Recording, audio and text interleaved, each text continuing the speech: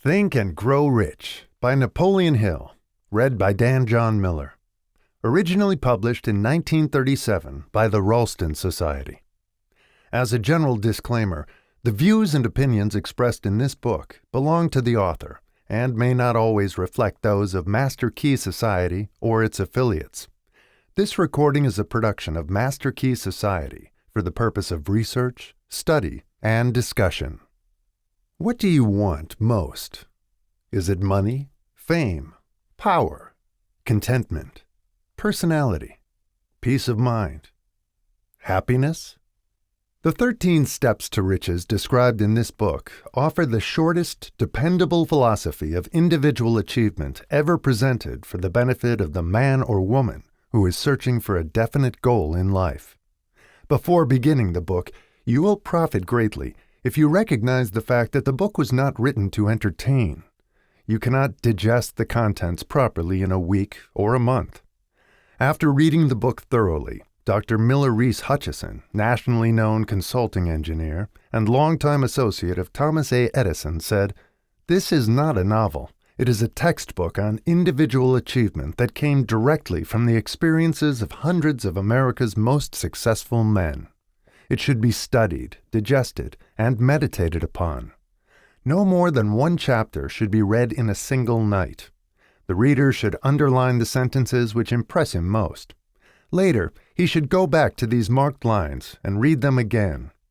A real student will not merely read this book. He will absorb its contents and make them his own. This book should be adopted by all high schools, and no boy or girl should be permitted to graduate without having satisfactorily passed an examination on it. This philosophy will not take the place of the subjects taught in schools, but it will enable one to organize and apply the knowledge acquired, and convert it into useful service and adequate compensation without waste of time.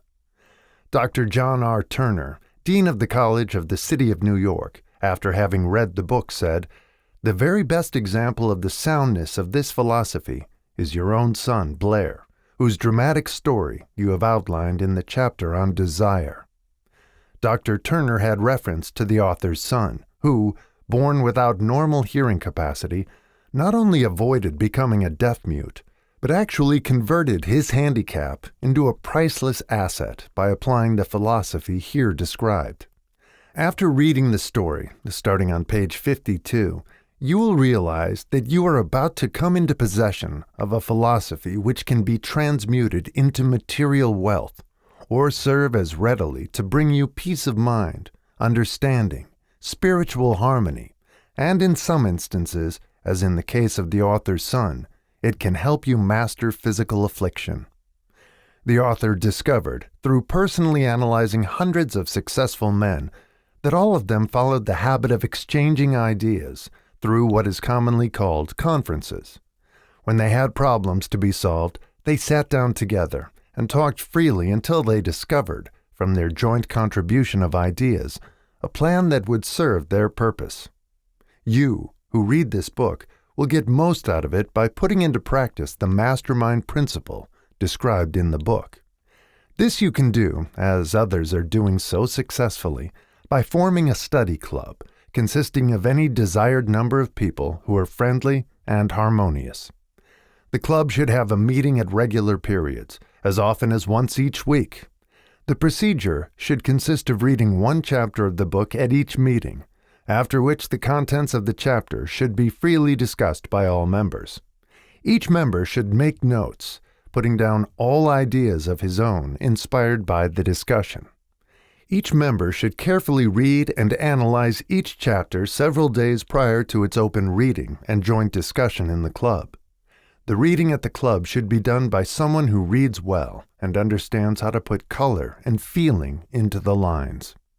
By following this plan, every reader will get from its pages not only the sum total of the best knowledge organized from the experiences of hundreds of successful men, but more important by far, he will tap new sources of knowledge in his own mind, as well as acquire knowledge of priceless value from every other person present.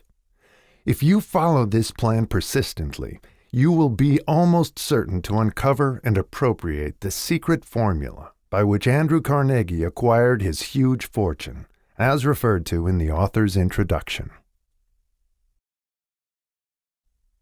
Publisher's Preface.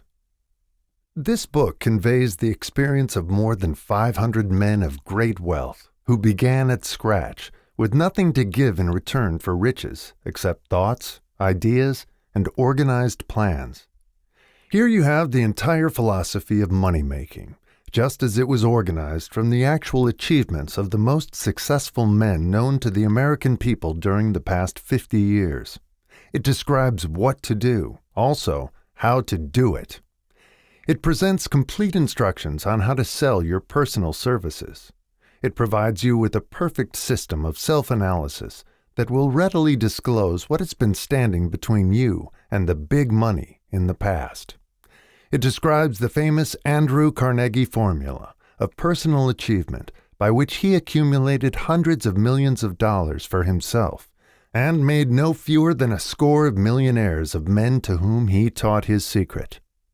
Perhaps you do not need all that is to be found in the book. No one of the 500 men from whose experiences it was written did. But you may need one idea, plan, or suggestion to start you toward your goal. Somewhere in the book, you will find this needed stimulus. The book was inspired by Andrew Carnegie after he had made his millions and retired.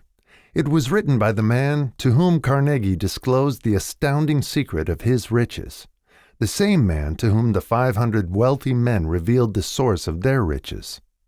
In this volume will be found the 13 principles of money-making essential to every person who accumulates sufficient money to guarantee financial independence. It is estimated that the research which went into the preparation before the book was written, or could be written, research covering more than 25 years of continuous effort, could not be duplicated at a cost of less than $100,000. Moreover, the knowledge contained in the book never can be duplicated, at any cost, for the reason that more than half of the 500 men who supplied the information it brings have passed on. Riches cannot always be measured in money. Money and material things are essential for freedom of body and mind, but there are some who will feel that the greatest of all riches can be evaluated only in terms of lasting friendships, harmonious family relationships, sympathy and understanding between business associates, and introspective harmony, which brings one peace of mind measurable only in spiritual values.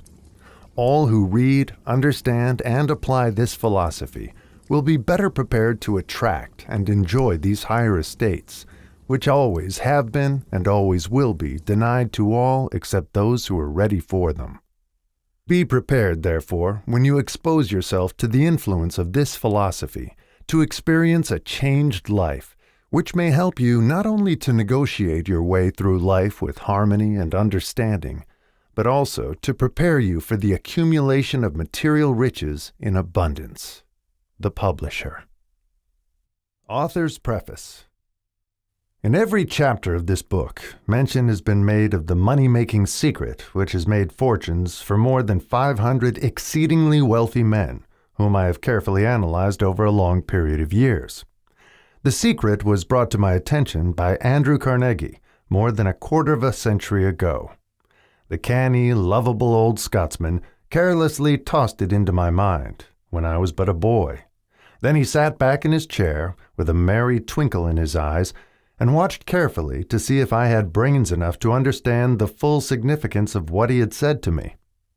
When he saw that I had grasped the idea, he asked if I would be willing to spend 20 years or more preparing myself to take it to the world, to men and women who, without the secret, might go through life as failures.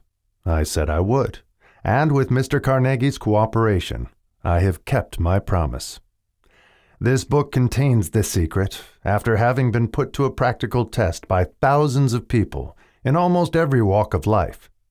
It was Mr. Carnegie's idea that the magic formula, which gave him a stupendous fortune, ought to be placed within reach of people who did not have time to investigate how men make money, and it was his hope that I might test and demonstrate the soundness of the formula through the experience of men and women in every calling.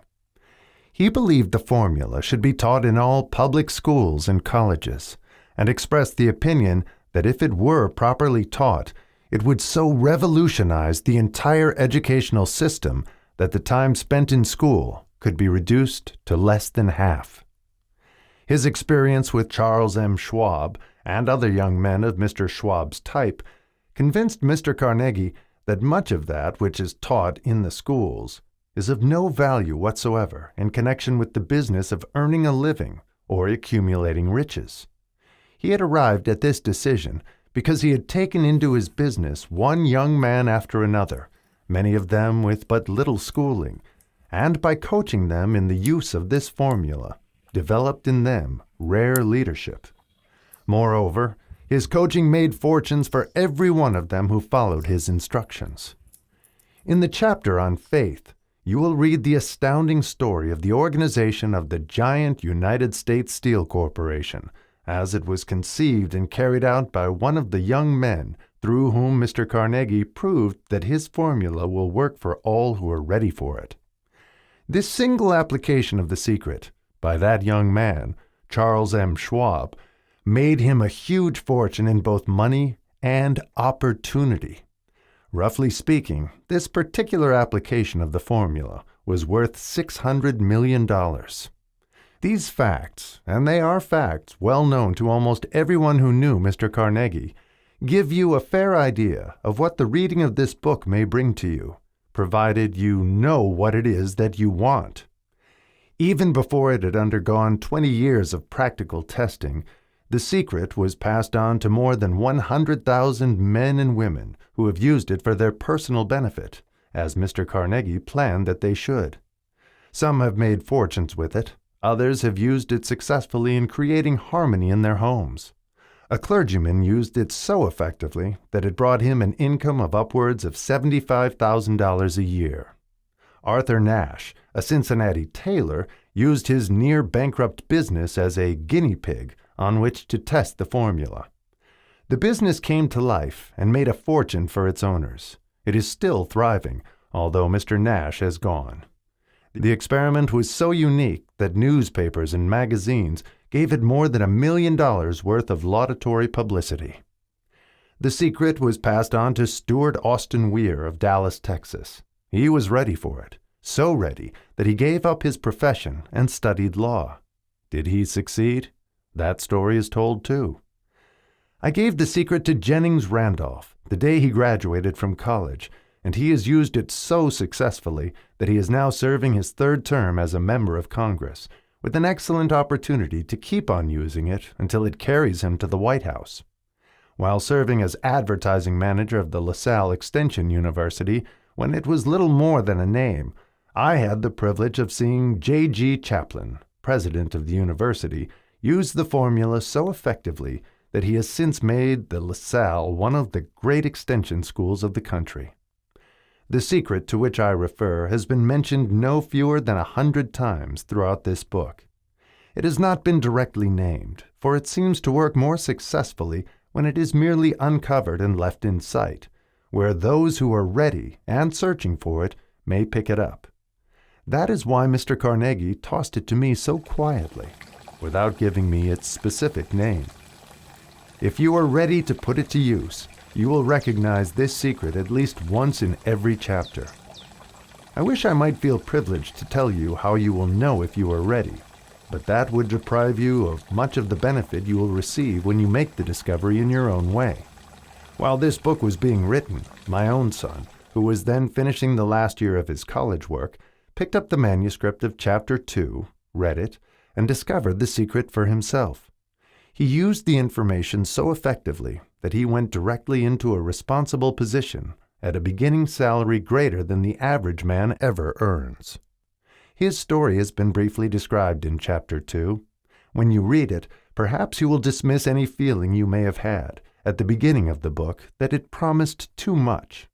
And 2, if you have ever been discouraged, if you have had difficulties to surmount which took the very soul out of you, if you have tried and failed, If you were ever handicapped by illness or physical affliction, this story of my son's discovery and use of the Carnegie formula may prove to be the oasis in the desert of lost hope for which you have been searching. This secret was extensively used by President Woodrow Wilson during the World War. It was passed on to every soldier who fought in the war, carefully wrapped in the training received before going to the front. President Wilson told me it was a strong factor in raising the funds needed for the war. More than 20 years ago, Honorary Manuel L. Quezon, then resident commissioner of the Philippine Islands, was inspired by the secret to gain freedom for his people. He has gained freedom for the Philippines and is the first president of the Free State. A peculiar thing about this secret is that those who once acquire it and use it find themselves literally swept on to success with but little effort, and they never again submit to failure. If you doubt this, study the names of those who have used it. Wherever they have been mentioned, check their records for yourself, and be convinced. There is no such thing as something for nothing. The secret to which I refer cannot be had without a price, although the price is far less than its value. It cannot be had at any price by those who are not intentionally searching for it. It cannot be given away. It cannot be purchased for money, for the reason that it comes in two parts. One part is already in possession of those who are ready for it. The secret serves equally well all who are ready for it. Education has nothing to do with it. Long before I was born, the secret had found its way into the possession of Thomas A. Edison, and he used it so intelligently that he became the world's leading inventor, although he had but 3 months of schooling. The secret was passed on to a business associate of Mr. Edison. He used it so effectively that, although he was then making only $12,000 a year, he accumulated a great fortune and retired from active business while still a young man. You will find his story at the beginning of the first chapter. It should convince you that riches are not beyond your reach, that you can still be what you wish to be, that money, fame, recognition, and happiness can be had by all who are ready and determined to have these blessings. How do I know these things? You should have the answer before you finish this book. You may find it in the very first chapter, or on the last page. While I was performing the 20-year task of research, which I had undertaken at Mr. Carnegie's request, I analyzed hundreds of well-known men, many of whom admitted that they had accumulated their vast fortunes through the aid of the Carnegie secret. Among these men were Henry Ford, Theodore Roosevelt, James J. Hill, Elbert Hubbard, George Eastman, Charles M. Schwab, Luther Burbank, King Gillette, Thomas A. Edison, Edwin C. Barnes, F.W. Woolworth, Arthur Nash, and so many more, as you can read. These names represent but a small fraction of the hundreds of well-known Americans whose achievements, financially and otherwise, prove that those who understand and apply the Carnegie secret reach high stations in life. I have never known anyone who was inspired to use the secret who did not achieve noteworthy success in his chosen calling. I have never known any person to distinguish himself or to accumulate riches of any consequence without possession of the secret. From these two facts, I draw the conclusion that the secret is more important as a part of the knowledge essential for self-determination than any which one receives through what is popularly known as education. What is education, anyway? This has been answered in full detail. As far as schooling is concerned, many of these men had very little.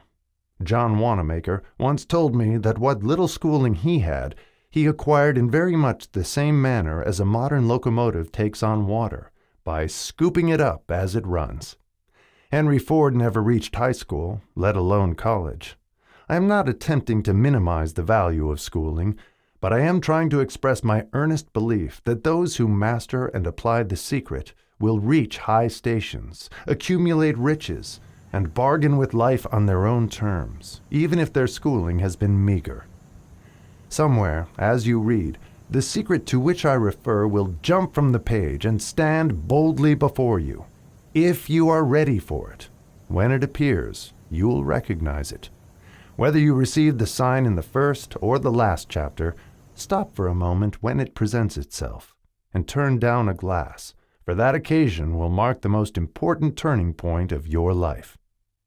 We pass now to Chapter 1, and to the story of my very dear friend who has generously acknowledged having seen the mystic sign, and whose business achievements are evidence enough that he turned down a glass. As you read his story and the others, remember that they deal with the important problems of life, such as all men experience. The problems arising from one's endeavor to earn a living, to find hope, courage, contentment, and peace of mind, to accumulate riches, and to enjoy freedom of body and spirit. Remember, too, as you go through the book, that it deals with facts and not with fiction, its purpose being ready to convey a great universal truth through which all who are ready may learn, not only what to do, but also how to do it, and receive as well the needed stimulus to make a start. As a final word of preparation, before you begin the first chapter, may I offer one brief suggestion which may provide a clue by which the Carnegie secret may be recognized? It is this: all achievement, all earned riches have their beginning in an idea. If you are ready for the secret, you already possess one half of it. Therefore, you will readily recognize the other half the moment it reaches your mind. The author. Chapter 1. Introduction. The man who thought his way into partnership with Thomas A. Edison. Truly, thoughts are things, and powerful things at that, when they are mixed with definiteness of purpose, persistence, and a burning desire for their translation into riches or other material objects. A little more than 30 years ago, Edwin C. Barnes discovered how true it is that men really do think and grow rich. His discovery did not come about at one sitting. It came little by little, beginning with a burning desire to become a business associate of the great Edison. One of the chief characteristics of Barnes' desire was that it was definite. He wanted to work with Edison, not for him. Observe carefully the description of how he went about translating his desire into reality, and you'll have a better understanding of the 13 principles which lead to riches. When this desire, or impulse of thought, first flashed into his mind, he was in no position to act upon it. Two difficulties stood in his way. He did not know Mr. Edison, and he did not have enough money to pay his railroad fare to Orange, New Jersey. These difficulties were sufficient to have discouraged the majority of men from making any attempt to carry out the desire. But his was no ordinary desire. He was so determined to find a way to carry out his desire that he finally decided to travel by blind baggage rather than be defeated. To the uninitiated, this means that he went to East Orange on a freight train. He presented himself at Mr. Edison's laboratory and announced he had come to go into business with the inventor. In speaking of the first meeting between Barnes and Edison years later, Mr. Edison said, "He stood there before me, looking like an ordinary tramp, but there was something in the expression of his face which conveyed the impression that he was determined to get what he had come after. I had learned, from years of experience with men, that when a man really desires a thing so deeply that he is willing to stake his entire future on a single turn of the wheel in order to get it, he is sure to win. I gave him the opportunity he asked for, because I saw he had made up his mind to stand by until he succeeded. Subsequent events proved that no mistake was made." Just what young Barnes said to Mr. Edison on that occasion was far less important than that which he thought. Edison himself said so. It could not have been the young man's appearance which got him his start in the Edison office, for that was definitely against him. It was what he thought that counted. If the significance of this statement could be conveyed to every person who reads it, there would be no need for the remainder of this book. Barnes did not get his partnership with Edison on his first interview. He did get a chance to work in the Edison offices, at a very nominal wage, doing work that was unimportant to Edison, but most important to Barnes, because it gave him an opportunity to display his merchandise where his intended partner could see it. Months went by. Apparently, nothing happened to bring the coveted goal which Barnes had set up in his mind as his definite major purpose. But something important was happening in Barnes's mind. He was constantly intensifying his desire to become the business associate of Edison.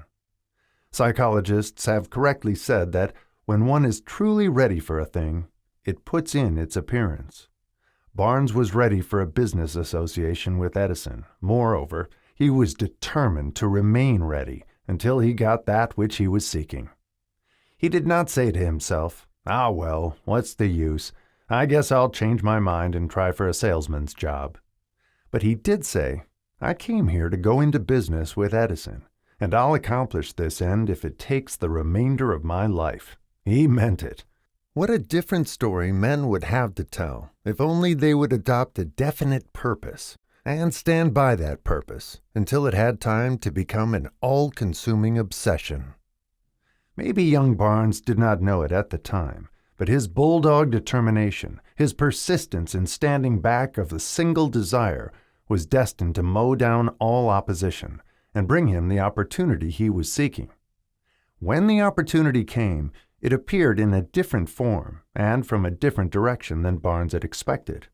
That is one of the tricks of opportunity. It has a sly habit of slipping in by the back door, and often it comes disguised in the form of misfortune or temporary defeat. Perhaps this is why so many fail to recognize opportunity. Mr. Edison had just perfected a new office device, known at that time as the Edison dictating machine, now the Ediphone. His salesmen were not enthusiastic over the machine. They did not believe it could be sold without great effort. Barnes saw his opportunity. It had crawled in quietly, hidden in a queer-looking machine which interested no one but Barnes and the inventor. Barnes knew he could sell the Edison dictating machine.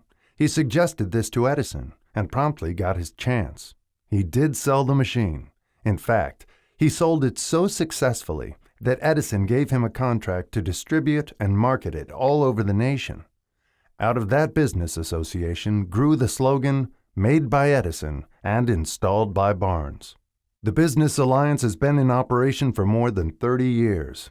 Out of it, Barnes has made himself rich in money, but he has done something infinitely greater. He has proved that one really may think and grow rich.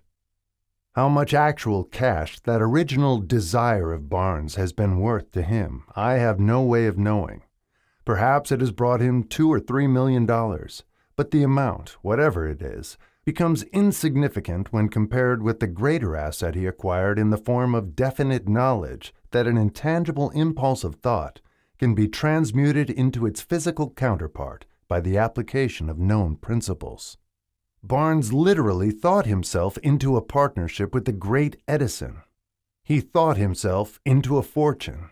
He had nothing to start with except the capacity to know what he wanted and the determination to stand by that desire until he realized it.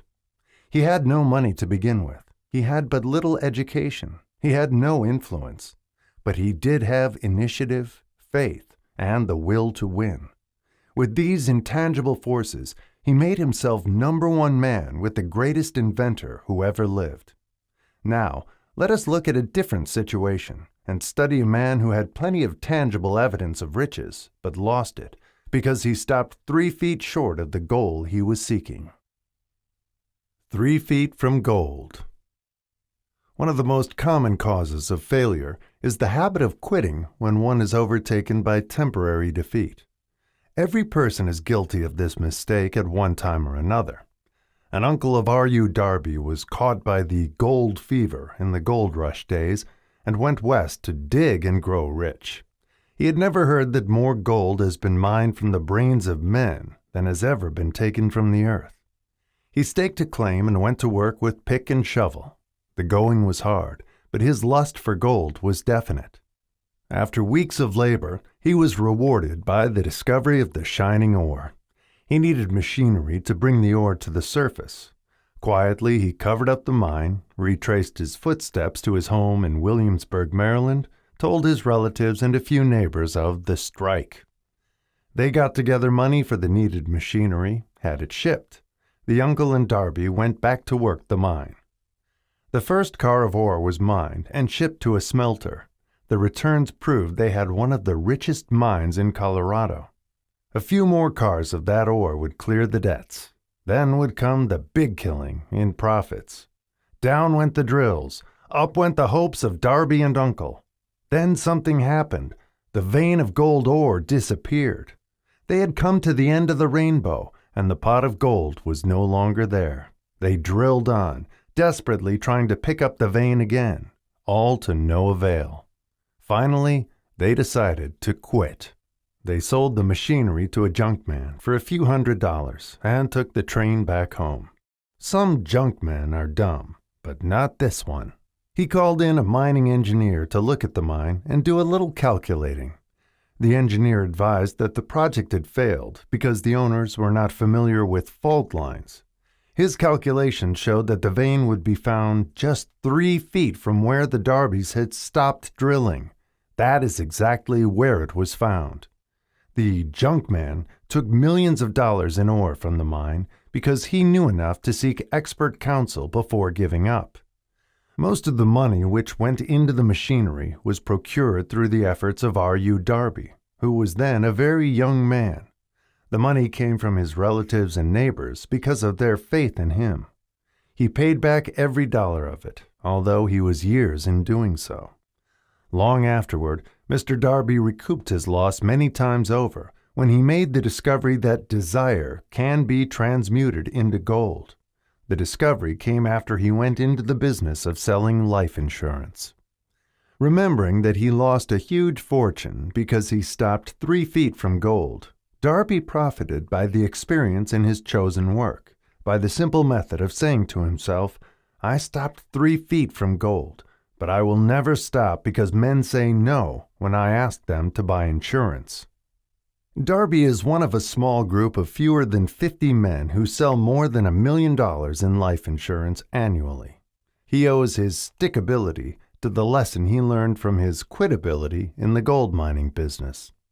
Before success comes in any man's life, he is sure to meet with much temporary defeat and perhaps some failure. When defeat overtakes a man, the easiest and most logical thing to do is to quit. That is exactly what the majority of men do. More than 500 of the most successful men this country has ever known told the author their greatest success came just one step beyond the point at which defeat had overtaken them. Failure is a trickster with a keen sense of irony and cunning. It takes great delight in tripping one when success is almost within reach. A 50-cent lesson in persistence. Shortly after Mr. Darby received his degree from the University of Hard Knocks and had decided to profit by his experience in the gold mining business, he had the good fortune to be present on an occasion that proved to him that no does not necessarily mean no. One afternoon he was helping his uncle grind wheat in an old-fashioned mill. The uncle operated a large farm on which a number of colored sharecrop farmers lived. Quietly, the door was opened, and a small colored child, the daughter of a tenant, walked in and took her place near the door.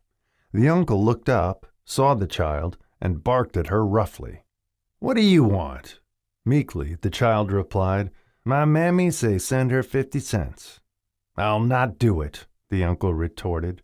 "Now you run on home." "Yes, sir," the child replied. But she did not move. The uncle went ahead with his work, so busily engaged that he did not pay enough attention to the child to observe that she did not leave. When he looked up and saw her still standing there, he yelled at her, "I told you to go on home. Now go, or I'll take a switch to you." The little girl said, "Yes, sir," but she did not budge an inch. The uncle dropped a sack of grain he was about to pour into the mill hopper, picked up a barrel stave, and started toward the child with an expression on his face that indicated trouble.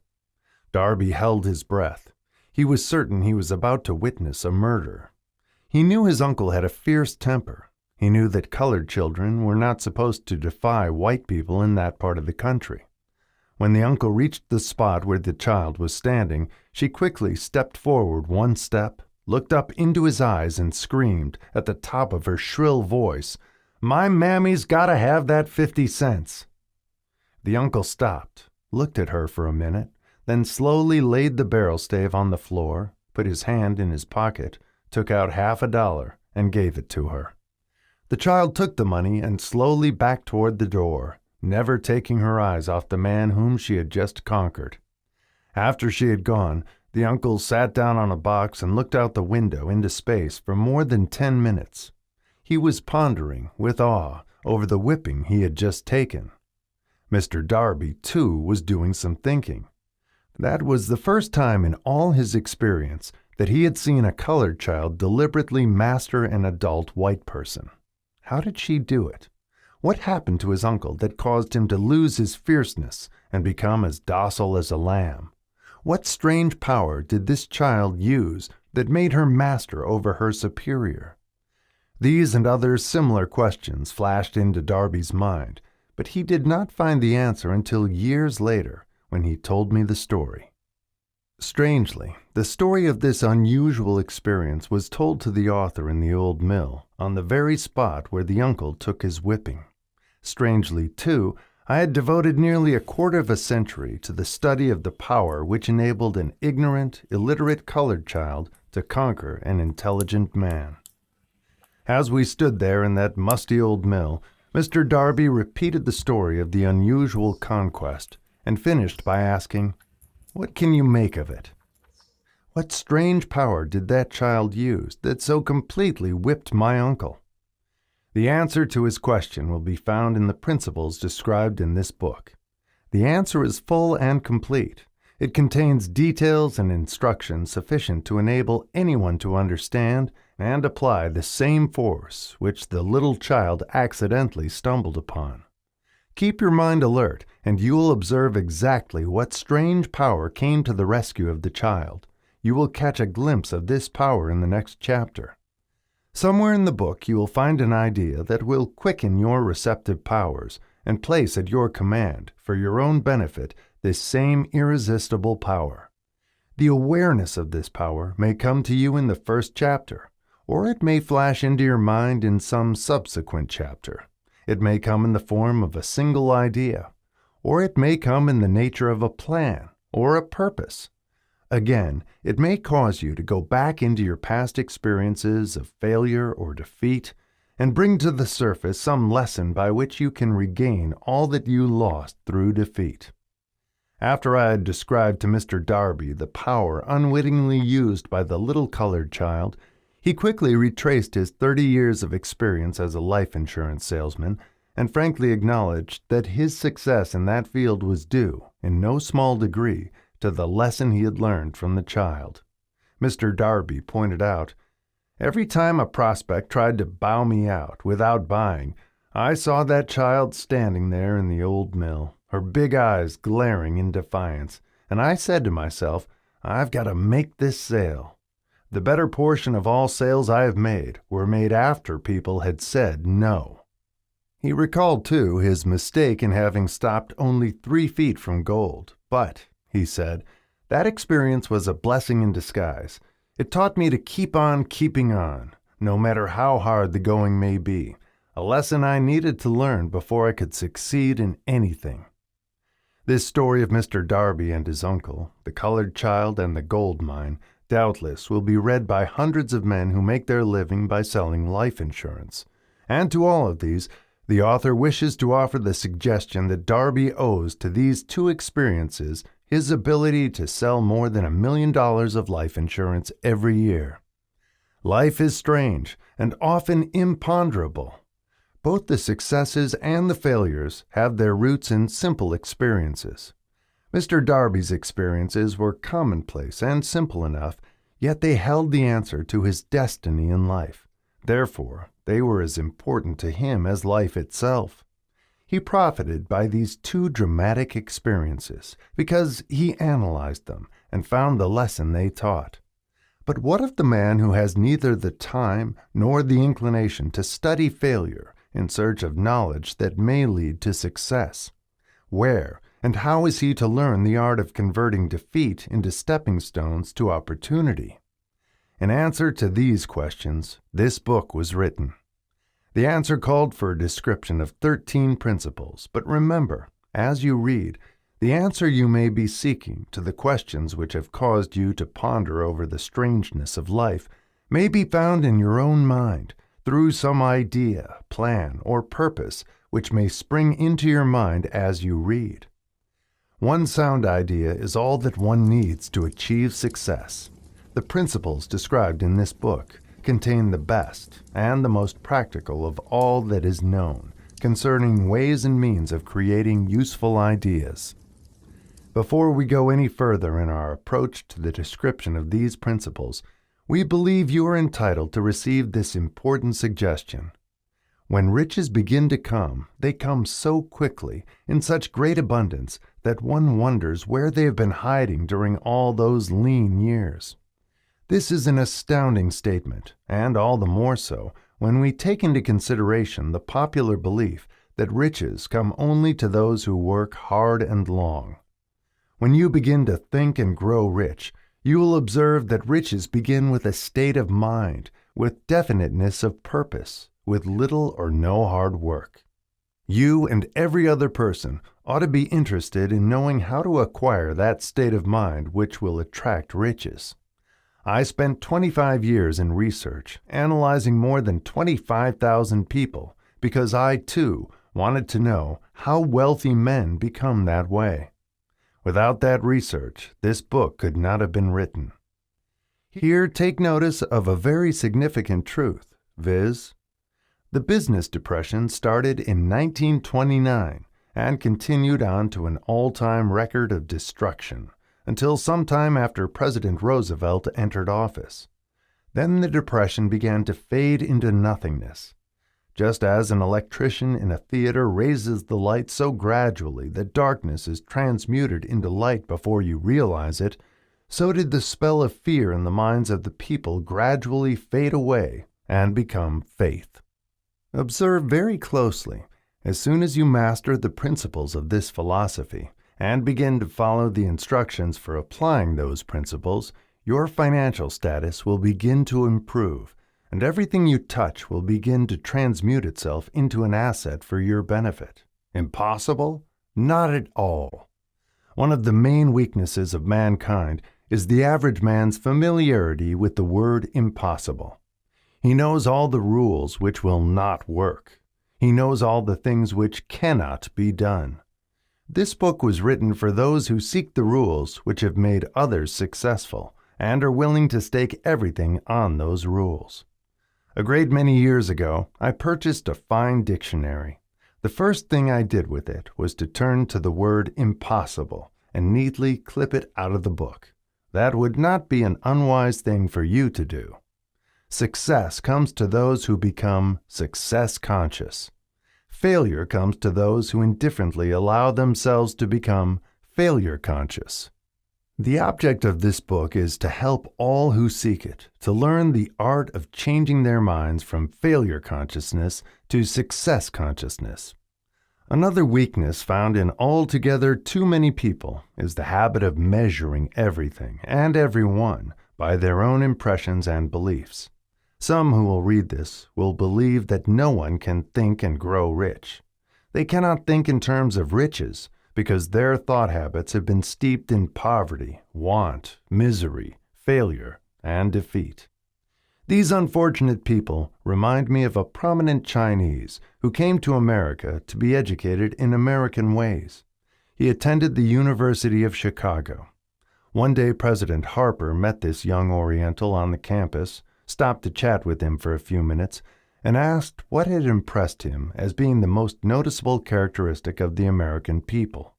"Why," the Chinaman exclaimed, "the queer slant of your eyes. Your eyes are off slant."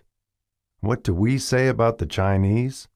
We refuse to believe that which we do not understand.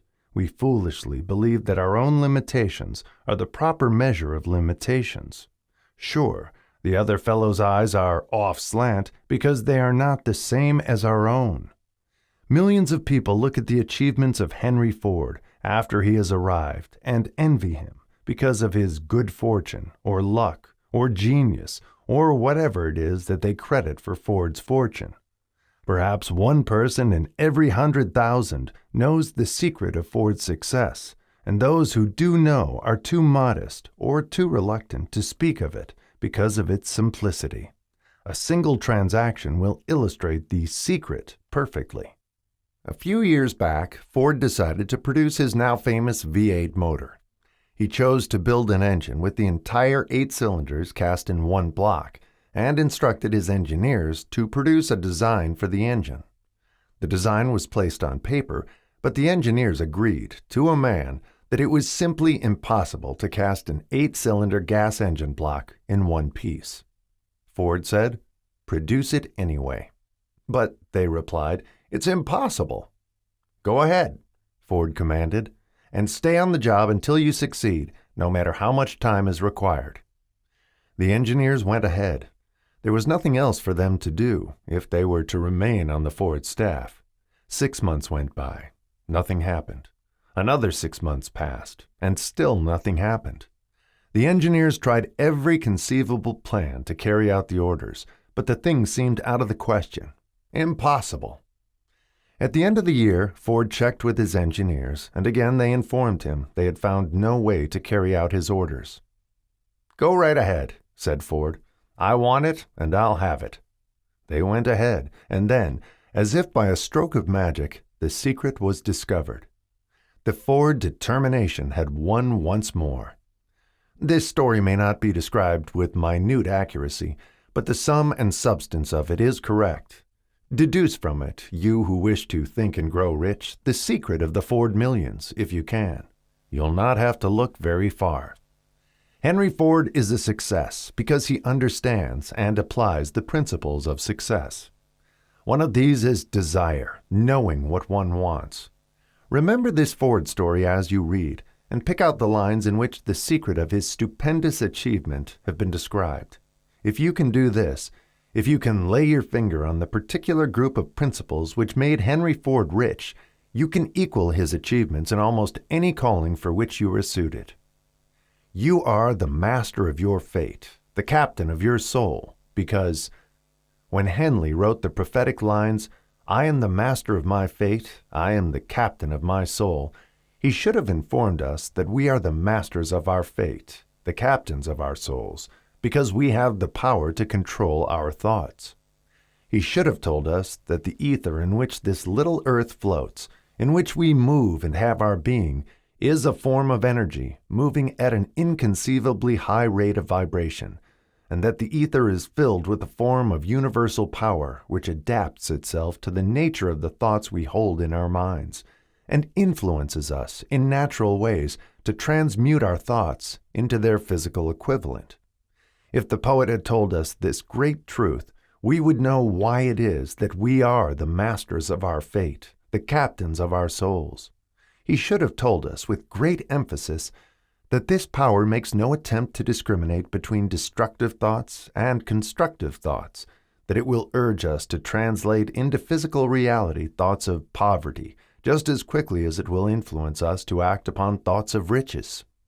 He should have told us, too, that our brains become magnetized with the dominating thoughts which we hold in our minds, and, by means with which no man is familiar, these magnets attract to us the forces, the people, the circumstances of life which harmonize with the nature of our dominating thoughts. He should have told us that before we can accumulate riches in great abundance, we must magnetize our minds with intense desire for riches, that we must become money conscious until the desire for money drives us to create definite plans for acquiring it. But, being a poet and not a philosopher, Henley contented himself by stating a great truth in poetic form, leaving those who followed him to interpret the philosophical meaning of his lines. Little by little, the truth has unfolded itself, until it now appears certain that the principles described in this book hold the secret of mastery over our economic fate. We are now ready to examine the first of these principles. Maintain a spirit of open-mindedness, and remember, as you read, they are the invention of no one man. The principles were gathered from the life experiences of more than 500 men who actually accumulated riches in huge amounts, men who began in poverty, with but little education, without influence. The principles worked for these men. You can put them to work for your own enduring benefit. You will find it easy, not hard, to do. Before you read the next chapter, I want you to know that it conveys factual information which might easily change your entire financial destiny, as it has so definitely brought changes of stupendous proportions to two people described. I want you to know also that the relationship between these two men and myself is such that I could have taken no liberties with the facts, even if I had wished to do so. One of them has been my closest personal friend for almost 25 years. The other is my own son. The unusual success of these two men, success which they generally accredit to the principle described in the next chapter, more than justifies this personal reference as a means of emphasizing the far-flung power of this principle. Almost 15 years ago, I delivered the commencement address at Salem College, Salem, West Virginia. I emphasized the principle described in the next chapter with so much intensity that one of the members of the graduating class definitely appropriated it and made it a part of his own philosophy. The young man is now a member of Congress and an important factor in the present administration. Just before this book went to the publisher, he wrote me a letter in which he so clearly stated his opinion of the principle outlined in the next chapter that I have chosen to publish his letter as an introduction to that chapter. It gives you an idea of the rewards to come. My dear Napoleon, my service as a member of Congress, having given me an insight into the problems of men and women, I am writing to offer a suggestion which may become helpful to thousands of worthy people. With apologies, I must state that the suggestion, if acted upon, will mean several years of labor and responsibility for you. But I am enheartened to make this suggestion because I know your great love for rendering useful service. In 1922, you delivered the commencement address at Salem College when I was a member of the graduating class. In that address, you planted in my mind an idea which has been responsible for the opportunity I now have to serve the people of my state, and will be responsible, in a very large measure, for whatever success I may have in the future. The suggestion I have in mind is that you put into a book the sum and substance of the address you delivered at Salem College, and in that way give the people of America an opportunity to profit by your many years of experience and association with the men who, by their greatness, have made America the richest nation on earth. I recall, as though it were yesterday, the marvelous description you gave of the method by which Henry Ford, with but little schooling, without a dollar, with no influential friends, rose to great heights. I made up my mind then, even before you had finished your speech, that I would make a place for myself, no matter how many difficulties I had to surmount. Thousands of young people will finish their schooling this year and within the next few years. Every one of them will be seeking just such a message of practical encouragement as the one I received from you. They will want to know where to turn, what to do, to get started in life. You can tell them, because you have helped to solve the problems of so many, many people. If there is any possible way that you can afford to render so great a service, may I offer the suggestion that you include with every book one of your personal analysis charts, in order that the purchaser of the book may have the benefit of a complete self-inventory, indicating, as you indicated to me years ago, exactly what is standing in the way of success. Such a service as this, providing the readers of your book with a complete, unbiased picture of their faults and their virtues, would mean to them the difference between success and failure. The service would be priceless. Millions of people are now facing the problem of staging a comeback because of the depression, and I speak from personal experience when I say, I know these earnest people would welcome the opportunity to tell you their problems and to receive your suggestions for the solution. You know the problems of those who face the necessity of beginning all over again. There are thousands of people in America today who would like to know how they can convert ideas into money. People who just start at scratch without finances and recoup their losses. If anyone can help them, you can. If you publish the book, I would like to own the first copy that comes from the press, personally autographed by you. With best wishes, believe me. Cordially yours, Jennings Randolph. Chapter 2. Desire. The starting point of all achievement. The first step toward riches. When Edwin C. Barnes climbed down from the freight train in Orange, New Jersey more than 30 years ago, he may have resembled a tramp, but his thoughts were those of a king. As he made his way from the railroad tracks to Thomas A. Edison's office, his mind was at work. He saw himself standing in Edison's presence. He heard himself asking Mr. Edison for an opportunity to carry out the one consuming obsession of his life, a burning desire to become the business associate of the great inventor. Barnes' desire was not a hope. It was not a wish. It was a keen, pulsating desire, which transcended everything else. It was definite. The desire was not new when he approached Edison. It had been Barnes' dominating desire for a long time. In the beginning, when the desire first appeared in his mind, it may have been, probably was, only a wish, but it was no mere wish when he appeared before Edison with it. A few years later, Edwin C. Barnes again stood before Edison, in the same office where he first met the inventor. This time, his desire had been translated into reality. He was in business with Edison. The dominating dream of his life had become a reality. Today, people who know Barnes envy him because of the break life yielded him. They see him in the days of his triumph, without taking the trouble to investigate the cause of his success. Barnes succeeded because he chose a definite goal, placed all his energy, all his willpower, all his effort, everything back of that goal. He did not become the partner of Edison the day he arrived. He was content to start in the most menial work, as long as it provided an opportunity to take even one step toward his cherished goal. 5 years passed before the chance he had been seeking made its appearance. During all those years, not one ray of hope, not one promise of attainment of his desire had been held out to him. To everyone, except himself, he appeared only another cog in the Edison business wheel. But in his own mind, he was the partner of Edison every minute of the time, from the very day that he first went to work there. It is a remarkable illustration of the power of a definite desire. Barnes won his goal because he wanted to be a business associate of Mr. Edison more than he wanted anything else.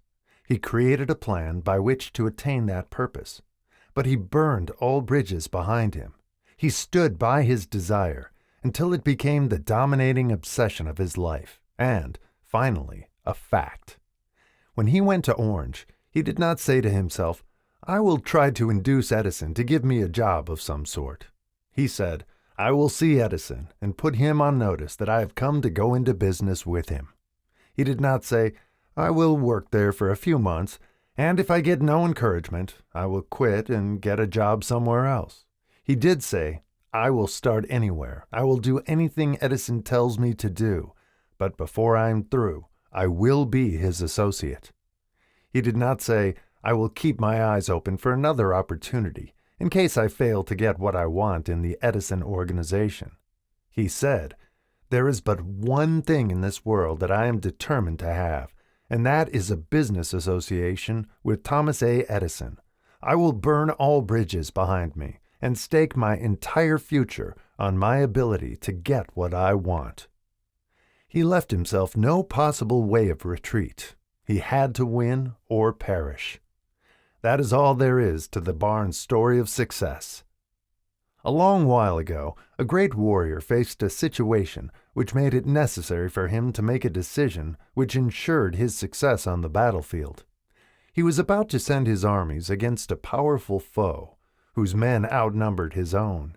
He unloaded his soldiers into boats, sailed to the enemy's country, unloaded soldiers and equipment, then gave the order to burn the ships that had carried them.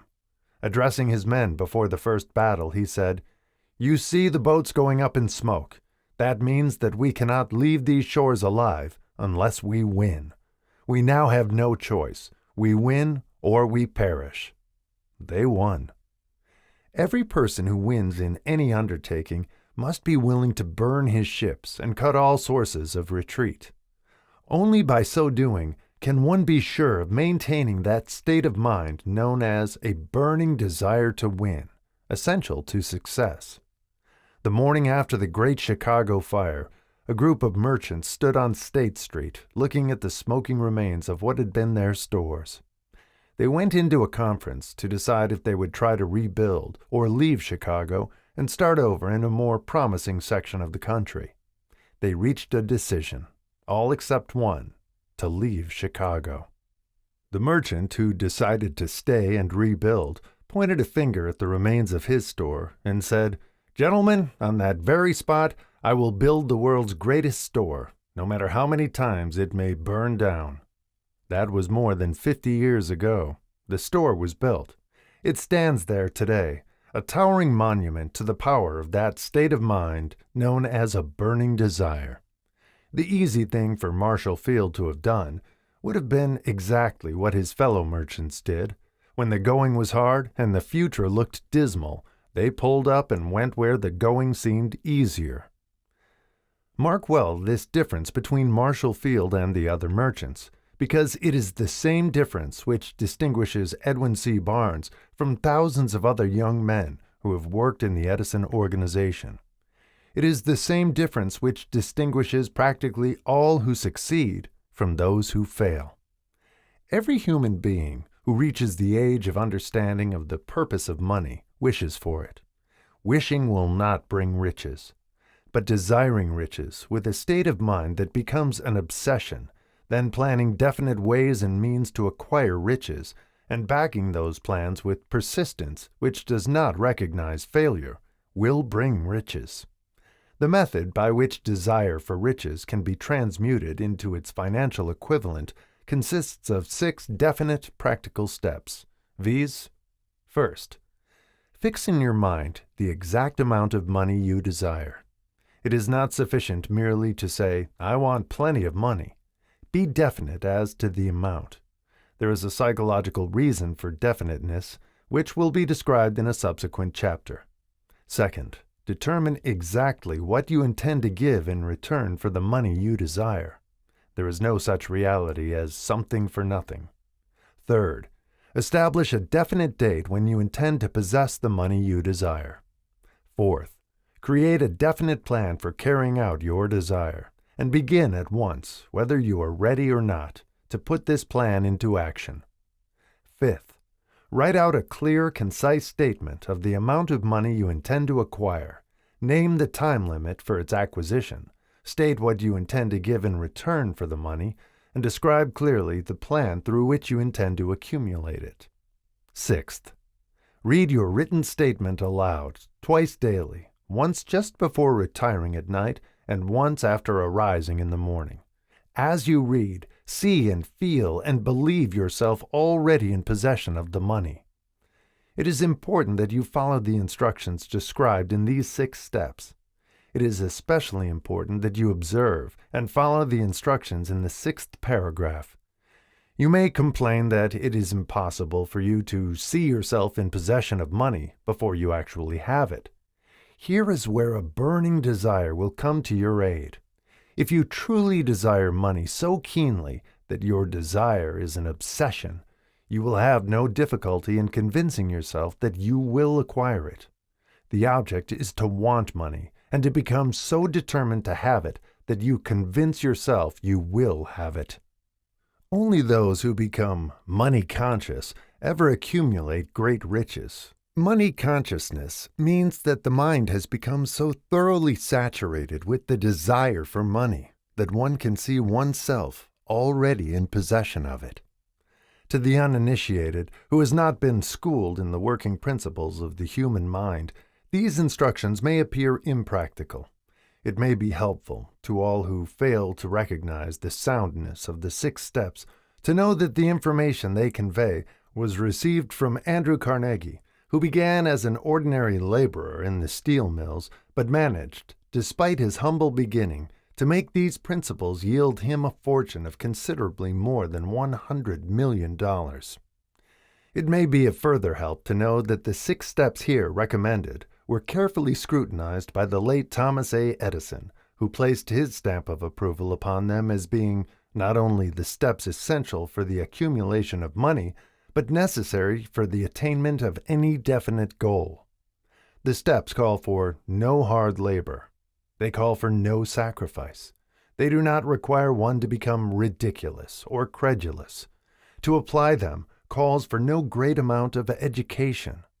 But the successful application of these 6 steps does call for sufficient imagination to enable one to see and to understand that accumulation of money cannot be left to chance, good fortune, and luck. One must realize that all who have accumulated great fortunes first did a certain amount of dreaming, hoping, wishing, desiring, and planning before they acquired money. You may as well know, right here, that you can never have riches in great quantities unless you can work yourself into a white heat of desire for money and actually believe you will possess it. You may as well know, also, that every great leader, from the dawn of civilization down to the present, was a dreamer. Christianity is the greatest potential power in the world today because its founder was an intense dreamer who had the vision and the imagination to see realities in their mental and spiritual form before they had been transmuted into physical form. If you do not see great riches in your imagination, you will never see them in your bank balance. Never, in the history of America, has there been so great an opportunity for practical dreamers as now exists. The 6-year economic collapse has reduced all men substantially to the same level. A new race is about to be run. The stakes represent huge fortunes which will be accumulated within the next 10 years. The rules of the race have changed because we now live in a changed world that definitely favors the masses, those who had but little or no opportunity to win under the conditions existing during the Depression, when fear paralyzed growth and development. We who are in this race for riches should be encouraged to know that this changed world in which we live is demanding new ideas, new ways of doing things, new leaders, new inventions, new methods of teaching, new methods of marketing, new books, new literature, new features for the radio, new ideas for moving pictures.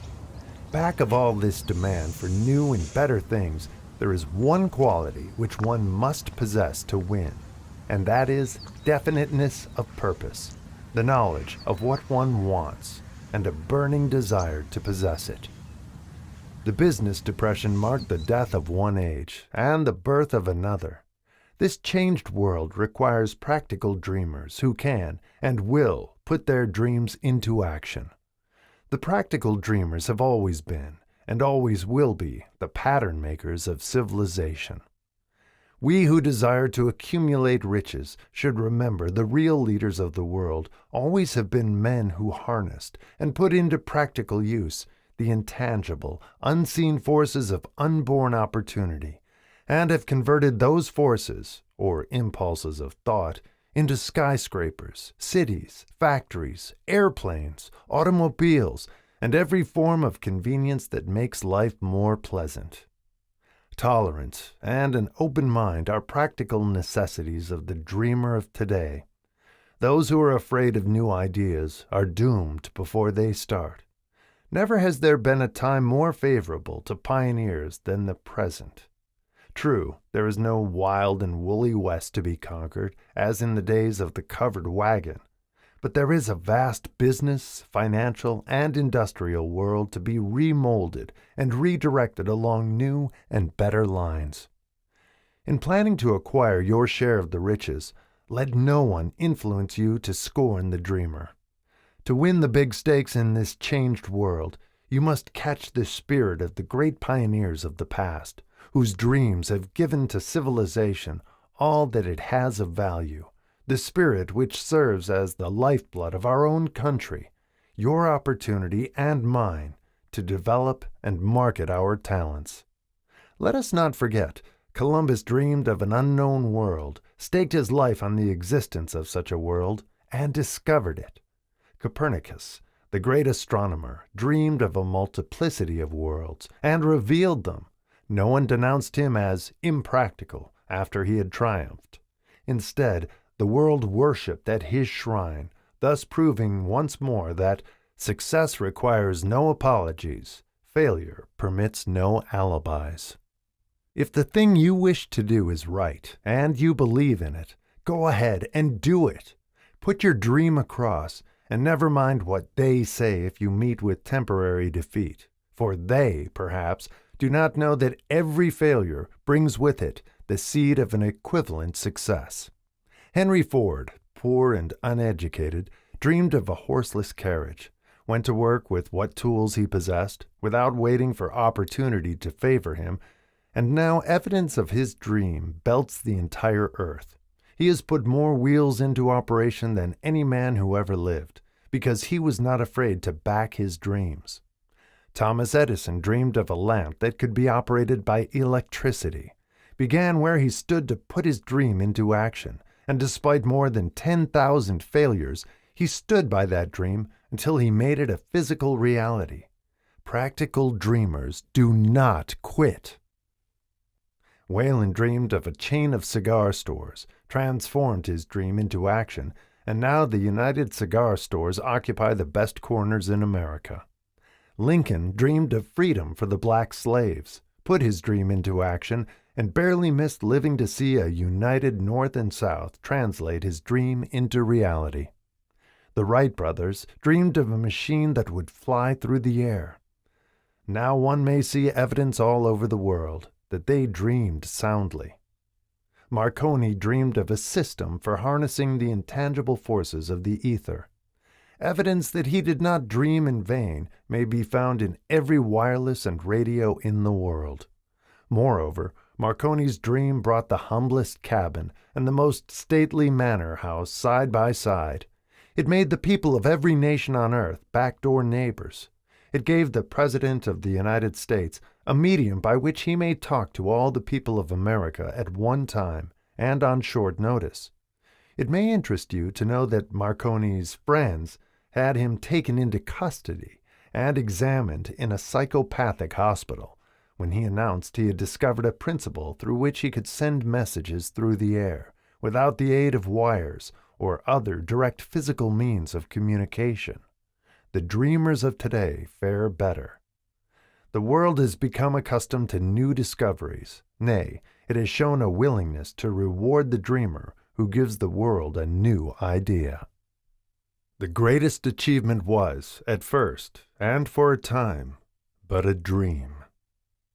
The oak sleeps in the acorn, the bird waits in the egg, and in the highest vision of the soul, a waking angel stirs. Dreams are the seedlings of reality. Awake, arise, and assert yourself, you dreamers of the world. Your star is now in the ascendancy. The World Depression brought the opportunity you have been waiting for. It taught people humility, tolerance, and open-mindedness. The world is filled with an abundance of opportunity which the dreamers of the past never knew. A burning desire to be and to do is the starting point from which the dreamer must take off. Dreams are not born of indifference, laziness, or lack of ambition. The world no longer scoffs at the dreamer, nor calls him impractical. If you think it does, take a trip to Tennessee and witness what a dreamer president has done in the way of harnessing and using the great water power of America. A score of years ago, such a dream would have seemed like madness. You have been disappointed. You have undergone defeat during the Depression. You have felt the great heart within you crushed until it bled. Take courage, for these experiences have tempered the spiritual metal of which you are made. They are assets of incomparable value. Remember, too, that all who succeed in life get off to a bad start and pass through many heartbreaking struggles before they arrive. The turning point in the lives of those who succeed usually comes at the moment of some crisis through which they are introduced to their other selves. John Bunyan wrote The Pilgrim's Progress, which is among the finest of all English literature, after he had been confined in prison and sorely punished, because of his views on the subject of religion. O. Henry discovered the genius which slept within his brain after he had met with great misfortune and was confined in a prison cell in Columbus, Ohio. Being forced, through misfortune, to become acquainted with his other self and to use his imagination, he discovered himself to be a great author instead of a miserable criminal and outcast. Strange and varied are the ways of life, and stranger still are the ways of infinite intelligence, through which men are sometimes forced to undergo all sorts of punishment before discovering their own brains and their own capacity to create useful ideas through imagination. Edison, the world's greatest inventor and scientist, was a tramp telegraph operator. He failed innumerable times before he was driven, finally, to the discovery of the genius which slept within his brain. Charles Dickens began by pasting labels on blacking pots. The tragedy of his first love penetrated the depths of his soul and converted him into one of the world's truly great authors. That tragedy produced first David Copperfield, then a succession of other works that made this a richer and better world for all who read his books. Disappointment over love affairs generally has the effect of driving men to drink and women to ruin, and this because most people never learn the art of transmuting their strongest emotions into dreams of a constructive nature. Helen Keller became deaf, dumb, and blind shortly after birth. Despite her greatest misfortune, she has written her name indelibly in the pages of the history of the great. Her entire life has served as evidence that no one is ever defeated until defeat has been accepted as a reality. Robert Burns was an illiterate country lad. He was cursed by poverty and grew up to be a drunkard in the bargain. The world was made better for his having lived because he clothed beautiful thoughts in poetry and thereby plucked a thorn and planted a rose in its place. Booker T. Washington was born in slavery, handicapped by race and color. Because he was tolerant, had an open mind at all times, on all subjects, and was a dreamer, he left his impress for good on an entire race. Beethoven was deaf, Milton was blind, but their names will last as long as time endures, because they dreamed and translated their dreams into organized thought. Before passing to the next chapter, kindle anew in your mind the fire of hope, faith, courage, and tolerance. If you have these states of mind and a working knowledge of the principles described, all else that you need will come to you when you are ready for it. Let Emerson state the thought in these words: "Every proverb, every book, every byword that belongs to thee for aid and comfort shall surely come home through open or winding passages. Every friend whom not thy fantastic will, but the great and tender soul in thee craveth, shall lock thee in his embrace." There is no difference between wishing for a thing and being ready to receive it. No one is ready for a thing until he believes he can acquire it. The state of mind must be belief, not mere hope or wish. Open-mindedness is essential for belief. Closed minds do not inspire faith, courage, and belief. Remember, no more effort is required to aim high in life, to demand abundance and prosperity, than is required to accept misery and poverty. A great poet has correctly stated this universal truth through these lines: "I bargained with life for a penny, and life would pay no more. However, I begged at evening, when I counted my scanty store. For life is a just employer. He gives you what you ask, but once you have set the wages, why you must bear the task. I worked for a menial's hire, only to learn dismayed that any wage I had asked of life, life would have willingly paid. Desire outwits Mother Nature. As a fitting climax to this chapter, I wish to introduce one of the most unusual persons I have ever known. I first saw him 24 years ago, a few minutes after he was born. He came into the world without any physical sign of ears, and the doctor admitted, when pressed for an opinion, that the child might be deaf and mute for life. I challenged the doctor's opinion. I had the right to do so. I was the child's father. I too reached a decision and rendered an opinion, but I expressed the opinion silently, in the secrecy of my own heart. I decided that my son would hear and speak. Nature could send me a child without ears, but nature could not induce me to accept the reality of the affliction. In my own mind, I knew that my son would hear and speak. How? I was sure there must be a way, and I knew I would find it. I thought of the words of the immortal Emerson, "The whole course of things goes to teach us faith. We need only obey."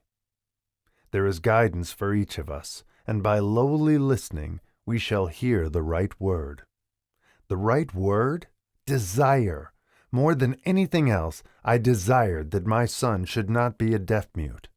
From that desire I never receded, not for a second. Many years previously, I had written, "Our only limitations are those we set up in our own minds." For the first time, I wondered if that statement were true. Lying on the bed in front of me was a newly born child, without the natural equipment of hearing. Even though he might hear and speak, he was obviously disfigured for life. Surely, this was a limitation which that child had not set up in his own mind. What could I do about it? Somehow, I would find a way to transplant into that child's mind my own burning desire for ways and means of conveying sound to his brain without the aid of ears. As soon as the child was old enough to cooperate, I would fill his mind so completely with a burning desire to hear that nature would, by methods of her own, translate it into physical reality. All this thinking took place in my own mind, but I spoke of it to no one. Every day I renewed the pledge I had made to myself, not to accept a deaf-mute for a son. As he grew older and began to take notice of things around him, we observed that he had a slight degree of hearing. When he reached the age when children usually begin talking, he made no attempt to speak, but we could tell by his actions that he could hear certain sounds slightly. That was all I wanted to know. I was convinced that if he could hear, even slightly, he might develop still greater hearing capacity. Then something happened which gave me hope. It came from an entirely unexpected source. We bought a Victrola. When the child heard the music for the first time, he went into ecstasies and promptly appropriated the machine.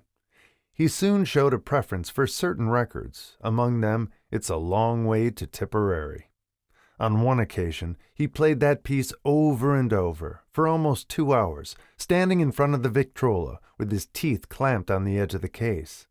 The significance of this self-formed habit of his did not become clear to us until years afterward, for we had never heard of the principle of bone conduction of sound at that time.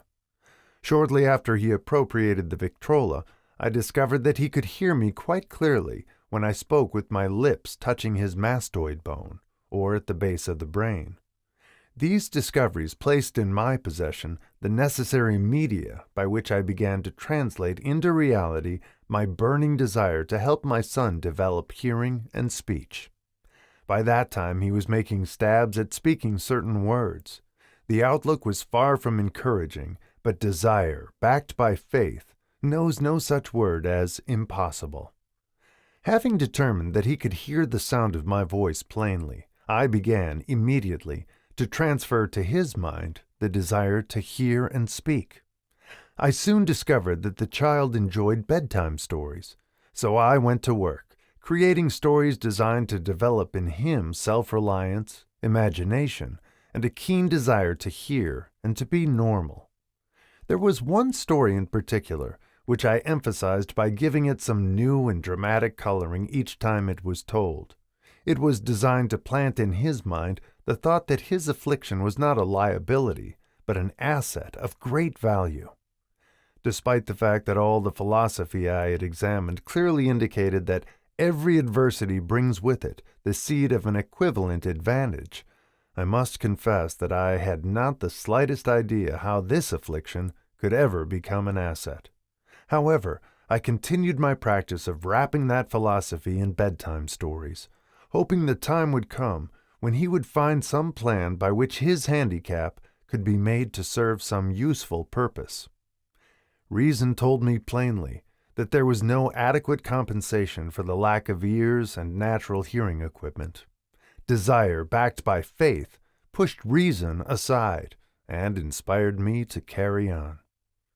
As I analyze the experience in retrospect, I can see now that my son's faith in me had much to do with the astounding results. He did not question anything I told him. I sold him the idea that he had a distinct advantage over his older brother, and that this advantage would reflect itself in many ways.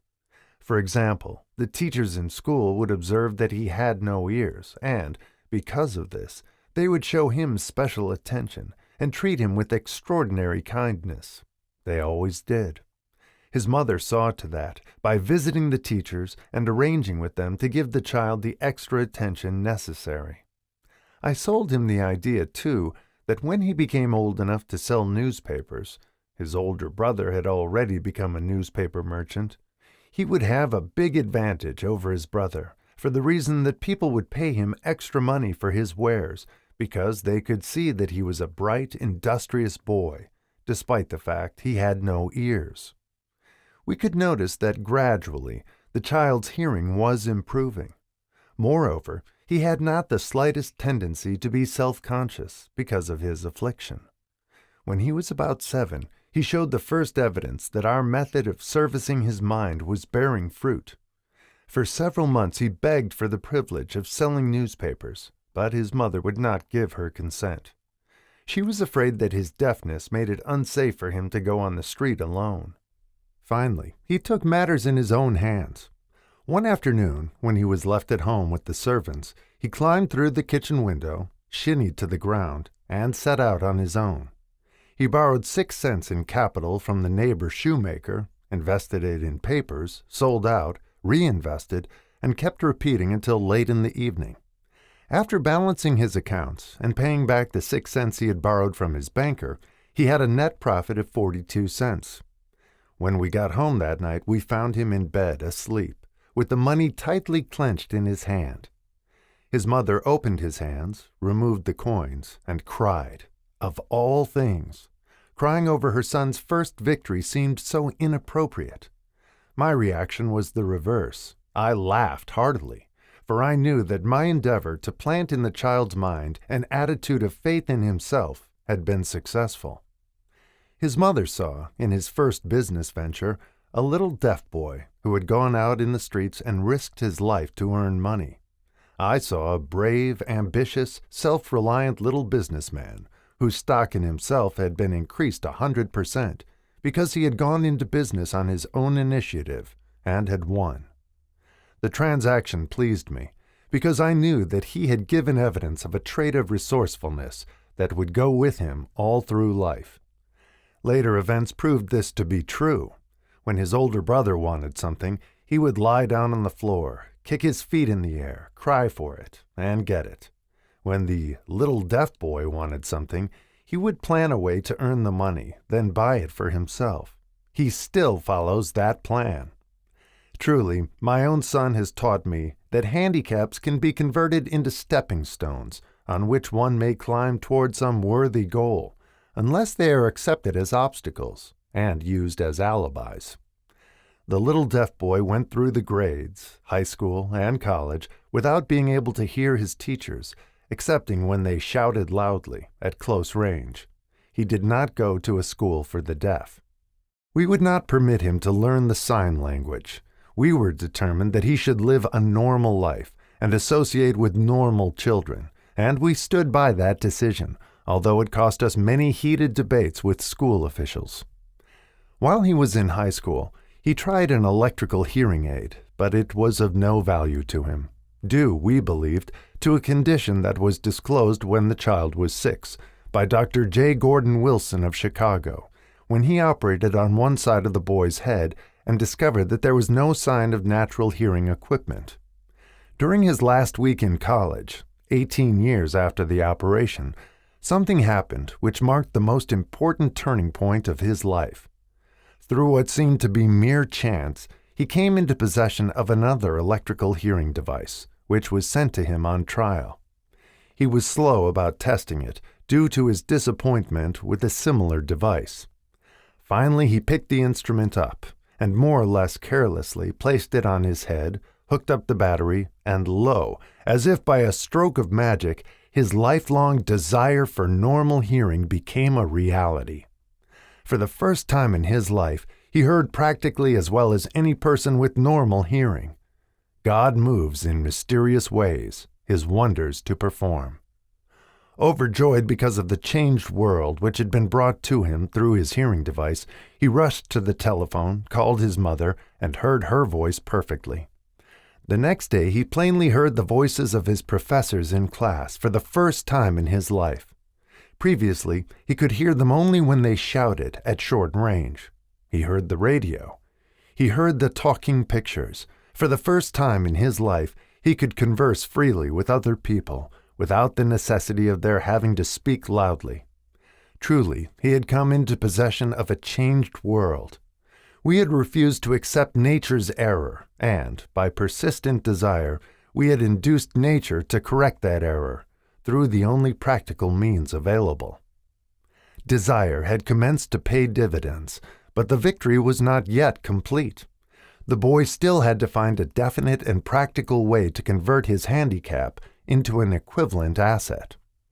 Hardly realizing the significance of what had already been accomplished, but intoxicated with the joy of his newly discovered world of sound, he wrote a letter to the manufacturer of the hearing aid, enthusiastically describing his experience. Something in his letter, something, perhaps, which was not written on the lines, but back of them, caused the company to invite him to New York. When he arrived, he was escorted through the factory, and while talking with the chief engineer, telling him about his changed world, a hunch, an idea, or an inspiration, call it what you wish, flashed into his mind. It was this impulse of thought which converted his affliction into an asset, destined to pay dividends in both money and happiness to thousands for all time to come. The sum and substance of that impulse of thought was this. It occurred to him that he might be of help to the millions of deafened people who go through life without the benefit of hearing devices, if he could find a way to tell them the story of his changed world. Then and there, he reached a decision to devote the remainder of his life to rendering useful service to the hard of hearing. For an entire month, he carried on an intensive research, during which he analyzed the entire marketing system of the manufacturer of the hearing device, and created ways and means of communicating with the hard of hearing all over the world for the purpose of sharing with them his newly discovered changed world. When this was done, he put in writing a 2-year plan based upon his findings. When he presented the plan to the company, he was instantly given a position for the purpose of carrying out his ambition. Little did he dream when he went to work that he was destined to bring hope and practical relief to thousands of deafened people who, without his help, would have been doomed forever to deaf-mutism. Shortly after he became associated with the manufacturer of his hearing aid, he invited me to attend a class conducted by his company for the purpose of teaching deaf mutes to hear and to speak. I had never heard of such a form of education. Therefore, I visited the class, skeptical but hopeful that my time would not be entirely wasted. Here I saw a demonstration which gave me a greatly enlarged vision of what I had done to arouse and keep alive in my son's mind the desire for normal hearing. I saw deaf mutes actually being taught to hear and to speak through application of the self-same principle I had used more than 20 years previously in saving my son from deaf mutism. Thus, through some strange turn of the wheel of fate, my son, Blair, and I have been destined to aid in correcting deaf mutism for those as yet unborn, because we are the only living human beings, as far as I know, who have established definitely the fact that deaf mutism can be corrected to the extent of restoring to normal life those who suffer with this affliction. It has been done for one, it will be done for others. There is no doubt in my mind that Blair would have been a deaf mute all his life if his mother and I had not managed to shape his mind as we did. The doctor who attended at his birth told us, confidentially, the child might never hear or speak. A few weeks ago, Dr. Irving Voorhees, a noted specialist on such cases, examined Blair very thoroughly. He was astounded when he learned how well my son now hears and speaks, and said his examination indicated that, theoretically, the boy should not be able to hear at all. But the lad does hear, despite the fact that X-ray pictures showed there is no opening in the skull whatsoever from where his ears should be to the brain. When I planted in his mind the desire to hear and talk and live as a normal person, there went with that impulse some strange influence which caused nature to become bridge builder and span the gulf of silence between his brain and the outer world, by some means which the keenest medical specialists have not been able to interpret. It would be sacrilege for me to even conjecture as to how nature performed this miracle. It would be unforgivable if I neglected to tell the world as much as I know of the humble part I assumed in the strange experience. It is my duty and a privilege to say I believe, and not without reason, that nothing is impossible to the person who backs desire with enduring faith. Verily, a burning desire has devious ways of transmuting itself into its physical equivalent. Blair desired normal hearing. Now he has it. He was born with a handicap which might easily have sent one with a less defined desire to the street with a bundle of pencils and a tin cup. That handicap now promises to serve as the medium by which he will render useful service to many millions of hard of hearing also, to give him useful employment at adequate financial compensation the remainder of his life. The little white lies I planted in his mind when he was a child, by leading him to believe his affliction would become a great asset, which he could capitalize, has justified itself. Verily, there is nothing, right or wrong, which belief, plus burning desire, cannot make real.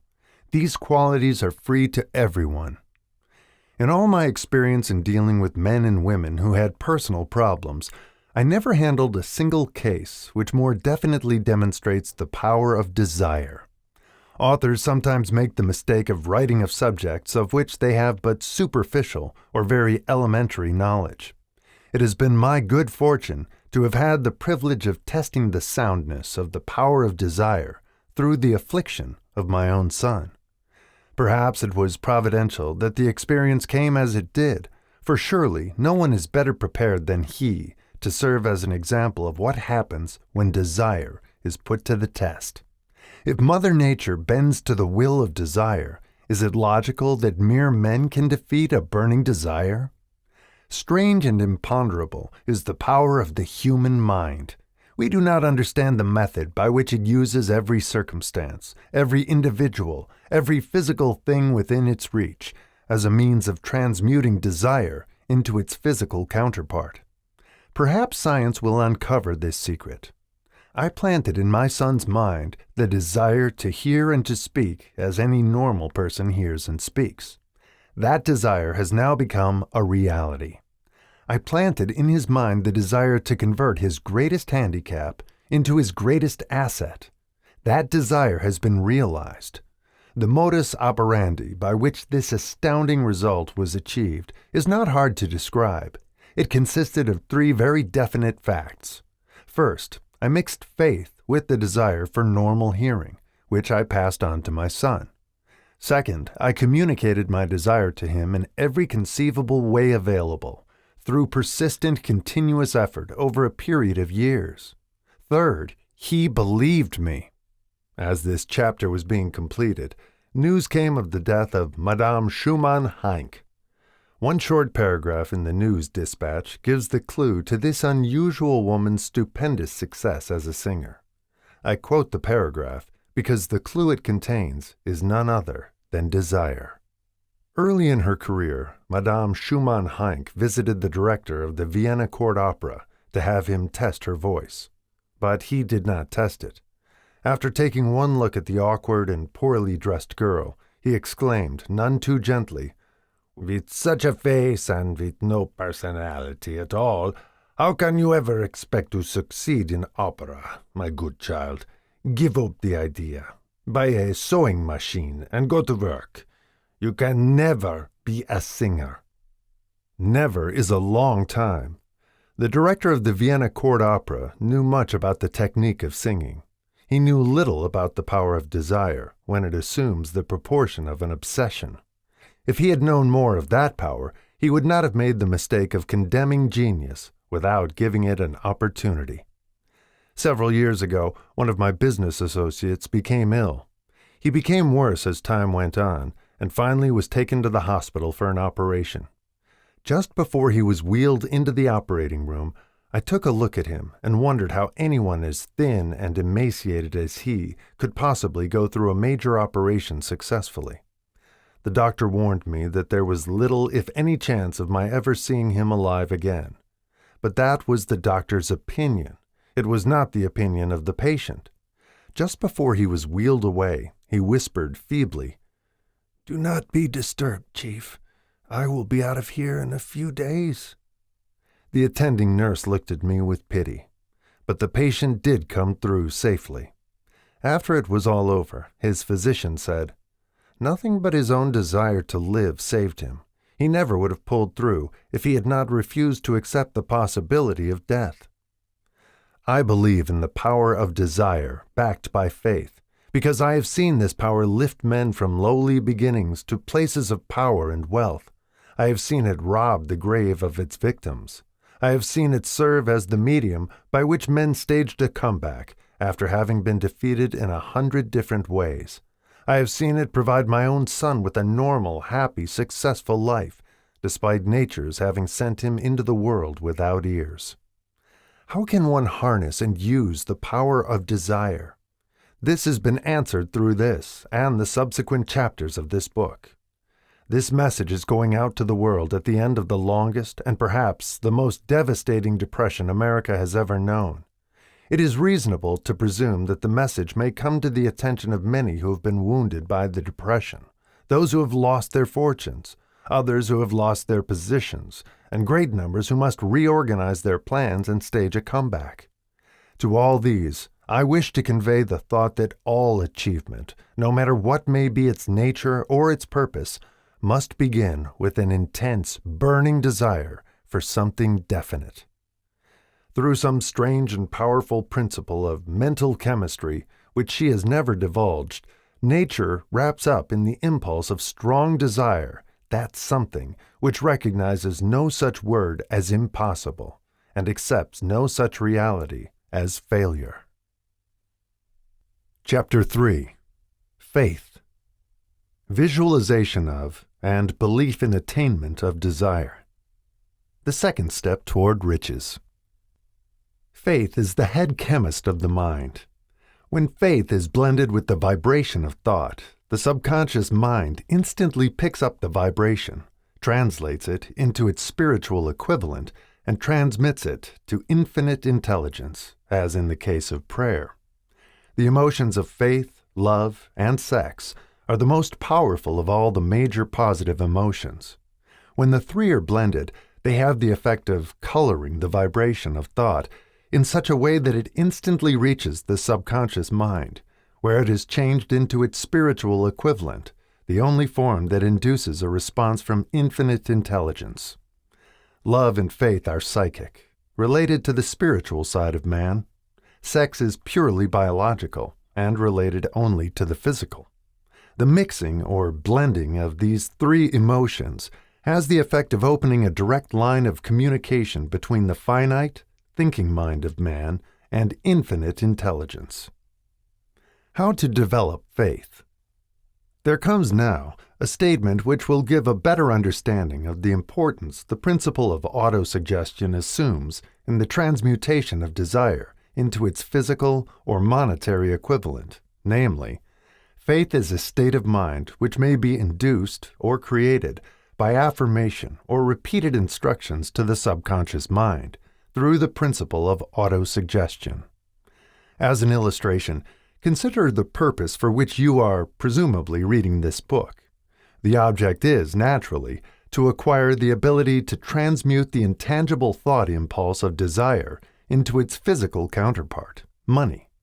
By following the instructions laid down in the chapters on autosuggestion and the subconscious mind, as summarized in the chapter on autosuggestion, you may convince the subconscious mind that you believe you will receive that for which you ask, and it will act upon that belief, which your subconscious mind passes back to you in the form of faith, followed by definite plans for procuring that which you desire.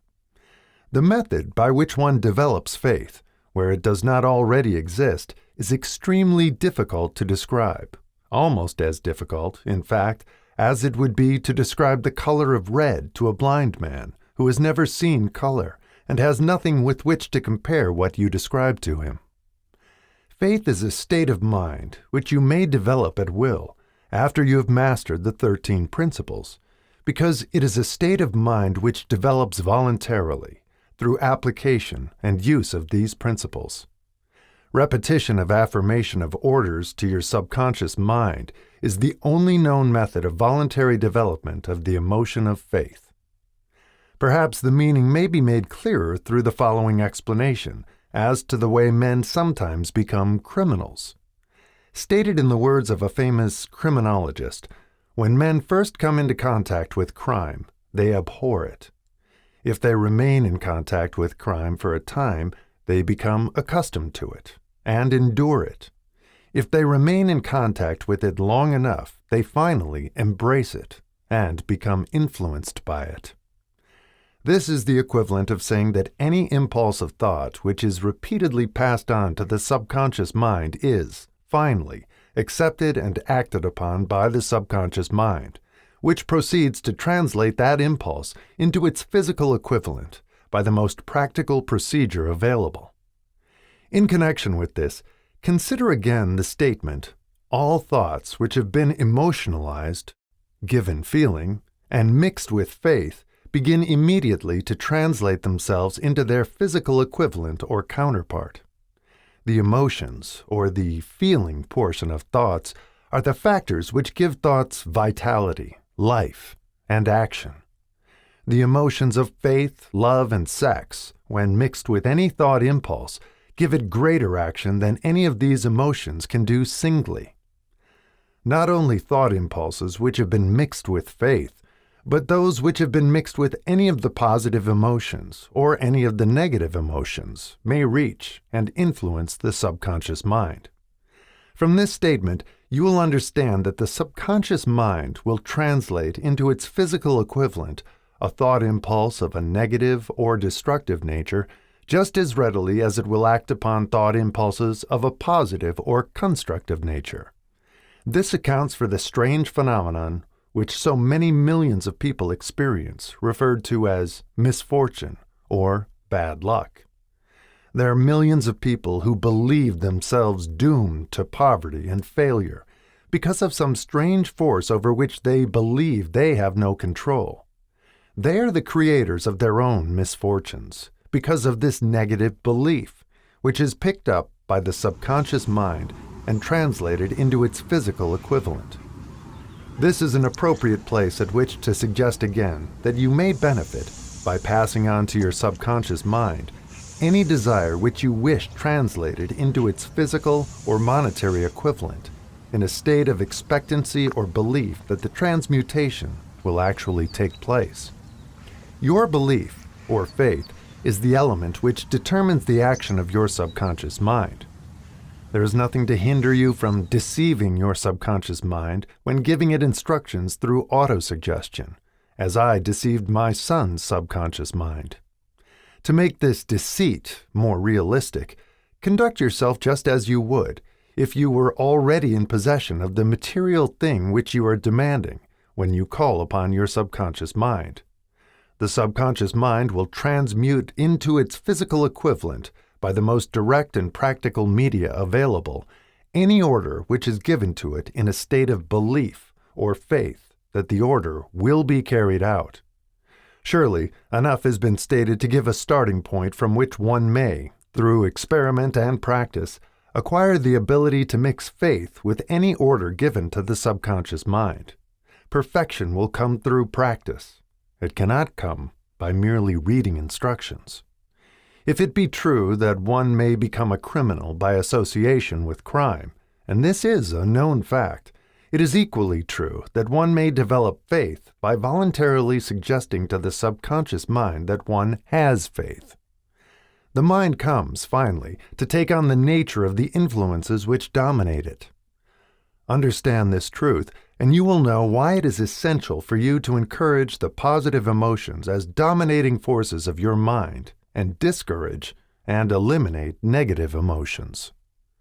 A mind dominated by positive emotions becomes a favorable abode for the state of mind known as faith. A mind so dominated may, at will, give the subconscious mind instructions, which it will accept and act upon immediately. Faith is a state of mind which may be induced by autosuggestion.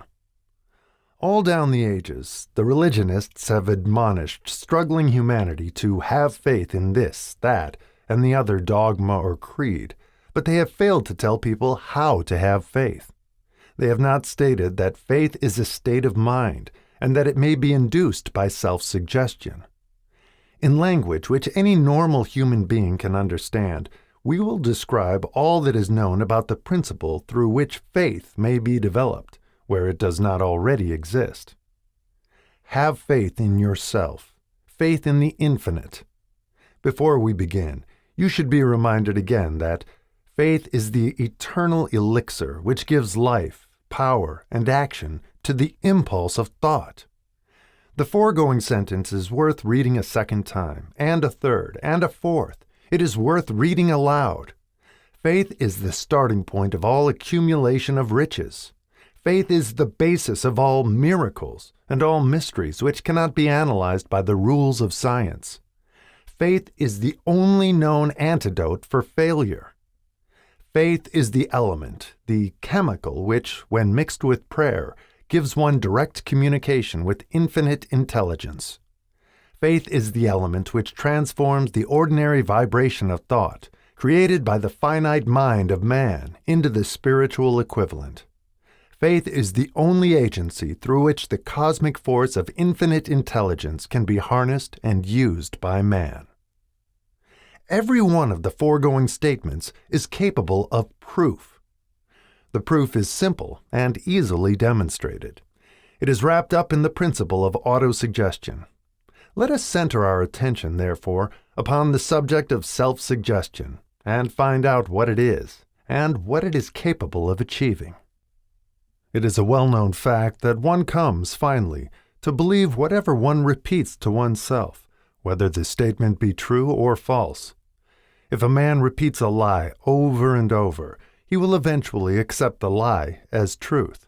Moreover, he will believe it to be the truth. Every man is what he is because of the dominating thoughts which he permits to occupy his mind.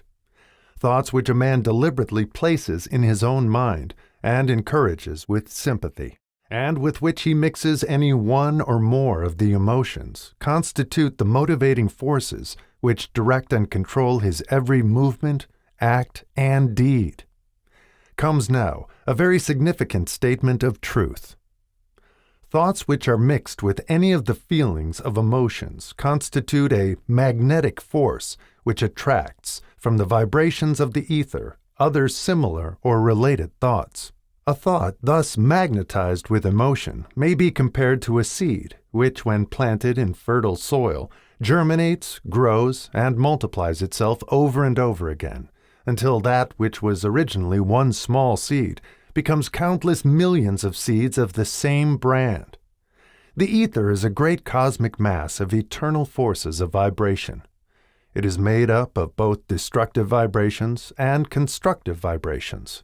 It carries, at all times, vibrations of fear, poverty, disease, failure, misery, and vibrations of prosperity, health, success, and happiness, just as surely as it carries the sound of hundreds of orchestrations of music and hundreds of human voices, all of which maintain their own individuality and means of identification through the medium of radio.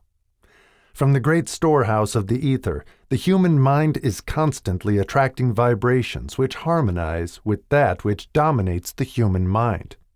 Any thought, idea, plan, or purpose which one holds in one's mind attracts, from the vibrations of the ether, a host of its relatives, adds these relatives to its own force, and grows until it becomes the dominating, motivating master of the individual in whose mind it has been housed.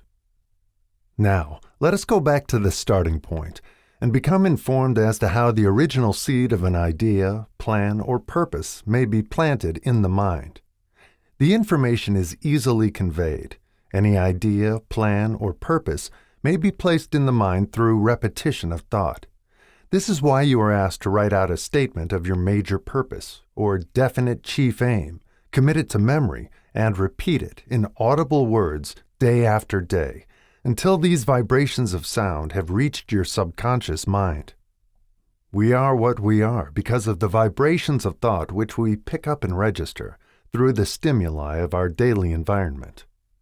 Resolve to throw off the influences of any unfortunate environment and to build your own life to order.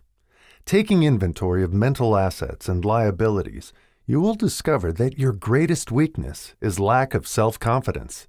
This handicap can be surmounted and timidity translated into courage through the aid of the principle of autosuggestion.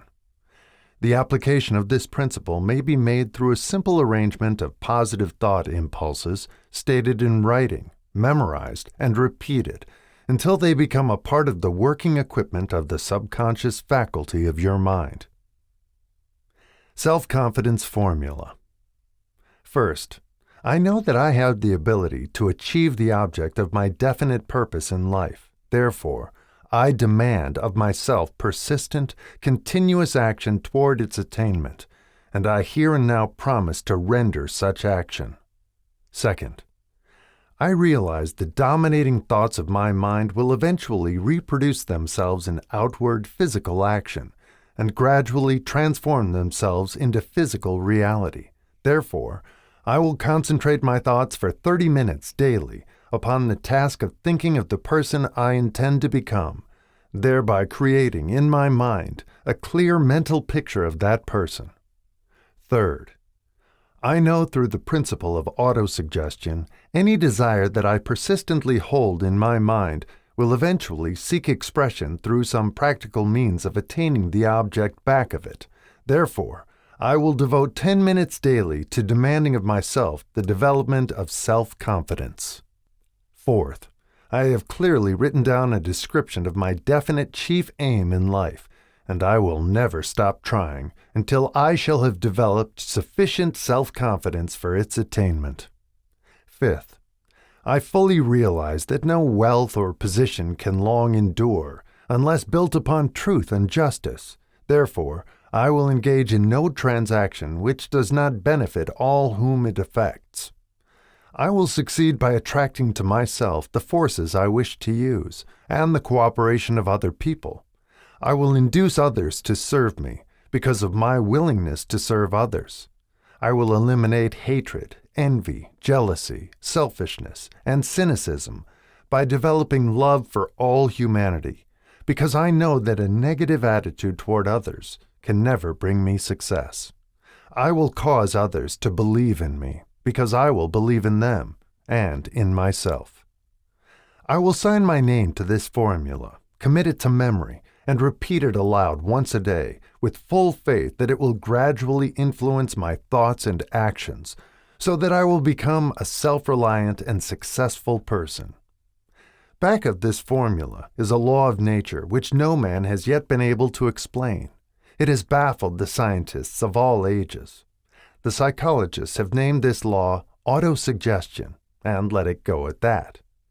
The name by which one calls this law is of little importance. The important fact about it is, it works for the glory and success of mankind, if it is used constructively. On the other hand, if used destructively, it will destroy just as readily. In this statement may be found a very significant truth, namely, that those who go down in defeat and end their lives in poverty, misery, and distress do so because of negative application of the principle of autosuggestion. The cause may be found in the fact that all impulses of thought have a tendency to clothe themselves in their physical equivalent. The subconscious mind, the chemical laboratory in which all thought impulses are combined and made ready for translation into physical reality, makes no distinction between constructive and destructive thought impulses. It works with the material we feed it, through our thought impulses. The subconscious mind will translate into reality a thought driven by fear just as readily as it will translate into reality a thought driven by courage or faith. The pages of medical history are rich with illustrations of cases of suggestive suicide. A man may commit suicide through negative suggestion just as effectively as by any other means. In a Midwestern city, a man by the name of Joseph Grant, a bank official, borrowed a large sum of the bank's money without the consent of the directors. He lost the money through gambling. One afternoon, the bank examiner came and began to check the accounts. Grant left the bank, took a room in a local hotel, and when they found him 3 days later, he was lying in bed, wailing and moaning, repeating over and over these words: "My God, this will kill me. I cannot stand the disgrace." In a short time he was dead. The doctors pronounced the case one of mental suicide.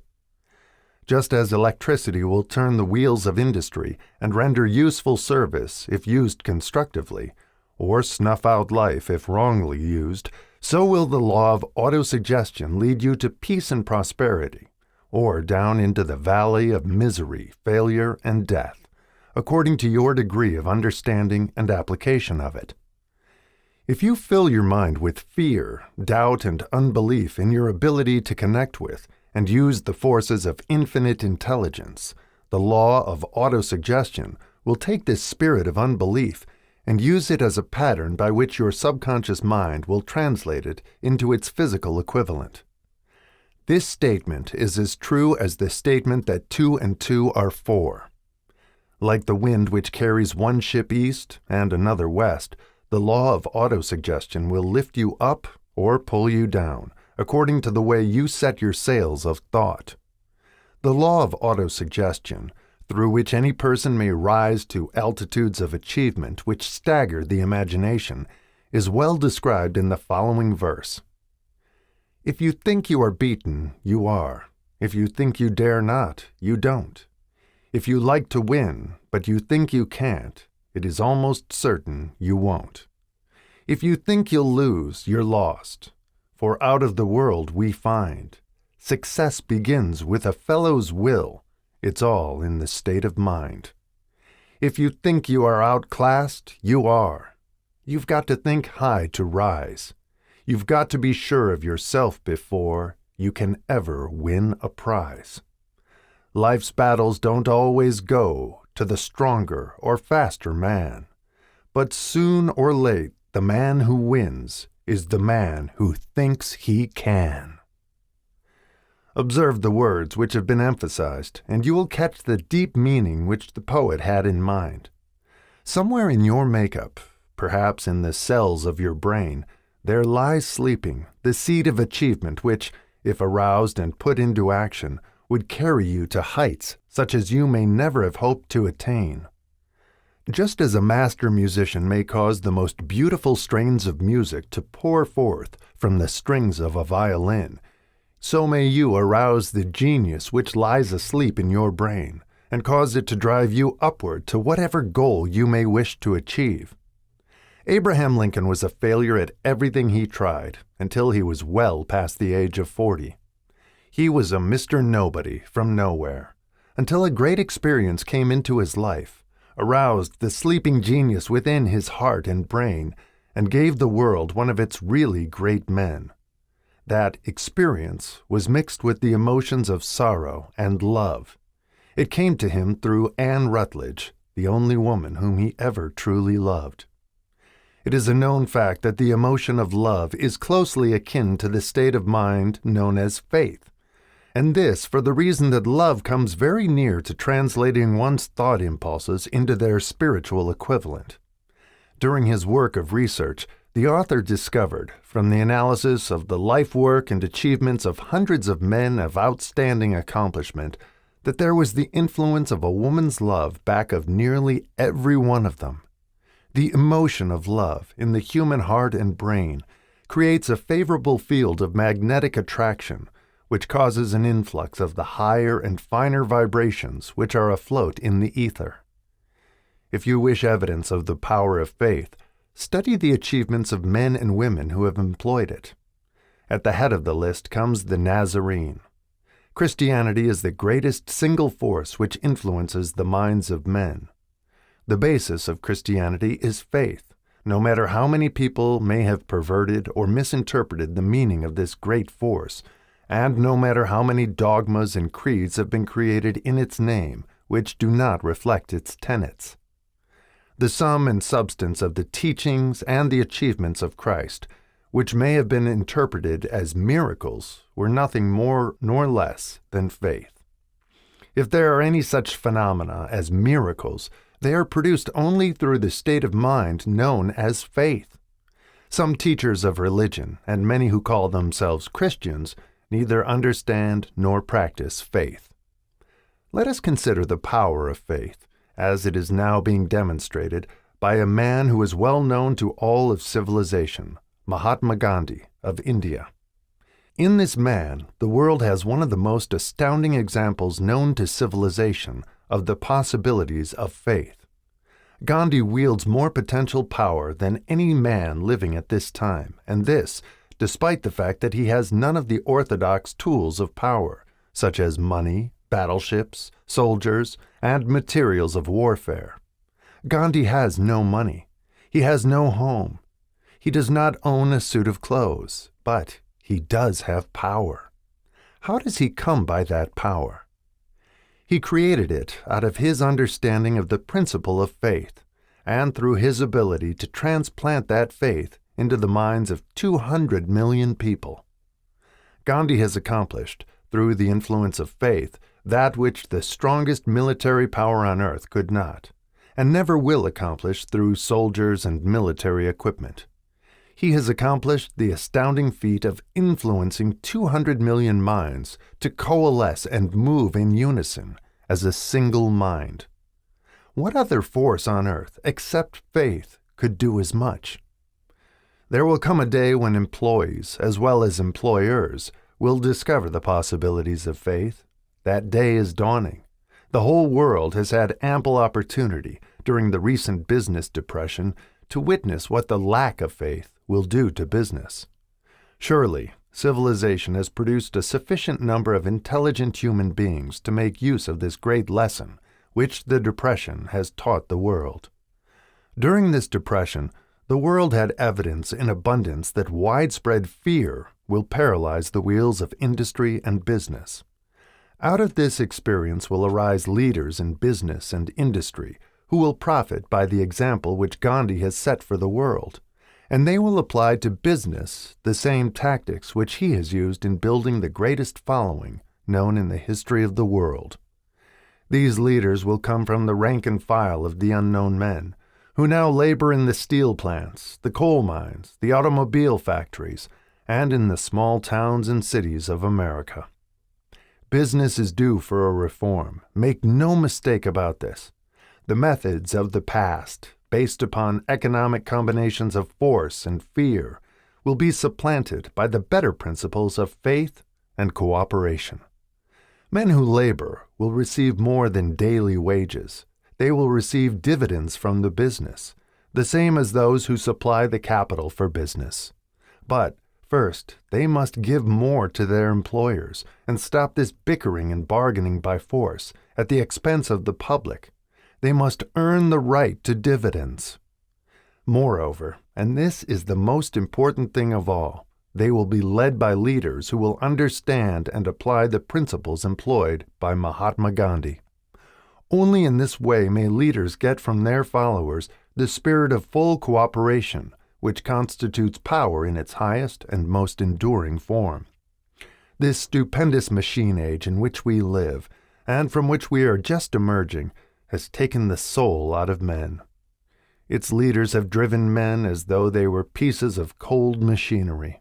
They were forced to do so by the employees who have bargained, at the expense of all concerned, to get and not to give.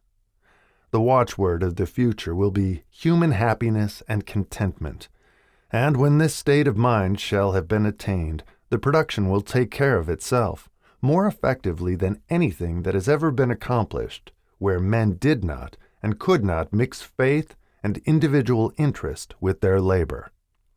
Because of the need for faith and cooperation in operating business and industry, it will be both interesting and profitable to analyze an event which provides an excellent understanding of the method by which industrialists and businessmen accumulate great fortunes, by giving before they try to get.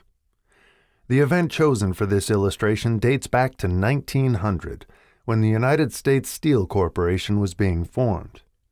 As you read the story, keep in mind these fundamental facts, and you will understand how ideas have been converted into huge fortunes. First, the huge United States Steel Corporation was born in the mind of Charles M. Schwab, in the form of an idea he created through his imagination. Second, he mixed faith with his idea. Third, he formulated a plan for the transformation of his idea into physical and financial reality. Fourth, he put his plan into action with his famous speech at the University Club. Fifth, he applied and followed through on his plan with persistence and backed it with firm decision until it had been fully carried out. Sixth, he prepared the way for success by a burning desire for success. If you are one of those who have often wondered how great fortunes are accumulated, this story of the creation of the United States Steel Corporation will be enlightening. If you have any doubt that men can think and grow rich, this story should dispel that doubt, because you can plainly see in the story of the United States Steel the application of a major portion of the 13 principles described in this book. This astounding description of the power of an idea was dramatically told by John Lowell in the New York World Telegram, with whose courtesy it is here reprinted. A pretty after-dinner speech for $1 billion. When, on the evening of December 12, 1900, some 80 of the nation's financial nobility gathered in the banquet hall of the University Club on Fifth Avenue to do honor to a young man from out of the West, not half a dozen of the guests realized they were to witness the most significant episode in American industrial history. J. Edward Simmons and Charles Stuart Smith, their hearts full of gratitude for the lavish hospitality bestowed on them by Charles M. Schwab during a recent visit to Pittsburgh, had arranged the dinner to introduce the 38-year-old steel man to Eastern banking society. But they didn't expect him to stampede the convention. They warned him, in fact, that the bosoms within New York's stuffed shirts would not be responsive to oratory, and that, if he didn't want to bore the Stillmans and Harrimans and Vanderbilts, he had better limit himself to 15 or 20 minutes of polite vaporings and let it go at that. Even John Pierpont Morgan, sitting on the right hand of Schwab as became his imperial dignity, intended to grace the banquet table with his presence only briefly. And so far as the press and public were concerned, the whole affair was of so little moment that no mention of it found its way into print the next day. So the two hosts and their distinguished guests ate their way through the usual 7 or 8 courses. There was little conversation, and what there was of it was restrained. Few of the bankers and brokers had met Schwab, whose career had flowered along the banks of the Monongahela, and none knew him well. But before the evening was over, they, and with them Money Master Morgan, were to be swept off their feet, and a billion-dollar baby, the United States Steel Corporation, was to be conceived. It is perhaps unfortunate, for the sake of history, that no record of Charlie Schwab's speech at the dinner was ever made. He repeated some parts of it at a later date during a similar meeting of Chicago bankers. And still later, when the government brought suit to dissolve the Steel Trust, he gave his own version, from the witness stand, of the remarks that stimulated Morgan into a frenzy of financial activity. It is probable, however, that it was a homely speech, somewhat ungrammatical, for the niceties of language never bothered Schwab, full of epigram and threaded with wit. But aside from that, it had a galvanic force and effect upon the 5 billions of estimated capital that was represented by the diners. After it was over, and the gathering was still under its spell, although Schwab had talked for 90 minutes, Morgan led the orator to a recessed window where, dangling their legs from the high, uncomfortable seat, they talked for an hour more. The magic of the Schwab personality had been turned on, full force, but what was more important and lasting was the full-fledged, clear-cut program he laid down for the aggrandizement of steel. Many other men had tried to interest Morgan in slapping together a steel trust after the pattern of the biscuit, wire and hoop, sugar, rubber, whiskey, oil, or chewing gum combinations. John W. Gates, the gambler, had urged it, but Morgan distrusted him. The Moore boys, Bill and Jim, Chicago stock jobbers who had glued together a match trust and a cracker corporation, had urged it and failed. Elbert H. Gary, the sanctimonious country lawyer, wanted to foster it, but he wasn't big enough to be impressive. Until Schwab's eloquence took J.P. Morgan to the heights from which he could visualize the solid results of the most daring financial undertaking ever conceived, the project was regarded as a delirious dream of easy money crackpots. The financial magnetism that began a generation ago to attract thousands of small and sometimes inefficiently managed companies into large and competition-crushing combinations had become operative in the steel world through the devices of that jovial business pirate, John W. Gates. Gates already had formed the American Steel and Wire Company out of a chain of small concerns, and together with Morgan had created the Federal Steel Company. The National Tube and American Bridge Companies were 2 more Morgan concerns, and the Moore brothers had forsaken the match and cookie business to form the American Group, Tin Plate, Steel Hoop, Sheet Steel, and the National Steel Company. But by the side of Andrew Carnegie's gigantic vertical trust, a trust owned and operated by 53 partners, those other combinations were picayune. They might combine to their heart's content, but the whole lot of them couldn't make a dent in the Carnegie organization, and Morgan knew it. The eccentric old Scot knew it too. From the magnificent heights of Skibo Castle he had viewed, first with amusement and then with resentment, the attempts of Morgan's smaller companies to cut into his business. When the attempts became too bold, Carnegie's temper was translated into anger and retaliation.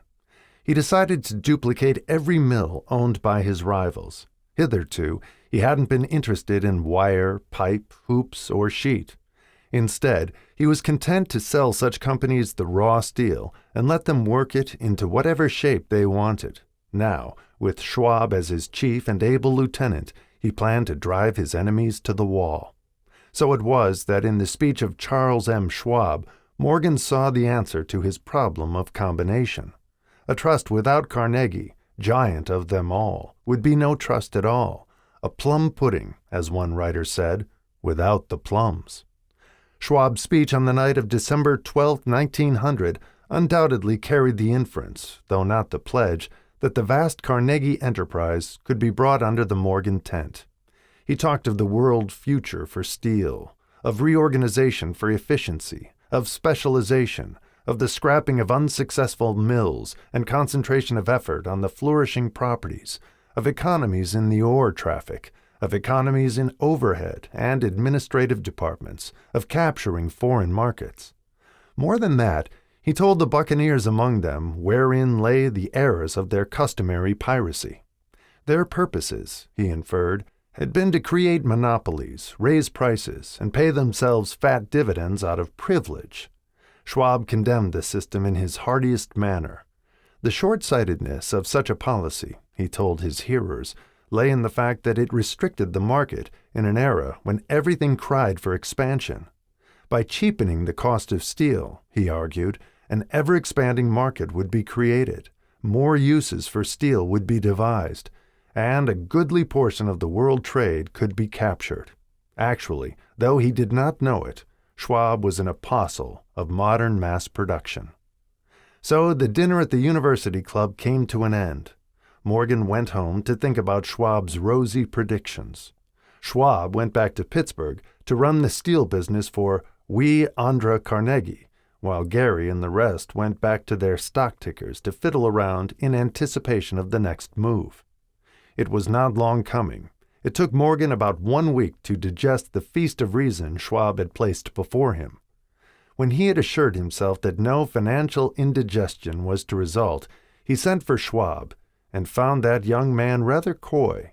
Mr. Carnegie, Schwab indicated, might not like it if he found his trusted company president had been flirting with the Emperor of Wall Street, the street upon which Carnegie was resolved never to tread.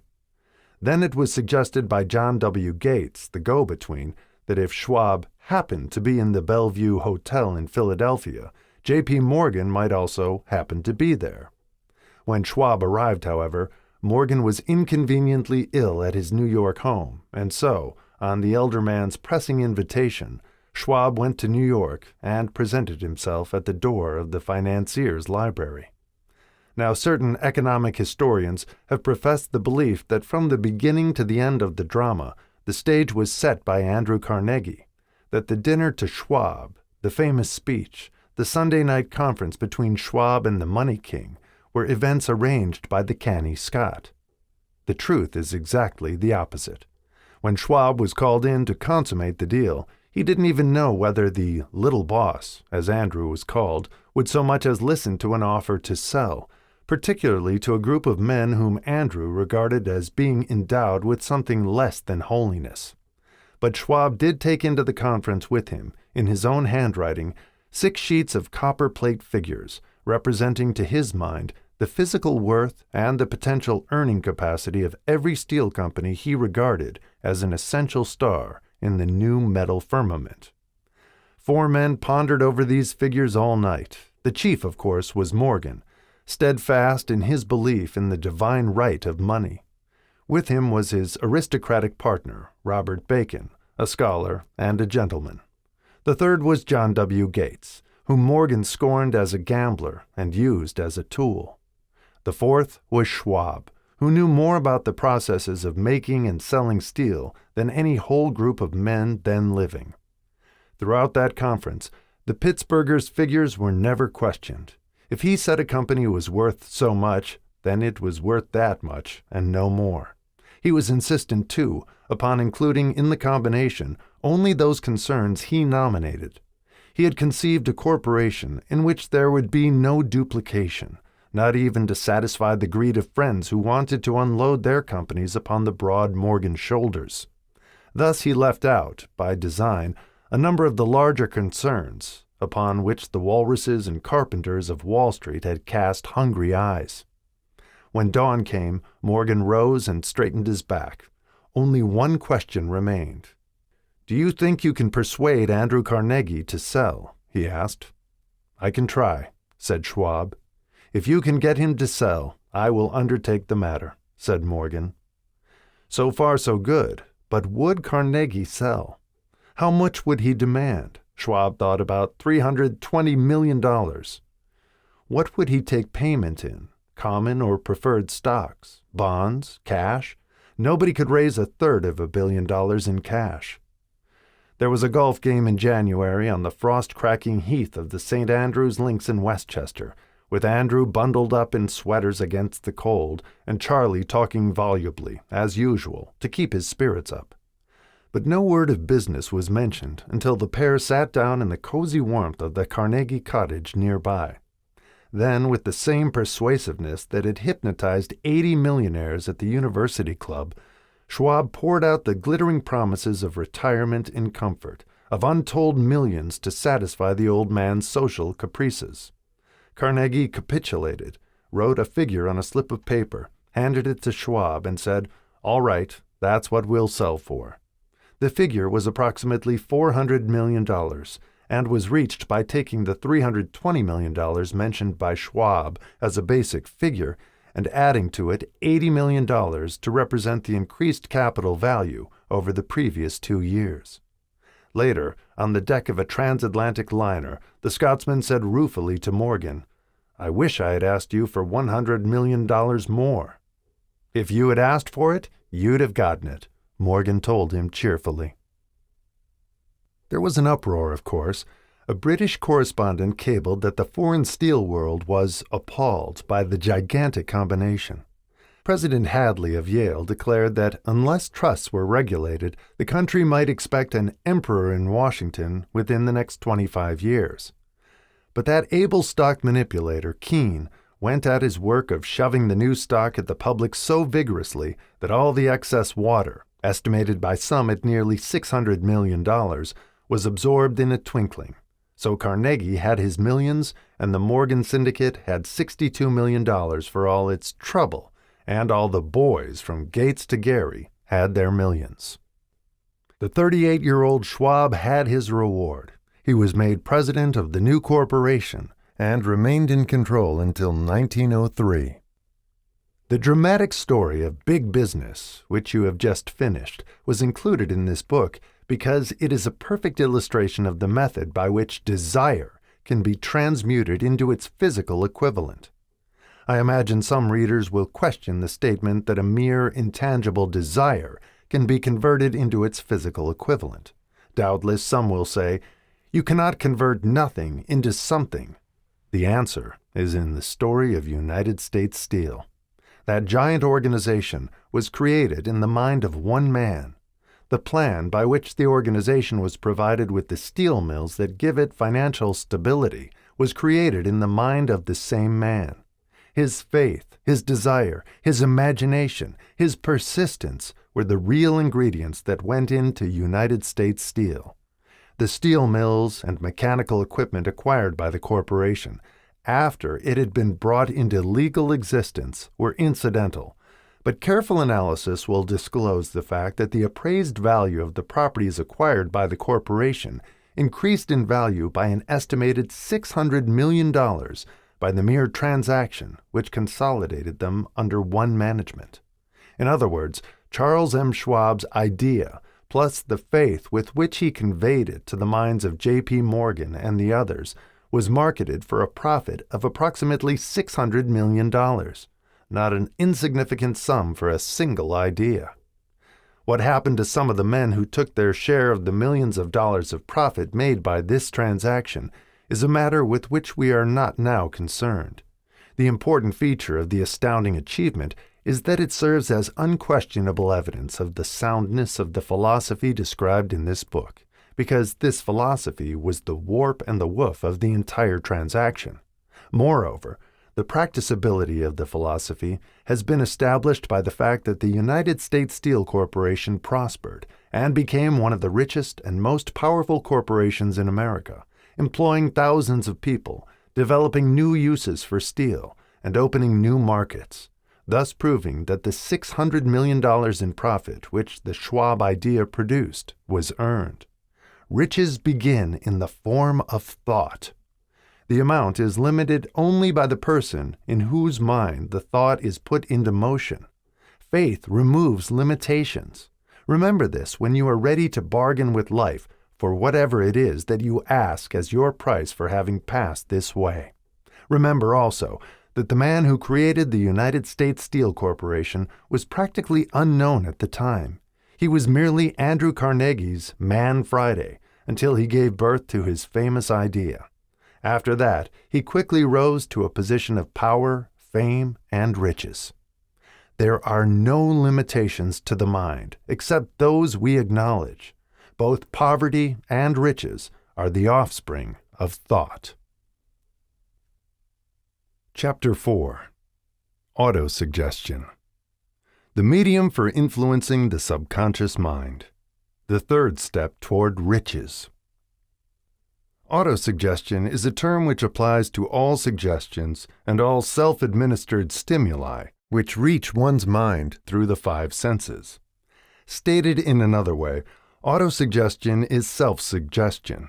It is the agency of communication between that part of the mind where conscious thought takes place and that which serves as the seat of action for the subconscious mind. Through the dominating thoughts which one permits to remain in the conscious mind, whether these thoughts be negative or positive is immaterial, the principle of autosuggestion voluntarily reaches the subconscious mind and influences it with these thoughts. No thought, whether it be negative or positive, can enter the subconscious mind without the aid of the principle of autosuggestion, with the exception of thoughts picked up from the ether. Stated differently, all sense impressions which are perceived through the five senses are stopped by the conscious thinking mind, and may be either passed on to the subconscious mind or rejected at will. The conscious faculty serves, therefore, as an outer guard to the approach of the subconscious. Nature has so built man that he has absolute control over the material which reaches his subconscious mind through his five senses, although this is not meant to be construed as a statement that man always exercises this control. In the great majority of instances, he does not exercise it, which explains why so many people go through life in poverty. Recall what has been said about the subconscious mind resembling a fertile garden spot in which weeds will grow in abundance if the seeds of more desirable crops are not sown therein. Autosuggestion is the agency of control through which an individual may voluntarily feed his subconscious mind on thoughts of a creative nature, or by neglect permit thoughts of a destructive nature to find their way into this rich garden of the mind. You are instructed, in the last of the 6 steps described in the chapter on desire, to read aloud twice a day the written statement of your desire for money, and to see and feel yourself already in possession of the money. By following these instructions, you communicate the object of your desire directly to your subconscious mind in a spirit of absolute faith.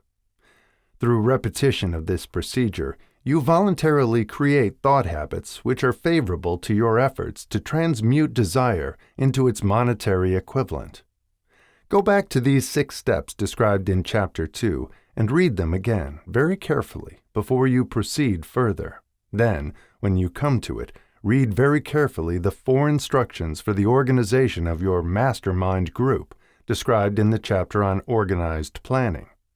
By comparing these 2 sets of instructions with that which has been stated on autosuggestion, you, of course, will see that the instructions involve the application of the principle of autosuggestion.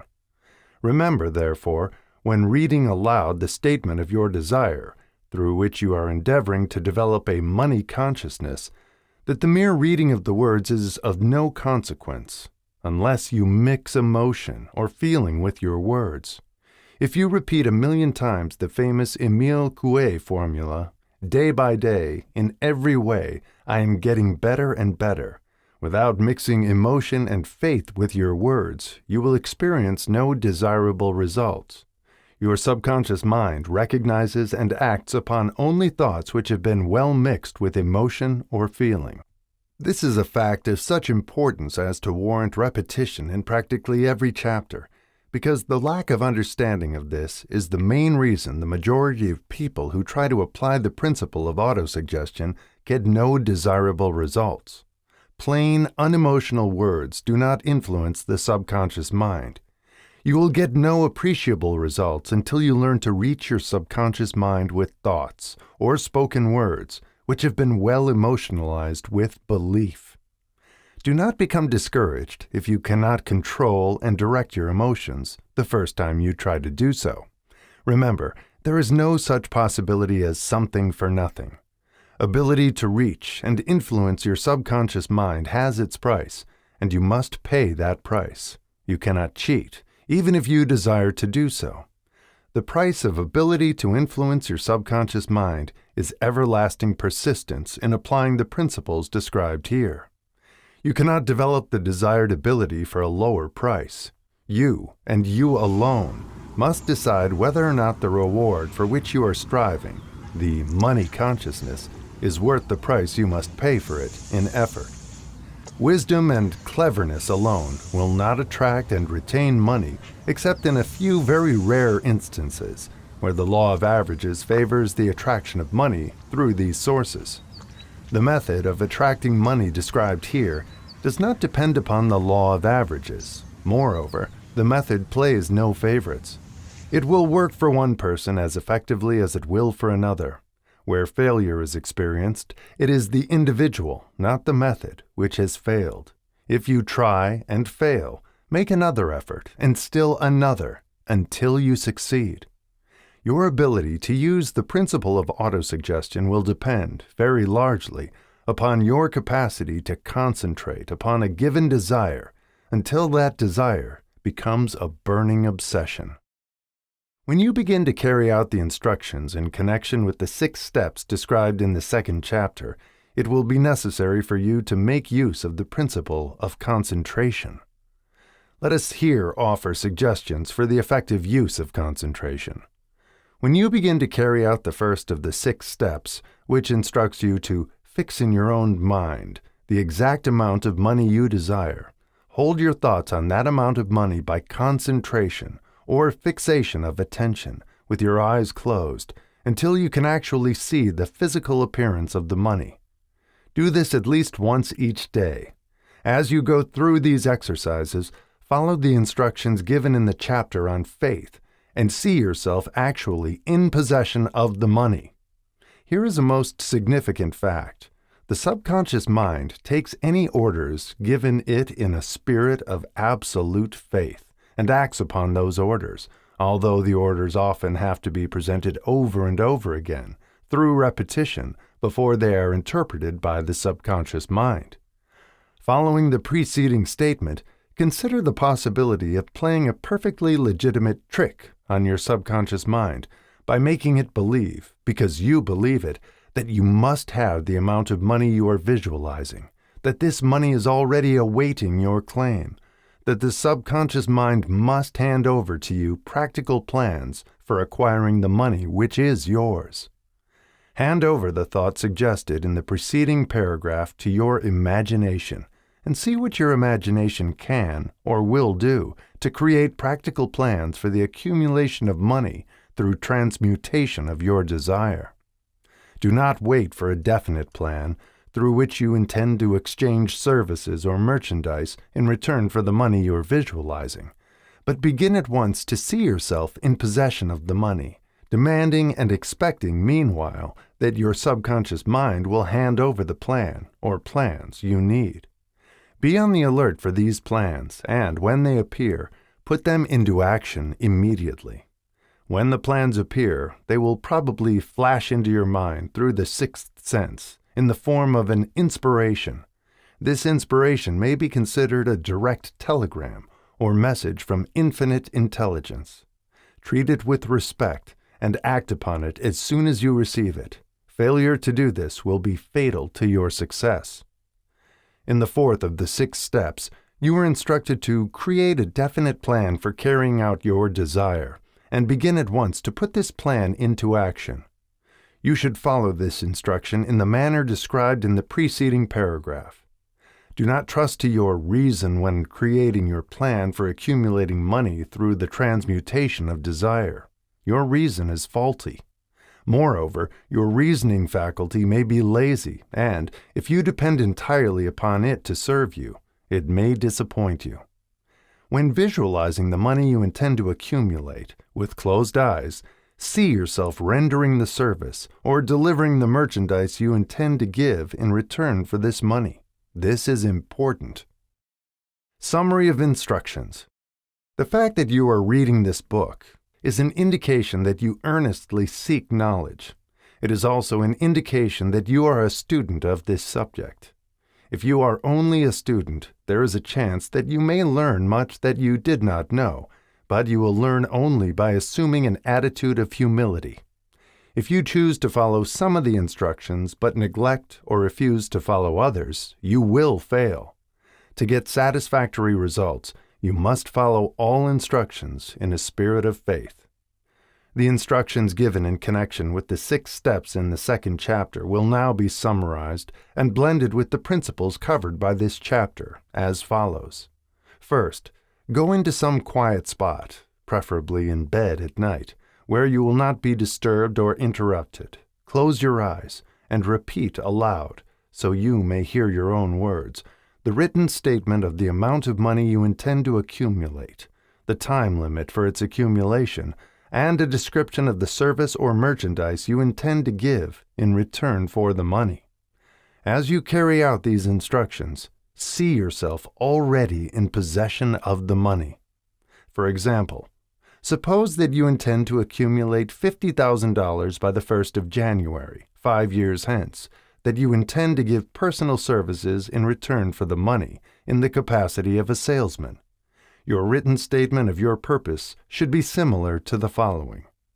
By the 1st day of January 19, I will have in my possession $50,000, which will come to me in various amounts from time to time during the interim. In return for this money, I will give the most efficient service of which I am capable, rendering the fullest possible quantity and the best possible quality of service in the capacity of salesman of describe the service or merchandise you intend to sell. I believe that I will have this money in my possession. My faith is so strong that I can now see this money before my eyes. I can touch it with my hands. It is now awaiting transfer to me at the time, and in the proportion that I deliver the service I intend to render in return for it. I am awaiting a plan by which to accumulate this money, and I will follow that plan when it is received. Second, repeat this program night and morning until you can see, in your imagination, the money you intend to accumulate. Third, place a written copy of your statement where you can see it night and morning, and read it just before retiring and upon arising until it has been memorized.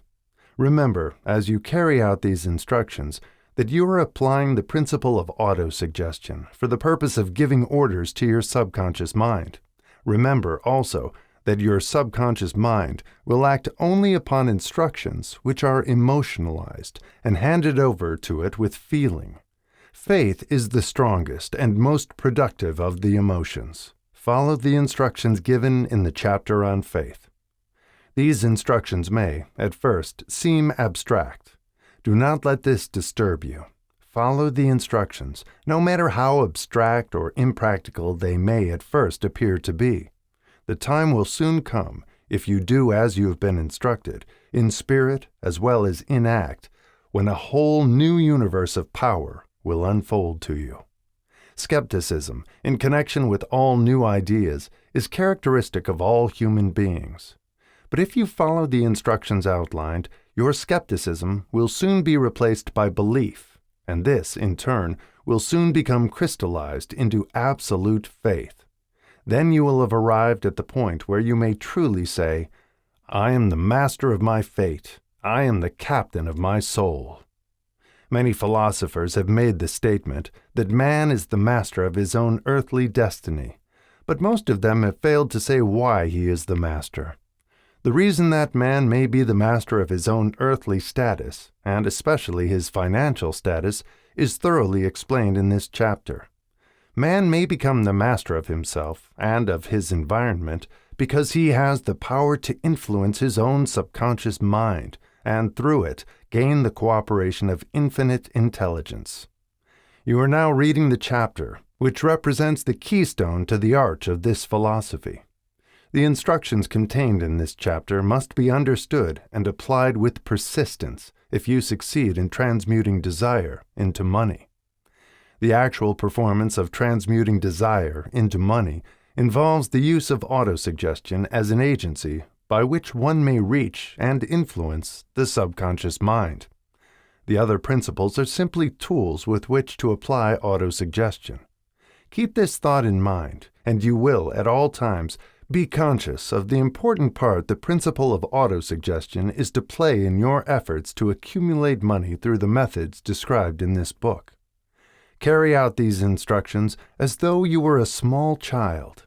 Inject into your efforts something of the faith of a child. The author has been most careful to see that no impractical instructions were included because of his sincere desire to be helpful. After you have read the entire book, come back to this chapter and follow in spirit and in action this instruction. Read the entire chapter aloud once every night until you become thoroughly convinced that the principle of autosuggestion is sound, that it will accomplish for you all that has been claimed for it. As you read, underscore with a pencil every sentence which impresses you favorably. Follow the foregoing instruction to the letter, and it will open the way for a complete understanding and mastery of the principles of success. Chapter 5. Specialized Knowledge. Personal experiences or observations. The fourth step toward riches. There are two kinds of knowledge. One is general, the other is specialized. General knowledge, no matter how great in quantity or variety it may be, is of but little use in the accumulation of money. The faculties of the great universities possess, in the aggregate, practically every form of general knowledge known to civilization. Most of the professors have but little or no money. They specialize on teaching knowledge, but they do not specialize on the organization or the use of knowledge. Knowledge will not attract money unless it is organized and intelligently directed through practical plans of action to the definite end of accumulation of money. Lack of understanding of this fact has been the source of confusion to millions of people who falsely believe that knowledge is power. It is nothing of the sort. Knowledge is only potential power. It becomes power only when and if it is organized into definite plans of action and directed to a definite end. This missing link in all systems of education known to civilization today may be found in the failure of educational institutions to teach their students how to organize and use knowledge after they acquire it. Many people make the mistake of assuming that because Henry Ford had but little schooling, he is not a man of education. Those who make this mistake do not know Henry Ford, nor do they understand the real meaning of the word educate. That word is derived from the Latin word educo, meaning to educe, to draw out, to develop from within. An educated man is not, necessarily, one who has an abundance of general or specialized knowledge. An educated man is one who has so developed the faculties of his mind that he may acquire anything he wants, or its equivalent, without violating the rights of others. Henry Ford comes well within the meaning of this definition. During the World War, a Chicago newspaper published certain editorials in which, among other statements, Henry Ford was called an ignorant pacifist. Mr. Ford objected to the statements and brought suit against the paper for libeling him.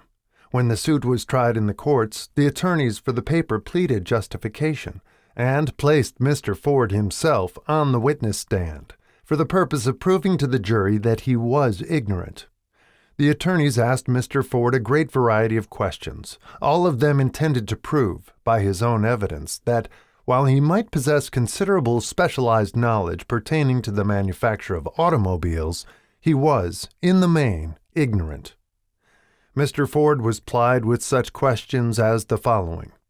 Who was Benedict Arnold? And how many soldiers did the British send over to America to put down the rebellion of 1776? In answer to the last question, Mr. Ford replied, I do not know the exact number of soldiers the British sent over, but I have heard that it was a considerably larger number than ever went back. Finally, Mr. Ford became tired of this line of questioning, and in reply to a particularly offensive question, he leaned over, pointed his finger at the lawyer who had asked the question, and said, If I should really want to answer the foolish question you have just asked, or any of the other questions you have been asking me, let me remind you that I have a row of electric push buttons on my desk, and by pushing the right button, I can summon to my aid men who can answer any question I desire to ask concerning the business to which I am devoting most of my efforts. Now, will you kindly tell me why I should clutter up my mind with general knowledge for the purpose of being able to answer questions when I have men around me who can supply any knowledge I require? There certainly was good logic to that reply. That answer floored the lawyer. Every person in the courtroom realized it was the answer, not of an ignorant man, but of a man of education. Any man is educated who knows where to get knowledge when he needs it, and how to organize that knowledge into definite plans of action.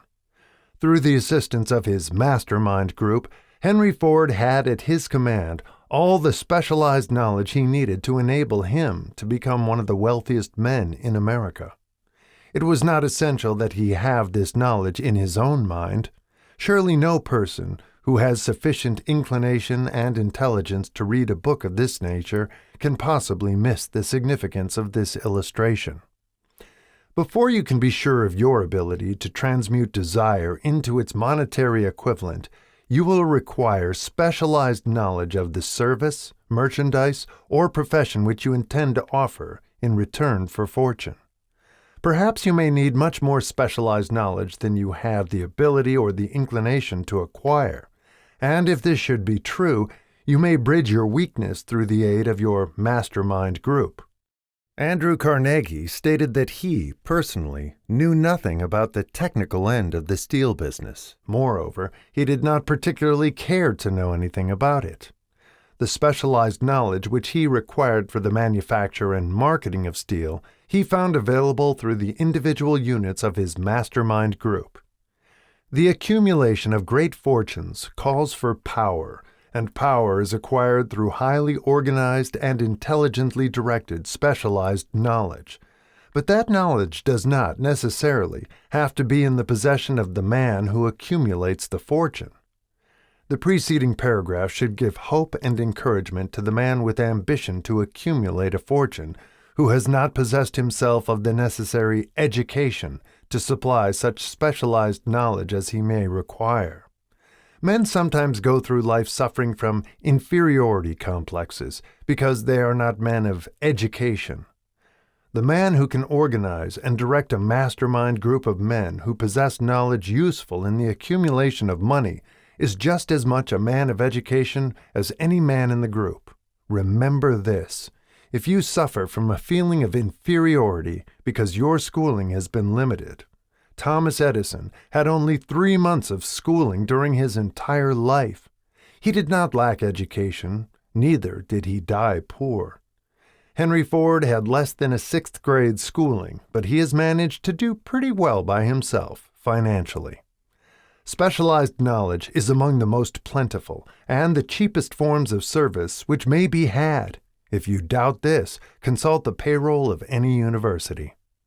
It pays to know how to purchase knowledge. First of all, decide the sort of specialized knowledge you require and the purpose for which it is needed. To a large extent, your major purpose in life, the goal toward which you are working, will help determine what knowledge you need. With this question settled, your next move requires that you have accurate information concerning dependable sources of knowledge. The more important of these are A. One's own experience and education. B. Experience and education available through cooperation of others. Mastermind alliance. C. Colleges and universities. D. Public libraries, through books and periodicals in which may be found all the knowledge organized by civilization. E. Special training courses, through night schools and home study schools in particular. As knowledge is acquired, it must be organized and put into use for a definite purpose through practical plans.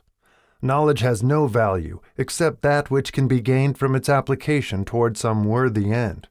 This is one reason why college degrees are not valued more highly. They represent nothing but miscellaneous knowledge. If you contemplate taking additional schooling, first determine the purpose for which you want the knowledge you are seeking, then learn where this particular sort of knowledge can be obtained from reliable sources. Successful men in all callings never stop acquiring specialized knowledge related to their major purpose, business, or profession. Those who are not successful usually make the mistake of believing the knowledge acquiring period ends when one finishes school. The truth is that schooling does but little more than to put one in the way of learning how to acquire practical knowledge. With this changed world, which began at the end of the economic collapse, came also astounding changes in educational requirements. The order of the day is specialization. This truth was emphasized by Robert P. Moore, Secretary of Appointments of Columbia University. Specialists most sought.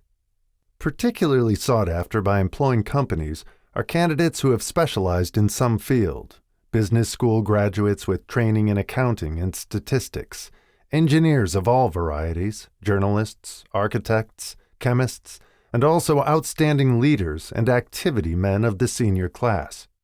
The man who has been active on the campus, whose personality is such that he gets along with all kinds of people, and who has done an adequate job with his studies, has a most decided edge over the strictly academic student. Some of these, because of their all-around qualifications, have received several offers of positions, a few of them as many as 6. In departing from the conception that the straight-A student was invariably the one to get the choice of the better jobs, Mr. Moore said that most companies look not only to academic records, but to activity records and personalities of the students. One of the largest industrial companies, the leader in its field, in writing to Mr. Moore concerning prospective seniors at the college, said, "We are interested primarily in finding men who can make exceptional progress in management work. For this reason, we emphasize qualities of character, intelligence, and personality far more than specific educational background." Apprenticeship proposed. Proposing a system of apprenticing students in offices, stores, and industrial occupations during the summer vacation, Mr. Moore asserts that after the first 2 or 3 years of college, every student should be asked to choose a definite future course and to call a halt if he has been merely pleasantly drifting without purpose through an unspecialized academic curriculum. Colleges and universities must face the practical consideration that all professions and occupations now demand specialists, he said, urging that educational institutions accept more direct responsibility for vocational guidance. One of the most reliable and practical sources of knowledge available to those who need specialized schooling is the night schools operated in most large cities. The correspondence schools give specialized training anywhere the U.S. mails go, on all subjects that can be taught by the extension method. One advantage of home study training is the flexibility of the study program, which permits one to study during spare time. Another stupendous advantage of home study training, if the school is carefully chosen, is the fact that most courses offered by home study schools carry with them generous privileges of consultation, which can be of priceless value to those needing specialized knowledge. No matter where you live, you can share the benefits. Anything acquired without effort and without cost is generally unappreciated, often discredited.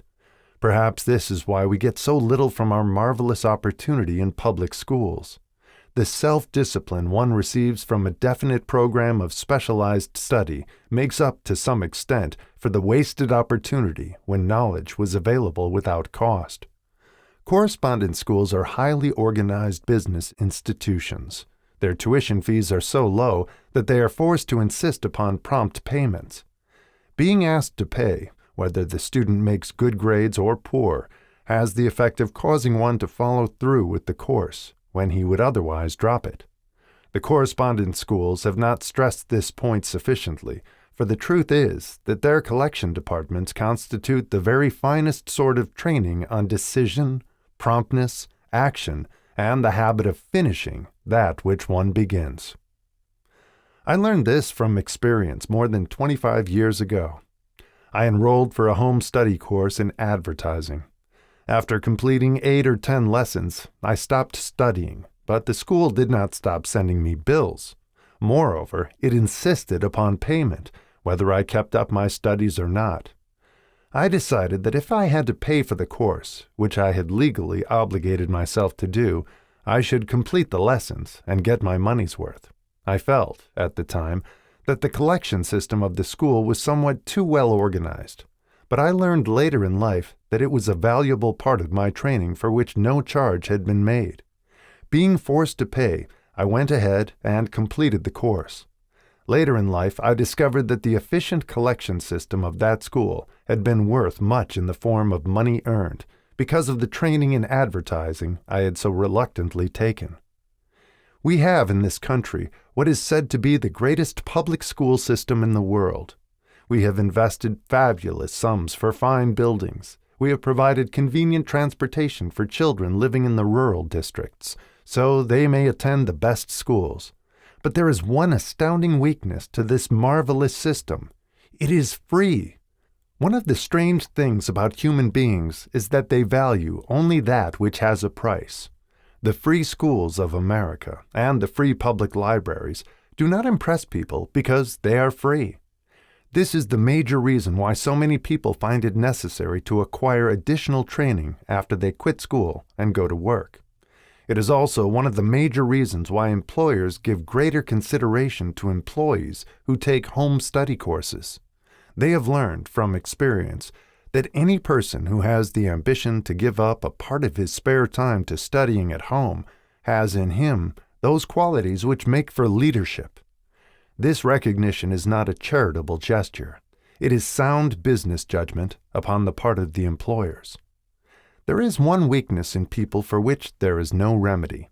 It is the universal weakness of lack of ambition. Persons, especially salaried people, who schedule their spare time to provide for home study seldom remain at the bottom very long. Their action opens the way for the upward climb, removes many obstacles from their path, and gains the friendly interest of those who have the power to put them in the way of opportunity. The home study method of training is especially suited to the needs of employed people who find, after leaving school, that they must acquire additional specialized knowledge, but cannot spare the time to go back to school. The changed economic conditions prevailing since the Depression have made it necessary for thousands of people to find additional or new sources of income. For the majority of these, the solution to their problem may be found only by acquiring specialized knowledge. Many will be forced to change their occupations entirely. When a merchant finds that a certain line of merchandise is not selling, he usually supplants it with another that is in demand. The person whose business is that of marketing personal services must also be an efficient merchant. If his services do not bring adequate returns in one occupation, he must change to another, where broader opportunities are available. Stuart Austin Weir prepared himself as a construction engineer and followed this line of work until the Depression limited his market to where it did not give him the income he required. He took inventory of himself, decided to change his profession to law, went back to school, and took special courses by which he prepared himself as a corporation lawyer. Despite the fact the Depression had not ended, he completed his training, passed the bar examination, and quickly built a lucrative law practice in Dallas, Texas. In fact, he is turning away clients. Just to keep the record straight, and to anticipate the alibis of those who will say, "I couldn't go to school because I have a family to support," or "I'm too old," I will add the information that Mr. Weir was past 40 and married when he went back to school. Moreover, by carefully selecting highly specialized courses in colleges best prepared to teach the subjects chosen, Mr. Weir completed in 2 years the work for which the majority of law students require 4 years. It pays to know how to purchase knowledge. The person who stops studying merely because he has finished school is forever hopelessly doomed to mediocrity, no matter what may be his calling. The way of success is the way of continuous pursuit of knowledge.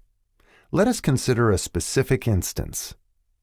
During the Depression, a salesman in a grocery store found himself without a position.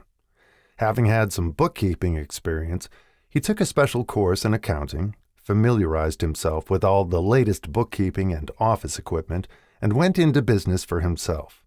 Starting with the grocer for whom he had formerly worked, he made contracts with more than 100 small merchants to keep their books at a very nominal monthly fee.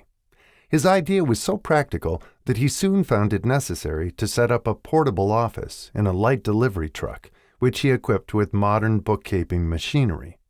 He now has a fleet of these bookkeeping offices on wheels and employs a large staff of assistants, thus providing small merchants with accounting service equal to the best that money can buy, at very nominal cost.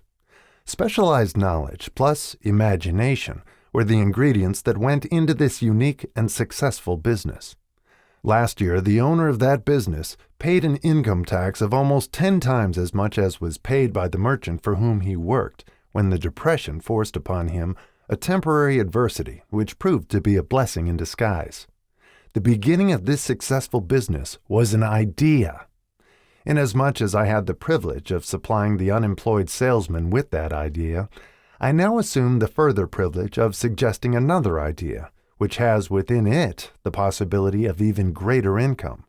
Also the possibility of rendering useful service to thousands of people who badly need that service. The idea was suggested by the salesman who gave up selling and went into the business of keeping books on a wholesale basis.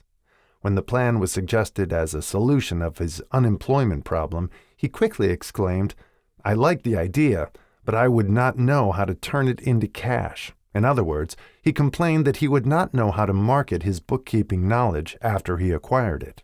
So, that brought up another problem which had to be solved.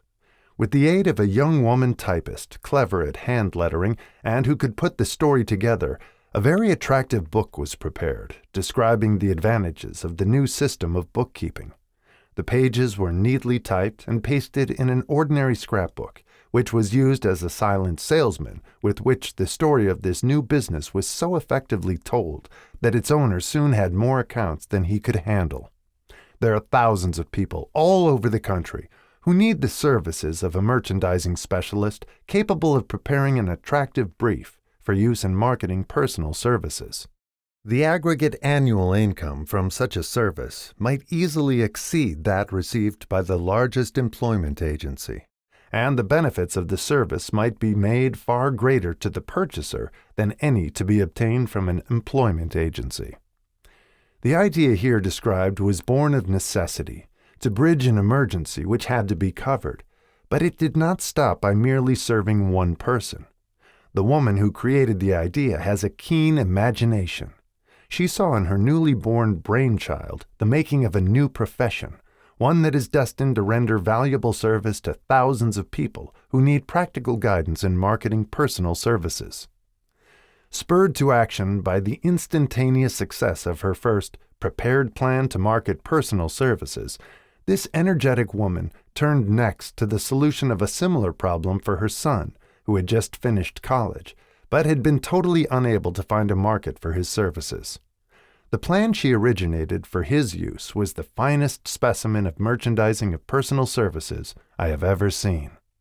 When the plan book had been completed, it contained nearly 50 pages of beautifully typed, properly organized information, telling the story of her son's native ability, schooling, personal experiences, and a great variety of other information too extensive for description. The plan book also contained a complete description of the position her son desired, together with a marvelous word picture of the exact plan he would use in filling the position. The preparation of the plan book required several weeks' labor, during which time its creator sent her son to the public library almost daily to procure data needed in selling his services to best advantage. She sent him, also, to all the competitors of his prospective employer, and gathered from them vital information concerning their business methods, which was of great value in the formation of the plan he intended to use in filling the position he sought. When the plan had been finished, it contained more than half a dozen very fine suggestions for the use and benefit of the prospective employer. the suggestions were put into use by the company. One may be inclined to ask, why go to all this trouble to secure a job? The answer is straight to the point. Also, it is dramatic, because it deals with a subject which assumes the proportion of a tragedy with millions of men and women whose sole source of income is personal services. The answer is, doing a thing well never is trouble. The plan prepared by this woman for the benefit of her son helped him get the job for which he applied at the first interview at a salary fixed by himself. Moreover, and this too is important, the position did not require the young man to start at the bottom. He began as a junior executive at an executive salary. Why go to all this trouble, do you ask? Well, for one thing, the planned presentation of this young man's application for a position clipped off no less than 10 years of time he would have required to get to where he began had he started at the bottom and worked his way up. This idea of starting at the bottom and working one's way up may appear to be sound, but the major objection to it is this. Too many of those who begin at the bottom never manage to lift their heads high enough to be seen by opportunity, so they remain at the bottom. It should be remembered also that the outlook from the bottom is not so very bright or encouraging. It has a tendency to kill off ambition.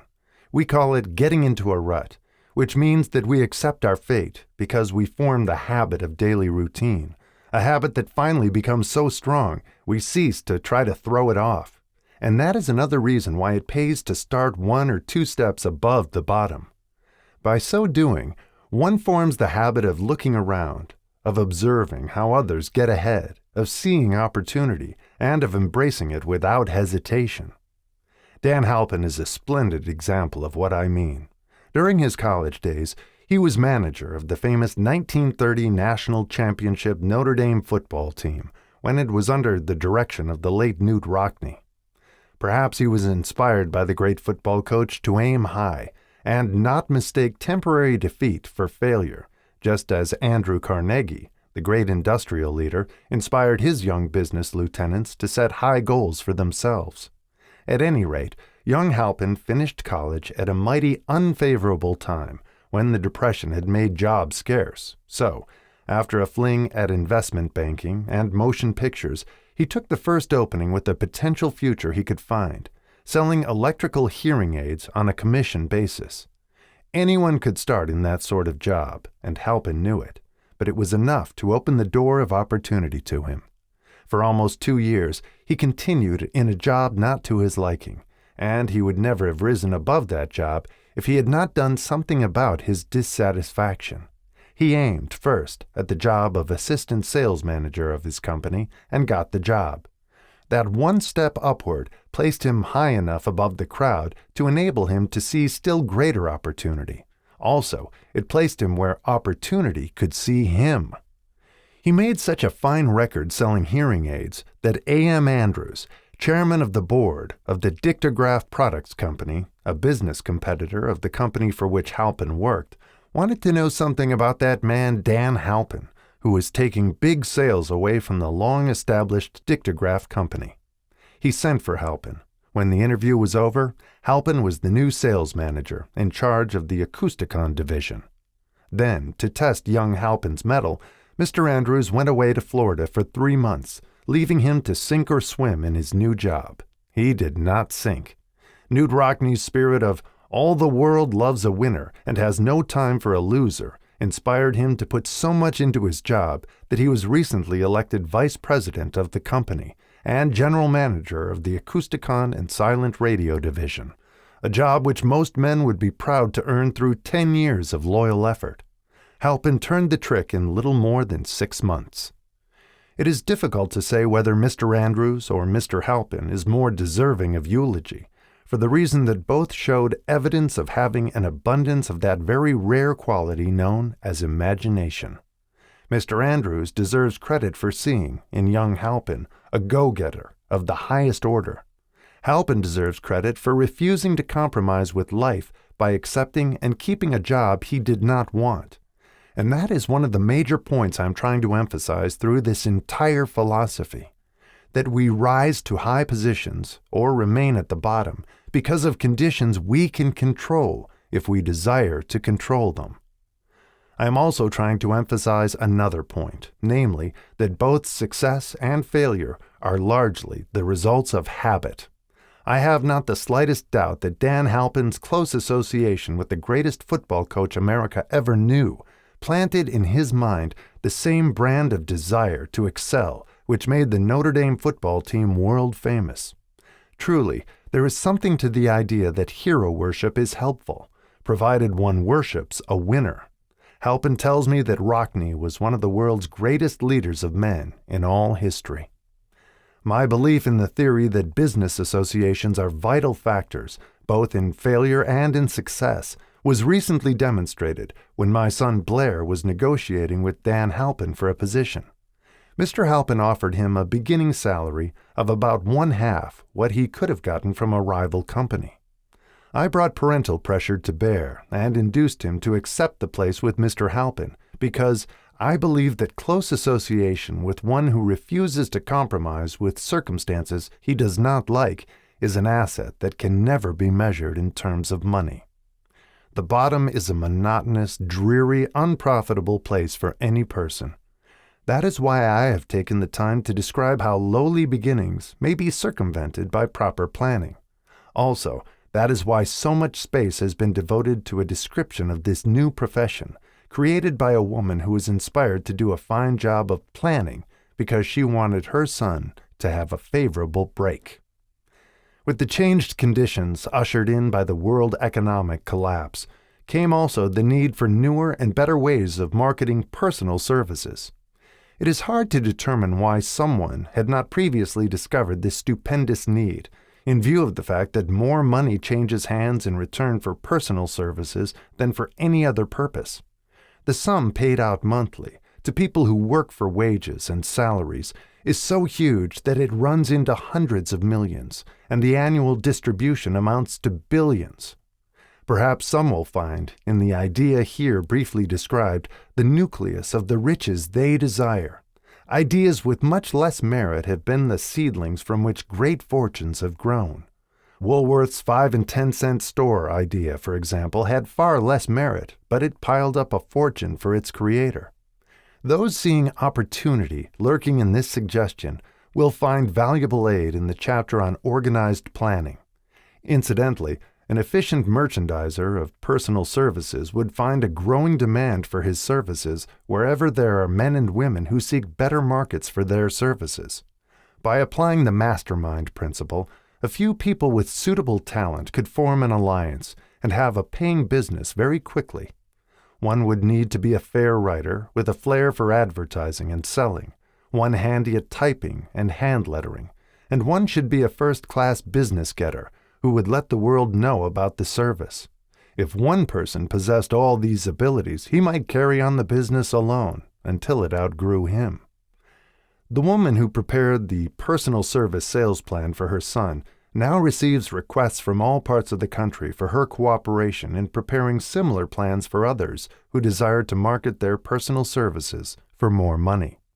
She has a staff of expert typists, artists, and writers who have the ability to dramatize the case history so effectively that one's personal services can be marketed for much more money than the prevailing wages for similar services.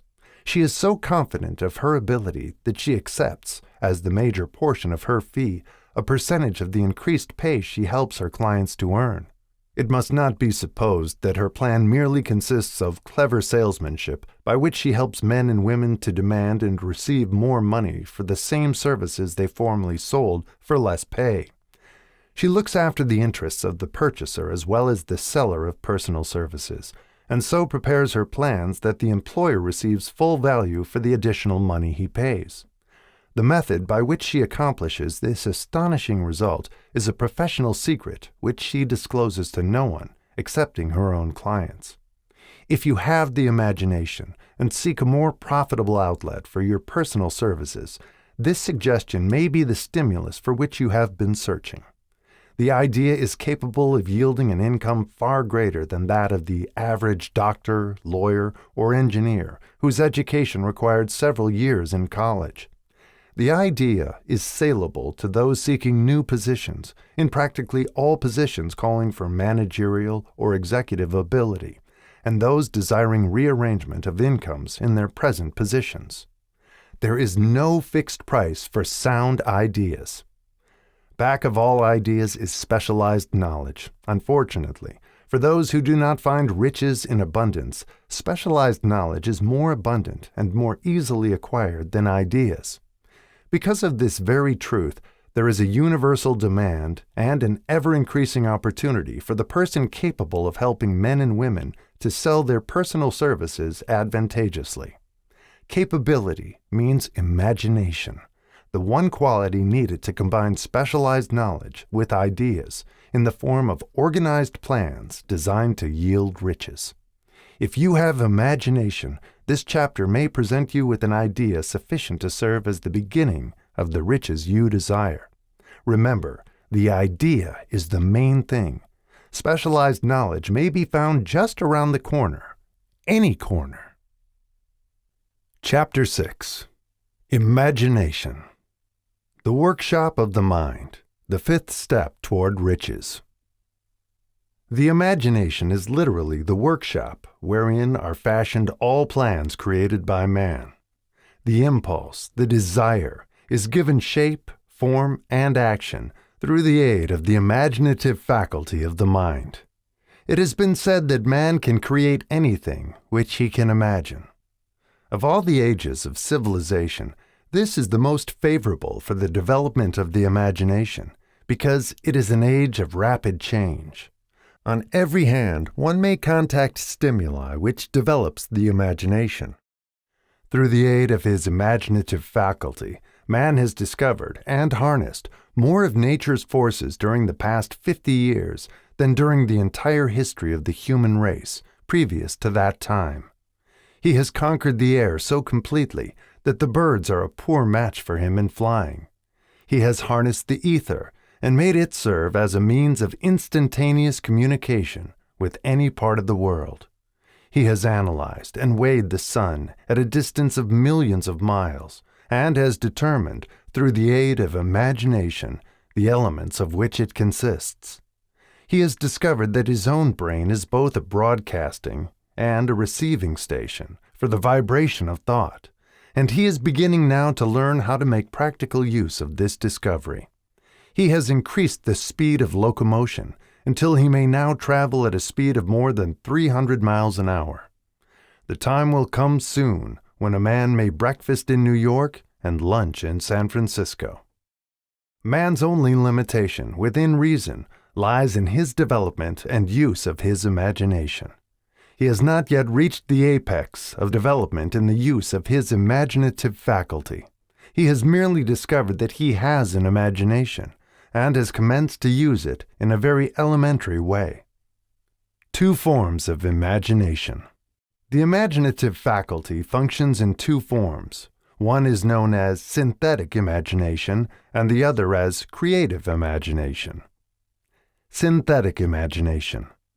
Through this faculty, one may arrange old concepts, ideas, or plans into new combinations. This faculty creates nothing. It merely works with the material of experience, education, and observation with which it is fed. It is the faculty used most by the inventor, with the exception of the genius, who draws upon the creative imagination when he cannot solve his problem through synthetic imagination. Creative imagination. Through the faculty of creative imagination, the finite mind of man has direct communication with infinite intelligence. It is the faculty through which hunches and inspirations are received. It is by this faculty that all basic or new ideas are handed over to man. It is through this faculty that thought vibrations from the minds of others are received. It is through this faculty that one individual may tune in or communicate with the subconscious minds of other men. The creative imagination works automatically in the manner described in subsequent pages. This faculty functions only when the conscious mind is vibrating at an exceedingly rapid rate, as, for example, when the conscious mind is stimulated through the emotion of a strong desire. The creative faculty becomes more alert, more receptive to vibrations from the sources mentioned in proportion to its development through use. This statement is significant. Ponder over it before passing on.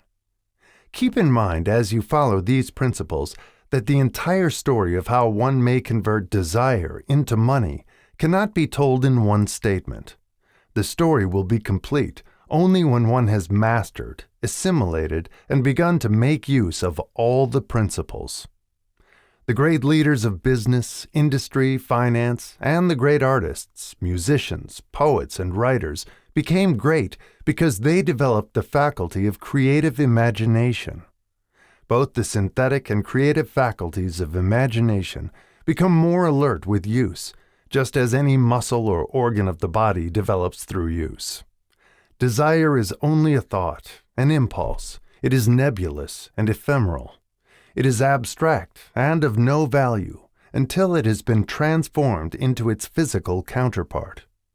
While the synthetic imagination is the one which will be used most frequently in the process of transforming the impulse of desire into money, you must keep in mind the fact that you may face circumstances and situations which demand use of the creative imagination as well. Your imaginative faculty may have become weak through inaction. It can be revived and made alert through use.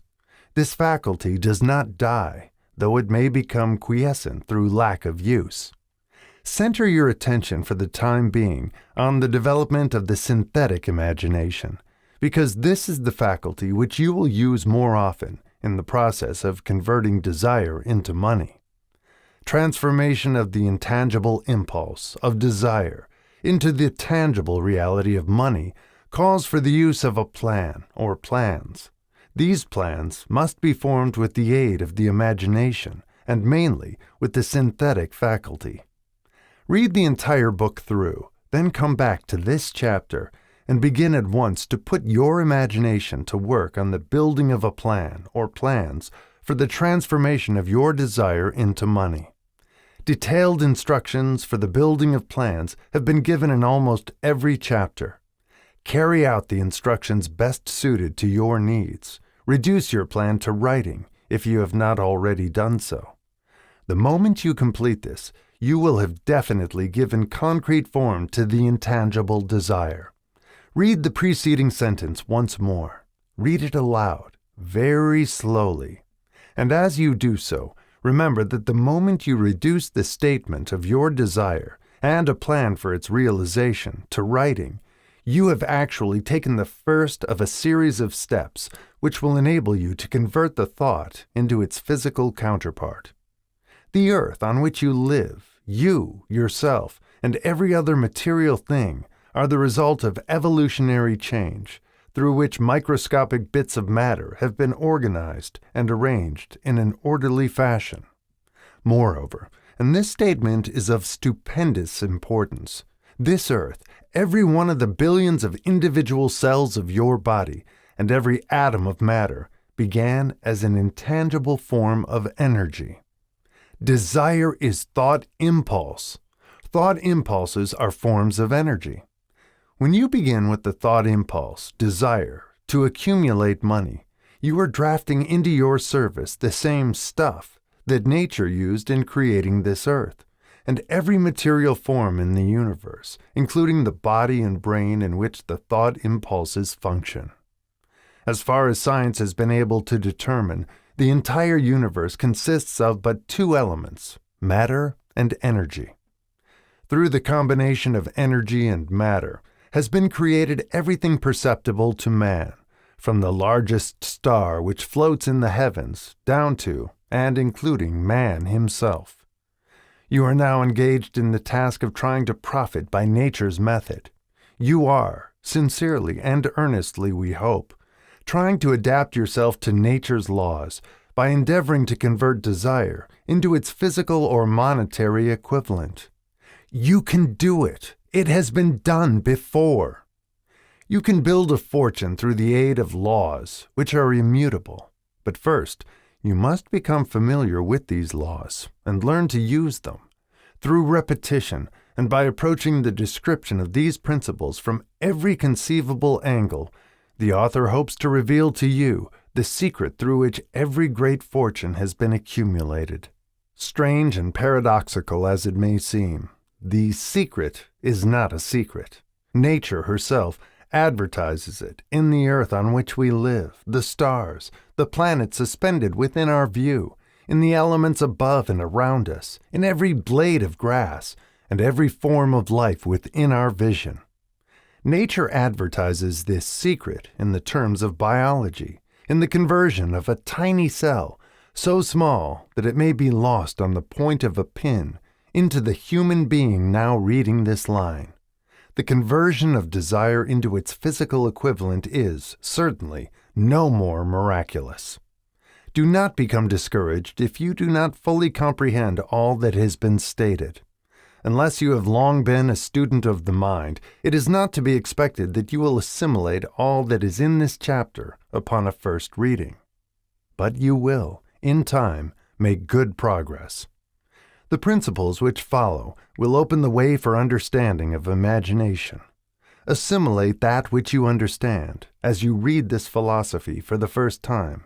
Then, when you reread and study it, you will discover that something has happened to clarify it and give you a broader understanding of the whole. Above all, do not stop, nor hesitate in your study of these principles until you have read the book at least 3 times, for then you will not want to stop. How to make practical use of imagination. Ideas are the beginning points of all fortunes. Ideas are products of the imagination. Let us examine a few well-known ideas which have yielded huge fortunes, with the hope that these illustrations will convey definite information concerning the method by which imagination may be used in accumulating riches. The Enchanted Kettle. 50 years ago, an old country doctor drove to town, hitched his horse, quietly slipped into a drugstore by the back door, and began dickering with the young drug clerk. His mission was destined to yield great wealth to many people. It was destined to bring to the South the most far-flung benefit since the Civil War. For more than an hour, behind the prescription counter, the old doctor and the clerk talked in low tones. Then the doctor left. He went out to the buggy and brought back a large old-fashioned kettle, a big wooden paddle, used for stirring the contents of the kettle, and deposited them in the back of the store. The clerk inspected the kettle, reached into his inside pocket, took out a roll of bills, and handed it over to the doctor. The roll contained exactly $500, the clerk's entire savings. The doctor handed over a small slip of paper on which was written a secret formula. The words on that small slip of paper were worth a king's ransom, but not to the doctor. Those magic words were needed to start the kettle to boiling, but neither the doctor nor the young clerk knew what fabulous fortunes were destined to flow from that kettle. The old doctor was glad to sell the outfit for $500. The money would pay off his debts and give him freedom of mind. The clerk was taking a big chance by staking his entire life savings on a mere scrap of paper and an old kettle. He never dreamed his investment would start a kettle to overflowing with gold that would surpass the miraculous performance of Aladdin's lamp. What the clerk really purchased was an idea. The old kettle and the wooden paddle and the secret message on a slip of paper were incidental. The strange performance of that kettle began to take place after the new owner mixed with the secret instructions an ingredient of which the doctor knew nothing. Read this story carefully. Give your imagination a test. See if you can discover what it was that the young man added to the secret message which caused the kettle to overflow with gold. Remember, as you read, that this is not a story from Arabian Nights. Here you have a story of facts, stranger than fiction, facts which began in the form of an idea. Let us take a look at the vast fortunes of gold this idea has produced. It has paid, and still pays, huge fortunes to men and women all over the world who distribute the contents of the kettle to millions of people.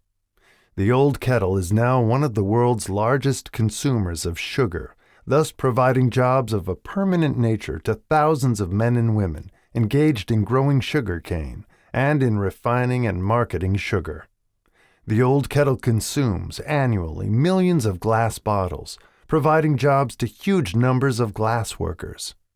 The old kettle gives employment to an army of clerks, stenographers, copywriters, and advertising experts throughout the nation.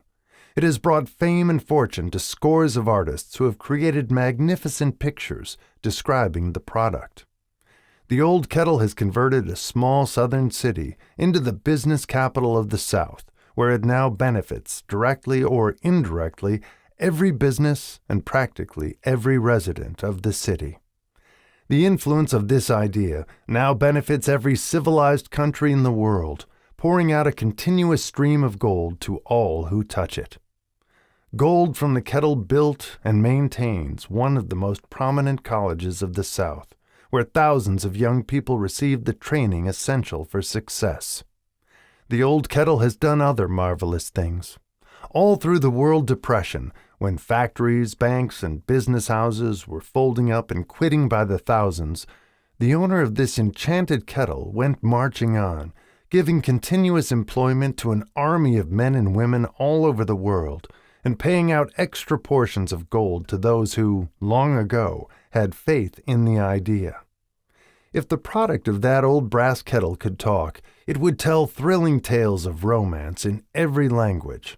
Romances of love, romances of business, romances of professional men and women who are daily being stimulated by it. The author is sure of at least one such romance, for he was a part of it, and it all began not far from the very spot on which the drug clerk purchased the old kettle. It was here that the author met his wife, and it was she who first told him of the enchanted kettle.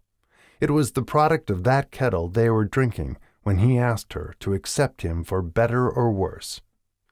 Now that you know the content of the enchanted kettle is a world-famous drink, it is fitting that the author confess that the home city of the drink supplied him with a wife, also that the drink itself provides him with stimulation of thought without intoxication, and thereby it serves to give the refreshment of mind which an author must have to do his best work. Whoever you are, wherever you may live, whatever occupation you may be engaged in, just remember in the future, every time you see the words Coca-Cola, that its vast empire of wealth and influence grew out of a single idea, and that the mysterious ingredient the drug clerk, Asa Candler, mixed with the secret formula was imagination. Stop and think of that for a moment. Remember also that the 13 steps to riches described in this book were the media through which the influence of Coca-Cola has been extended to every city, town, village, and crossroads of the world, and that any idea you may create, as sound and meritorious as Coca-Cola, has the possibility of duplicating the stupendous record of this worldwide thirst killer. Truly, thoughts are things, and their scope of operation is the world itself.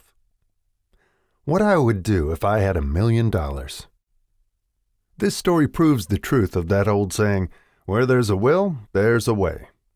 It was told to me by that beloved educator and clergyman, the late Frank W. Gonzalez, who began his preaching career in the Stockyards region of South Chicago.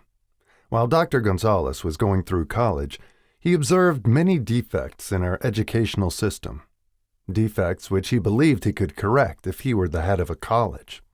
His deepest desire was to become the directing head of an educational institution in which young men and women would be taught to learn by doing.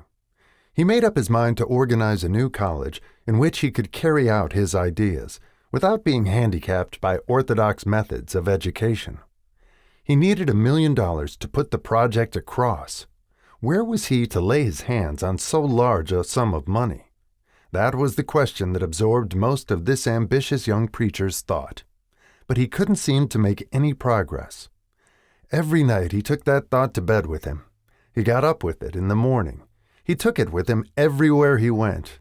He turned it over and over in his mind until it became a consuming obsession with him. $1 million is a lot of money. He recognized that fact, but he also recognized the truth that the only limitation is that which one sets up in one's own mind. Being a philosopher as well as a preacher, Dr. Gonzalez recognized, as do all who succeed in life, that definiteness of purpose is the starting point from which one must begin.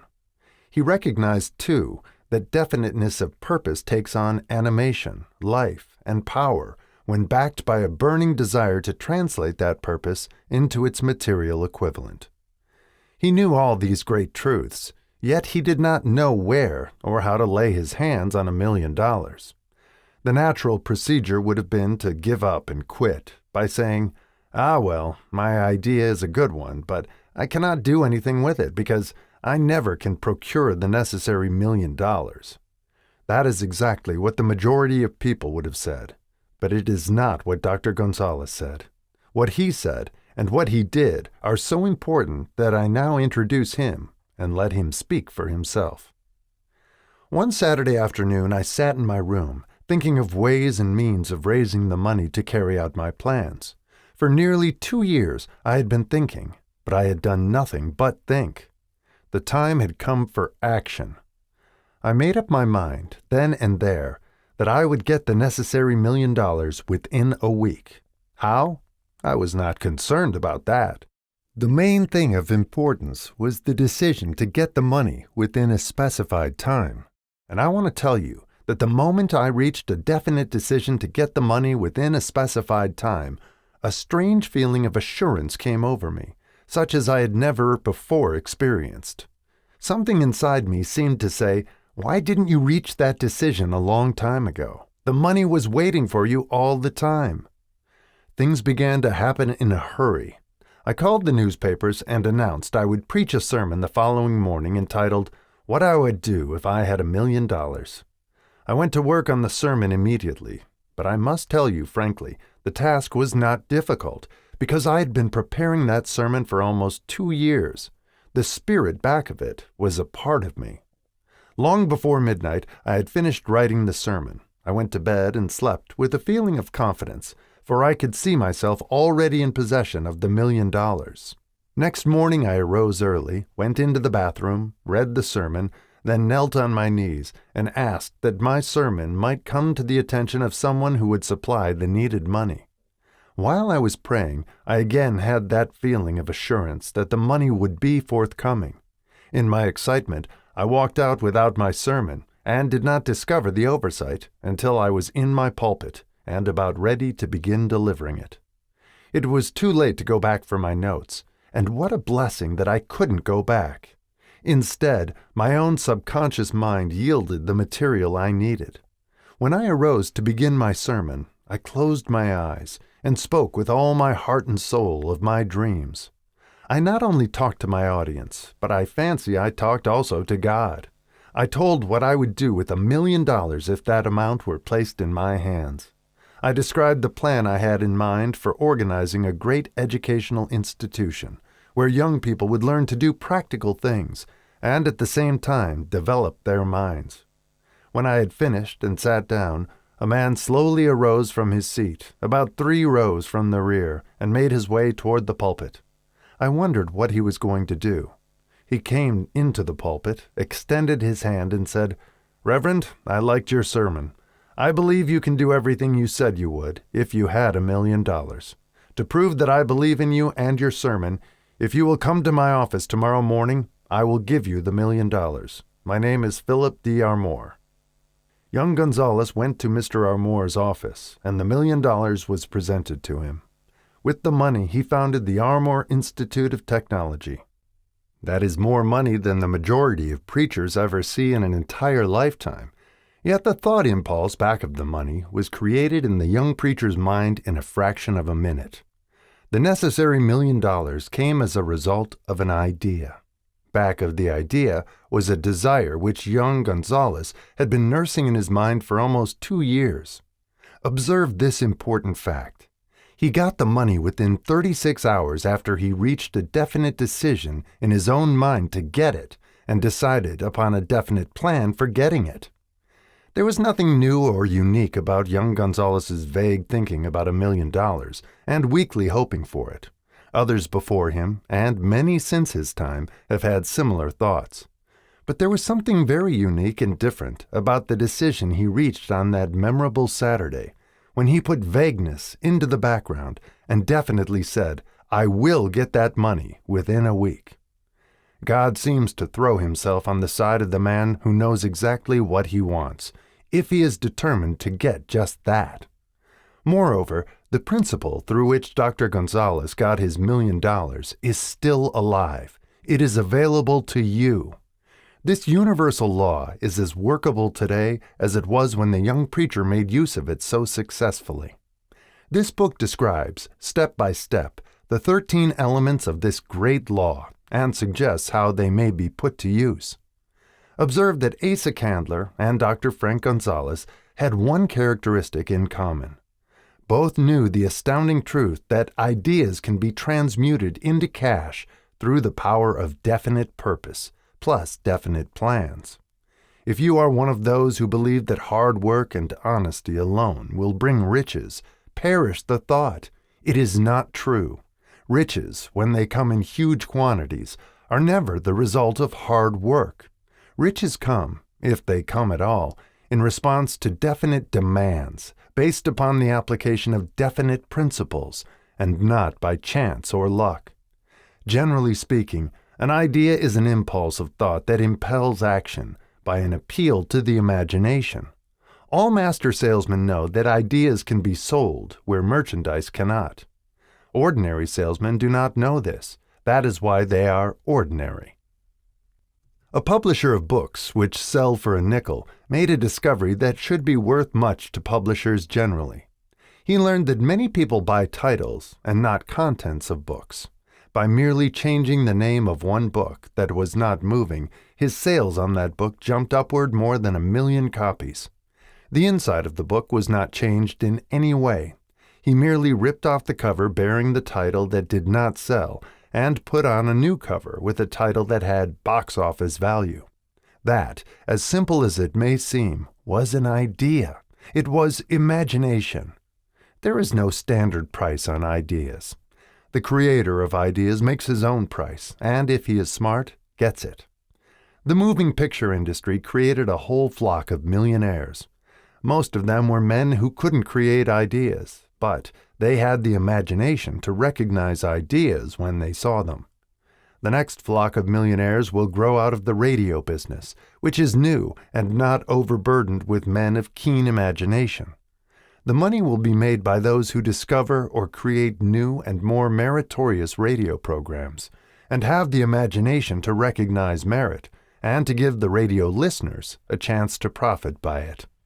The sponsor, that unfortunate victim who now pays the cost of all radio entertainment, soon will become idea conscious and demand something for his money. The man who beats the sponsor to the draw and supplies programs that render useful service is the man who will become rich in this new industry. Crooners and light chatter artists who now pollute the air with wisecracks and silly giggles will go the way of all light timbers, and their places will be taken by real artists who interpret carefully planned programs which have been designed to service the minds of men as well as provide entertainment. Here is a wide-open field of opportunity screaming its protest at the way it is being butchered because of lack of imagination and begging for rescue at any price. Above all, the thing that radio needs is new ideas. If this new field of opportunity intrigues you, perhaps you might profit by the suggestion that the successful radio programs of the future will give more attention to creating buyer audiences and less attention to listener audiences.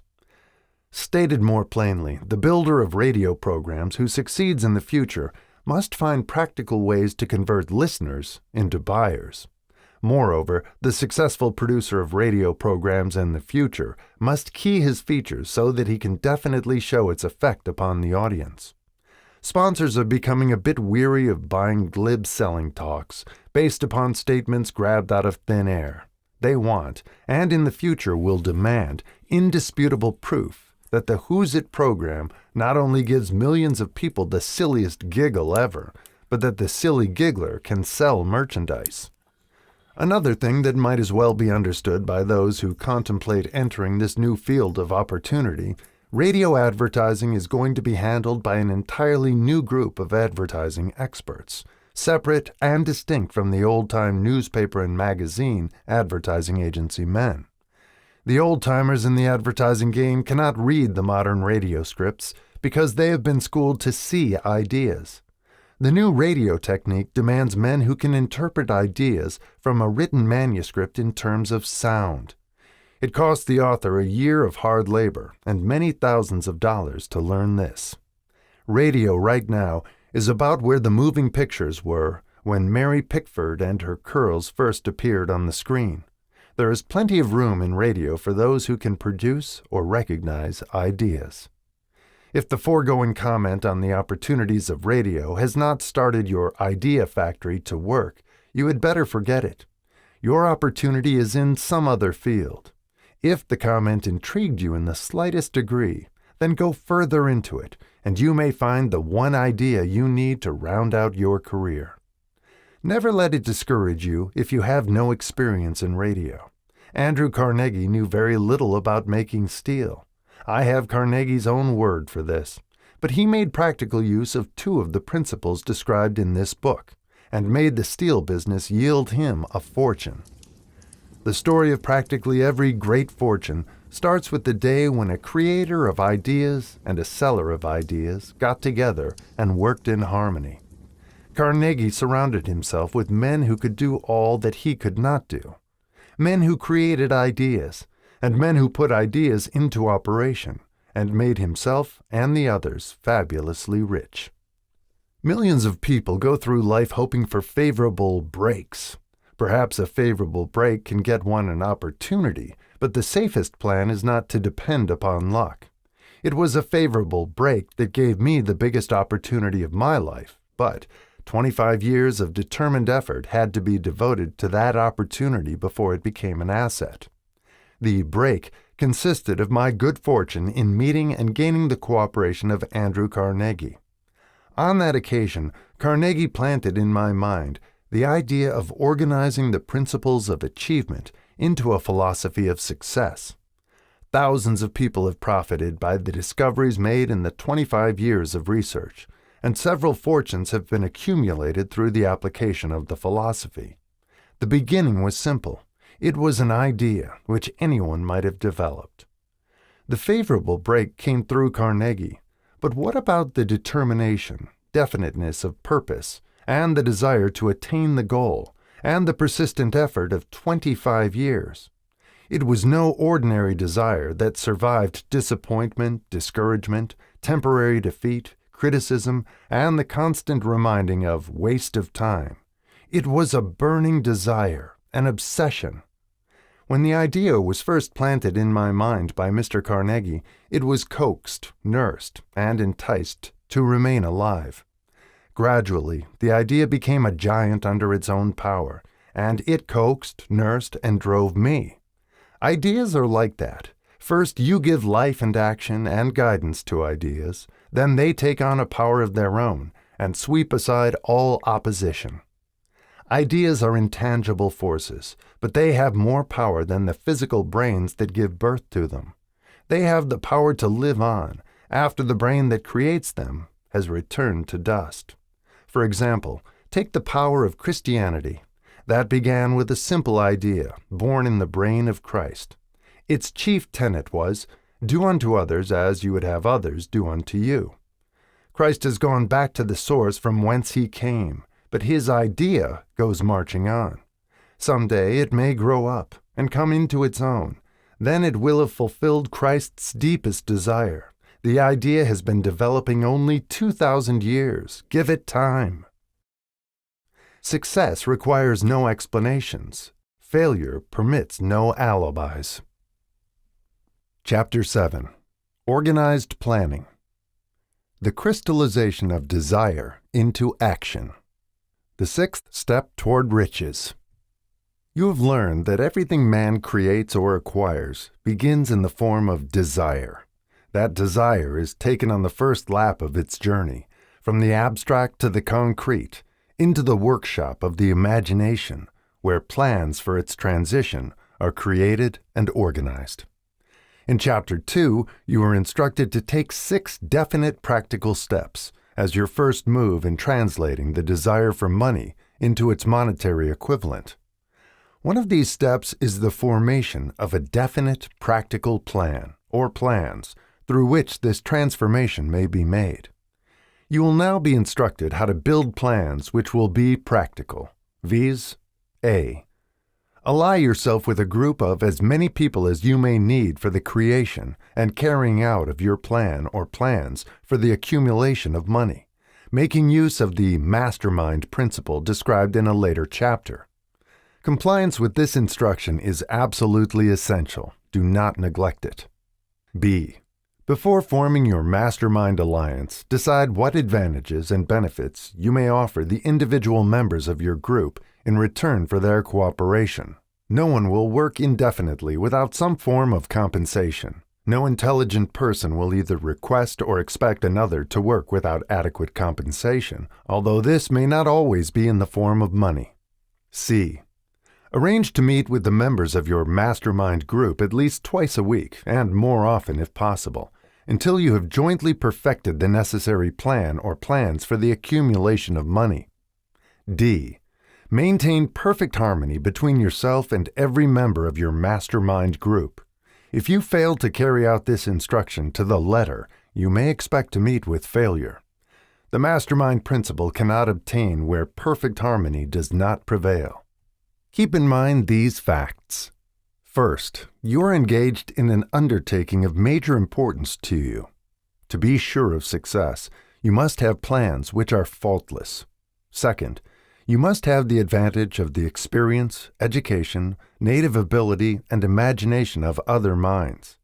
This is in harmony with the methods followed by every person who has accumulated a great fortune. No individual has sufficient experience, education, native ability, and knowledge to ensure the accumulation of a great fortune without the cooperation of other people. Every plan you adopt in your endeavor to accumulate wealth should be the joint creation of yourself and every other member of your mastermind group. You may originate your own plans, either in whole or in part, but see that those plans are checked and approved by the members of your mastermind alliance. If the first plan which you adopt does not work successfully, replace it with a new plan. If this new plan fails to work, replace it, in turn with still another, and so on, until you find a plan which does work. Right here is the point at which the majority of men meet with failure, because of their lack of persistence in creating new plans to take the place of those which fail. The most intelligent man living cannot succeed in accumulating money, nor in any other undertaking, without plans which are practical and workable. Just keep this fact in mind, and remember when your plans fail, that temporary defeat is not permanent failure. It may only mean that your plans have not been sound. Build other plans. Start all over again. Thomas A. Edison failed 10,000 times before he perfected the incandescent electric light bulb. That is, he met with temporary defeat 10,000 times before his efforts were crowned with success. Temporary defeat should mean only one thing: the certain knowledge that there is something wrong with your plan. Millions of men go through life in misery and poverty because they lack a sound plan through which to accumulate a fortune. Henry Ford accumulated a fortune not because of his superior mind, but because he adopted and followed a plan which proved to be sound. 1,000 men could be pointed out, each with a better education than Ford's, yet each of whom lives in poverty because he does not possess the right plan for the accumulation of money. Your achievement can be no greater than your plans are sound. That may seem to be an axiomatic statement, but it is true. Samuel Insull lost his fortune of over $100 million. The Insull fortune was built on plans which were sound. The business depression forced Mr. Insull to change his plans, and the change brought temporary defeat because his new plans were not sound. Mr. Insull is now an old man. He may, consequently, accept failure instead of temporary defeat. But if his experience turns out to be failure, it will be for the reason that he lacks the fire of persistence to rebuild his plans. No man is ever whipped until he quits in his own mind. This fact will be repeated many times because it is so easy to take the count at the first sign of defeat. James J. Hill met with temporary defeat when he first endeavored to raise the necessary capital to build a railroad from the east to the west, but he too turned defeat into victory through new plans. Henry Ford met with temporary defeat not only at the beginning of his automobile career, but after he had gone far toward the top. He created new plans and went marching on to financial victory. We see men who have accumulated great fortunes, but we often recognize only their triumph, overlooking the temporary defeats which they had to surmount before arriving. No follower of this philosophy can reasonably expect to accumulate a fortune without experiencing temporary defeat. When defeat comes, accept it as a signal that your plans are not sound. Rebuild those plans and set sail once more toward your coveted goal. If you give up before your goal has been reached, you are a quitter. A quitter never wins, and a winner never quits. Lift this sentence out, write it on a piece of paper in letters an inch high, and place it where you will see it every night before you go to sleep, and every morning before you go to work. When you begin to select members for your mastermind group, endeavor to select those who do not take defeat seriously. Some people foolishly believe that only money can make money. This is not true. Desire, transmuted into its monetary equivalent through the principles laid down here, is the agency through which money is made. Money of itself is nothing but inert matter. It cannot move, think, or talk, but it can hear when a man who desires it calls it to come. Planning the sale of services. The remainder of this chapter has been given over to a description of ways and means of marketing personal services. The information here conveyed will be of practical help to any person having any form of personal services to market, but it will be of priceless benefit to those who aspire to leadership in their chosen occupations. Intelligent planning is essential for success in any undertaking designed to accumulate riches. Here will be found detailed instructions to those who must begin the accumulation of riches by selling personal services. It should be encouraging to know that practically all the great fortunes began in the form of compensation for personal services, or from the sale of ideas. What else, except ideas and personal services, would one not possessed of property have to give in return for riches? Broadly speaking, there are two types of people in the world. One type is known as leaders, and the other as followers. Decide at the outset whether you intend to become a leader in your chosen calling or remain a follower. The difference in compensation is vast. The follower cannot reasonably expect the compensation to which a leader is entitled, although many followers make the mistake of expecting such pay. It is no disgrace to be a follower. On the other hand, it is no credit to remain a follower. Most great leaders began in the capacity of followers. They became great leaders because they were intelligent followers. With few exceptions, the man who cannot follow a leader intelligently cannot become an efficient leader. The man who can follow a leader most efficiently is usually the man who develops into leadership most rapidly. An intelligent follower has many advantages, among them the opportunity to acquire knowledge from his leader. The major attributes of leadership. The following are important factors of leadership. 1. Unwavering courage based upon knowledge of self and of one's occupation. No follower wishes to be dominated by a leader who lacks self-confidence and courage. No intelligent follower will be dominated by such a leader very long. 2. Self-control. The man who cannot control himself can never control others. Self-control sets a mighty example for one's followers, which the more intelligent will emulate. 3.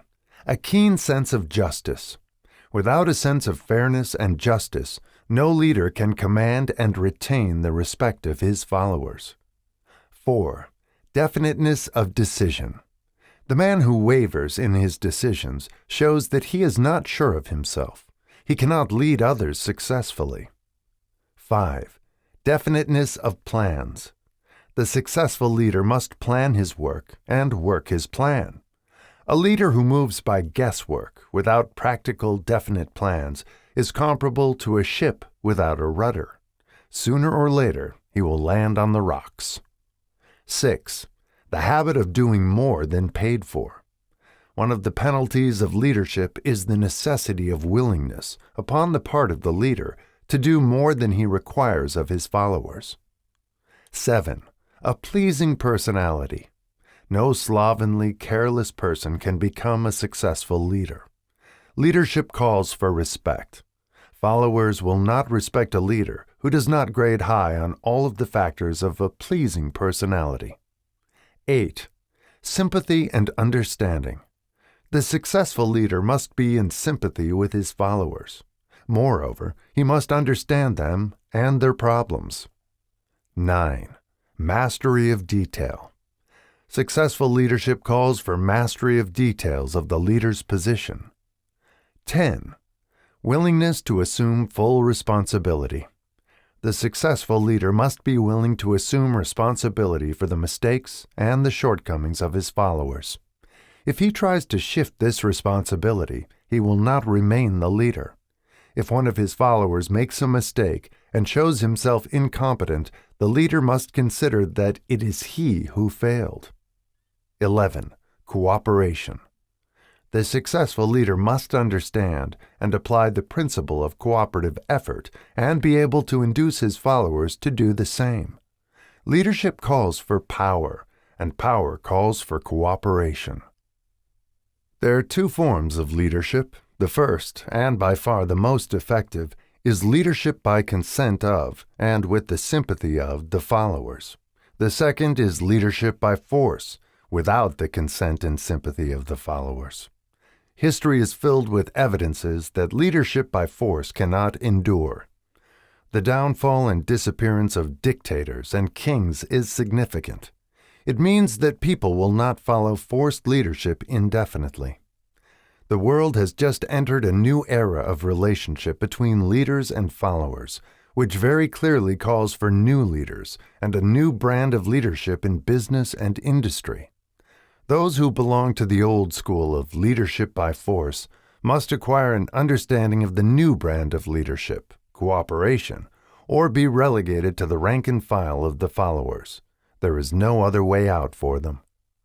The relationship of employer and employee, or of leader and follower, in the future, will be one of mutual cooperation based upon an equitable division of the profits of business. In the future, the relationship of employer and employee will be more like a partnership than it has been in the past. Napoleon, Kaiser Wilhelm of Germany, the Tsar of Russia, and the King of Spain were examples of leadership by force. Their leadership passed. Without much difficulty, one might point to the prototypes of these ex-leaders among the business, financial, and labor leaders of America who have been dethroned or slated to go. Leadership by consent of the followers is the only brand which can endure. Men may follow the forced leadership temporarily, but they will not do so willingly. The new brand of leadership will embrace the 11 factors of leadership described in this chapter, as well as some other factors. The man who makes these the basis of his leadership will find abundant opportunity to lead in any walk of life. The Depression was prolonged, largely, because the world lacked leadership of the new brand. At the end of the Depression, the demand for leaders who were competent to apply the new methods of leadership has greatly exceeded the supply. Some of the old type of leaders will reform and adapt themselves to the new brand of leadership, but generally speaking, the world will have to look for new timber for its leadership. This necessity may be your opportunity. The 10 major causes of failure in leadership. We come now to the major faults of leaders who fail, because it is just as essential to know what not to do as it is to know what to do. 1. Inability to organize details. Efficient leadership calls for ability to organize and to master details. No genuine leader is ever too busy to do anything which may be required of him in his capacity as leader. When a man, whether he is a leader or follower, admits that he is too busy to change his plans or to give attention to any emergency, he admits his inefficiency. The successful leader must be the master of all details connected with his position. That means, of course, that he must acquire the habit of relegating details to capable lieutenants. 2. Unwillingness to render humble service. Truly great leaders are willing, when occasion demands, to perform any sort of labor which they would ask another to perform. The greatest among ye shall be the servant of all, is a truth which all able leaders observe and respect. 3. Expectation of pay for what they know instead of what they do with that which they know. The world does not pay men for that which they know. It pays them for what they do or induce others to do. 4. Fear of competition from followers. The leader who fears that one of his followers may take his position is practically sure to realize that fear sooner or later. The able leader trains understudies to whom he may delegate at will any of the details of his position. Only in this way may a leader multiply himself and prepare himself to be at many places and give attention to many things at one time. It is an eternal truth that men receive more pay for their ability to get others to perform than they could possibly earn by their own efforts. An efficient leader may, through his knowledge of his job and the magnetism of his personality, greatly increase the efficiency of others and induce them to render more service and better service than they could render without his aid. 5. Lack of imagination. Without imagination, the leader is incapable of meeting emergencies and of creating plans by which to guide his followers efficiently. 6. Selfishness. The leader who claims all the honor for the work of his followers is sure to be met by resentment. The really great leader claims none of the honors. He is contented to see the honors, when there are any, go to his followers, because he knows that most men will work harder for commendation and recognition than they will for money alone. 7. Intemperance. Followers do not respect an intemperate leader. Moreover, intemperance, in any of its various forms, destroys the endurance and the vitality of all who indulge in it. 8. Disloyalty. Perhaps this should have come at the head of the list. The leader who is not loyal to his trust and to his associates, those above him and those below him, cannot long maintain his leadership. Disloyalty marks one as being less than the dust of the earth, and brings down on one's head the contempt he deserves. Lack of loyalty is one of the major causes of failure in every walk of life. 9. Emphasis of the authority of leadership. The efficient leader leads by encouraging, and not by trying to instill fear in the hearts of his followers. The leader who tries to impress his followers with his authority comes within the category of leadership through force. If a leader is a real leader, he will have no need to advertise that fact except by his conduct, his sympathy, understanding, fairness, and a demonstration that he knows his job. 10. Emphasis of title. The competent leader requires no title to give him the respect of his followers. The man who makes too much over his title generally has little else to emphasize. The doors to the office of the real leader are open to all who wish to enter, and his working quarters are free from formality or ostentation. These are among the more common of the causes of failure in leadership. Any one of these faults is sufficient to induce failure. Study the list carefully if you aspire to leadership, and make sure that you are free of these faults. Some fertile fields in which new leadership will be required. Before leaving this chapter, your attention is called to a few of the fertile fields in which there has been a decline of leadership, and in which the new type of leader may find an abundance of opportunity. First, in the field of politics, there is a most insistent demand for new leaders, a demand which indicates nothing less than an emergency. The majority of politicians have, seemingly, become high-grade, legalized racketeers. They have increased taxes and debauched the machinery of industry and business until the people can no longer stand the burden. Second, the banking business is undergoing a reform. The leaders in this field have almost entirely lost the confidence of the public. Already the bankers have sensed the need of reform, and they have begun it. Third, industry calls for new leaders. The old type of leaders thought and moved in terms of dividends instead of thinking and moving in terms of human equations.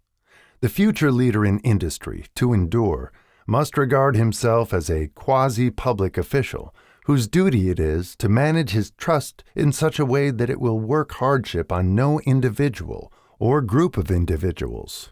Exploitation of working men is a thing of the past. Let the man who aspires to leadership in the field of business, industry, and labor remember this. Fourth, the religious leader of the future will be forced to give more attention to the temporal needs of his followers in the solution of their economic and personal problems of the present, and less attention to the dead past and the yet unborn future. Fifth, in the professions of law, medicine, and education, a new brand of leadership, and to some extent, new leaders, will become a necessity. This is especially true in the field of education. The leader in that field must, in the future, find ways and means of teaching people how to apply the knowledge they receive in school. He must deal more with practice and less with theory. Sixth, new leaders will be required in the field of journalism. Newspapers of the future, to be conducted successfully, must be divorced from special privilege and relieved from the subsidy of advertising. They must cease to be organs of propaganda for the interests which patronize their advertising columns. The type of newspaper which publishes scandal and lewd pictures will eventually go the way of all forces which debauch the human mind. These are but a few of the fields in which opportunities for new leaders and a new brand of leadership are now available. The world is undergoing a rapid change. This means that the media through which the changes in human habits are promoted must be adapted to the changes. The media here described are the ones which, more than any others, determine the trend of civilization. When and how to apply for a position. The information described here is the net result of many years of experience during which thousands of men and women were helped to market their services effectively. It can, therefore, be relied upon as sound and practical. Media through which services may be marketed. Experience has proved that the following media offer the most direct and effective methods of bringing the buyer and seller of personal services together. 1. Employment bureaus.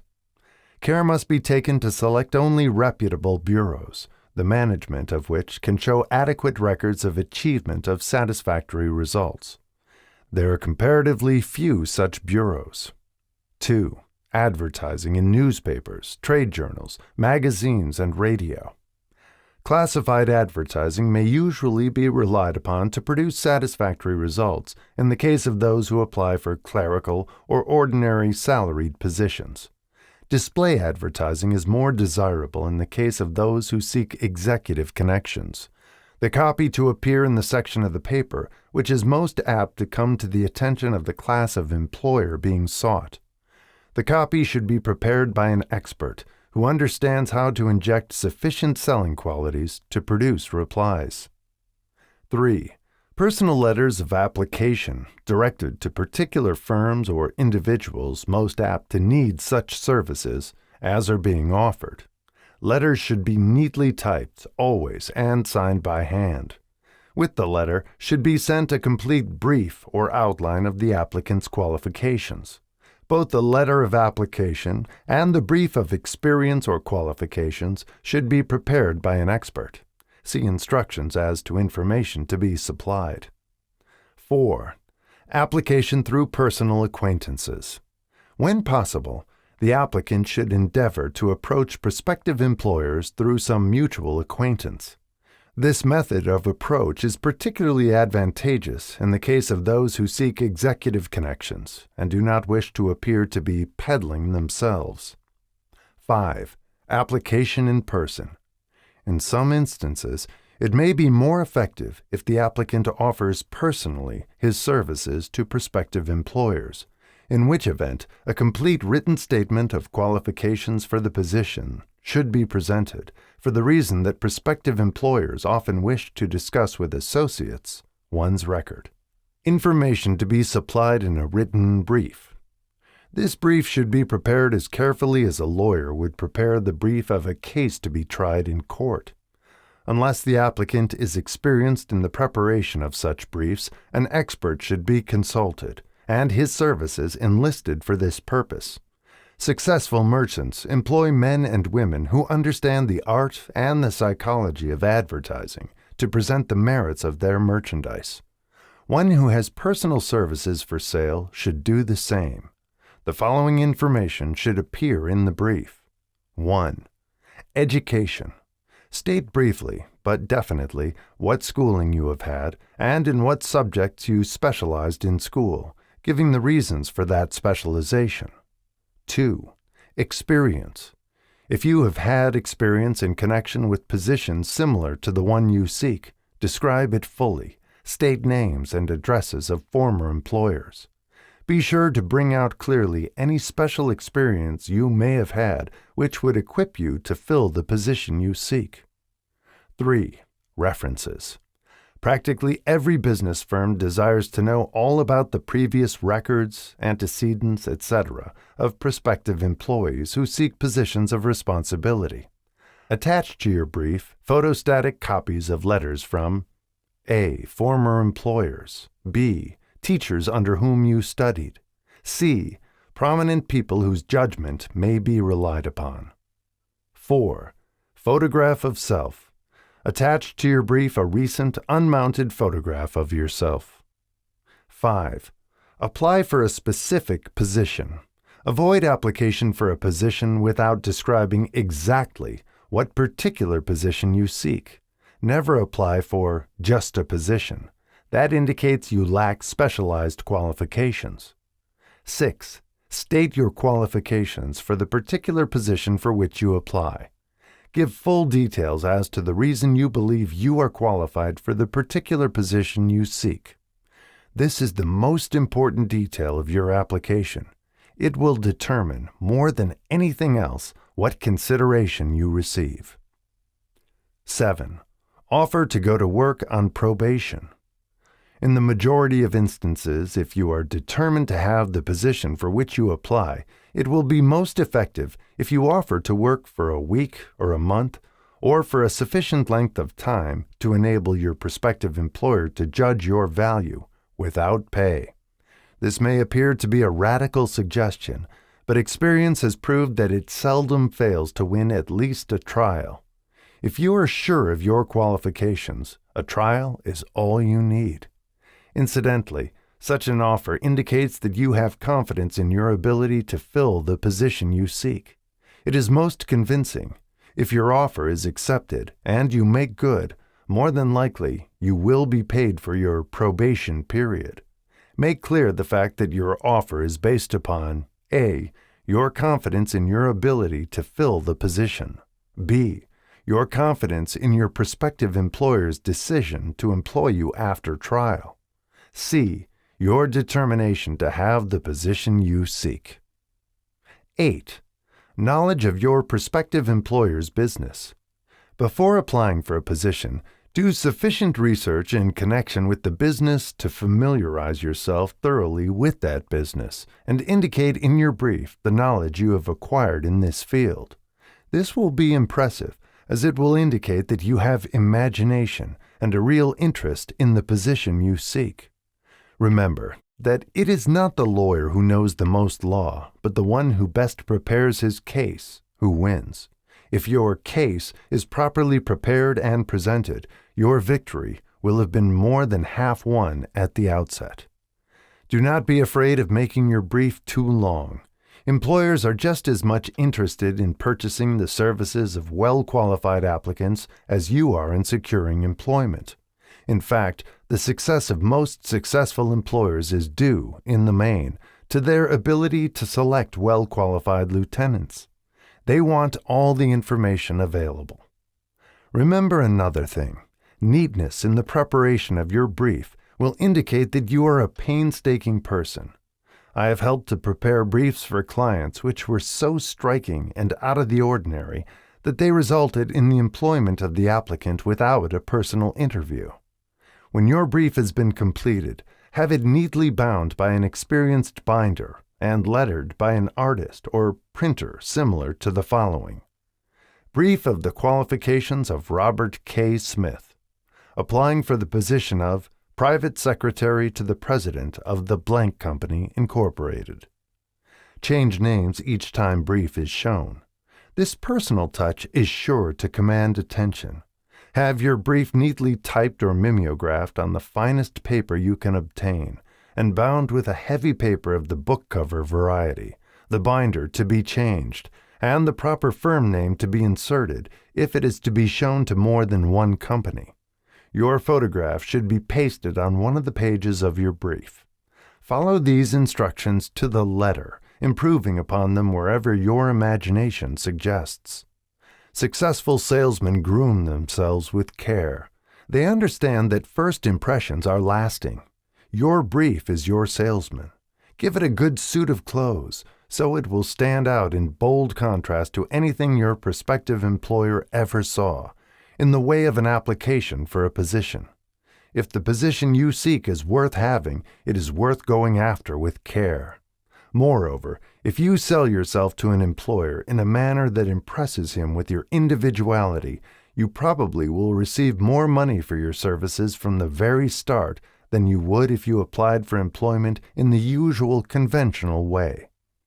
If you seek employment through an advertising agency or an employment agency, have the agent use copies of your brief in marketing your services. This will help to gain preference for you, both with the agent and the prospective employers. How to get the exact position you desire. Everyone enjoys doing the kind of work for which he is best suited. An artist loves to work with paints, a craftsman with his hands, a writer loves to write. Those with less definite talents have their preferences for certain fields of business and industry. If America does anything well, it offers a full range of occupations, tilling the soil, manufacturing, marketing, and the professions. First, decide exactly what kind of a job you want. If the job doesn't already exist, perhaps you can create it. Second, choose the company or individual for whom you wish to work.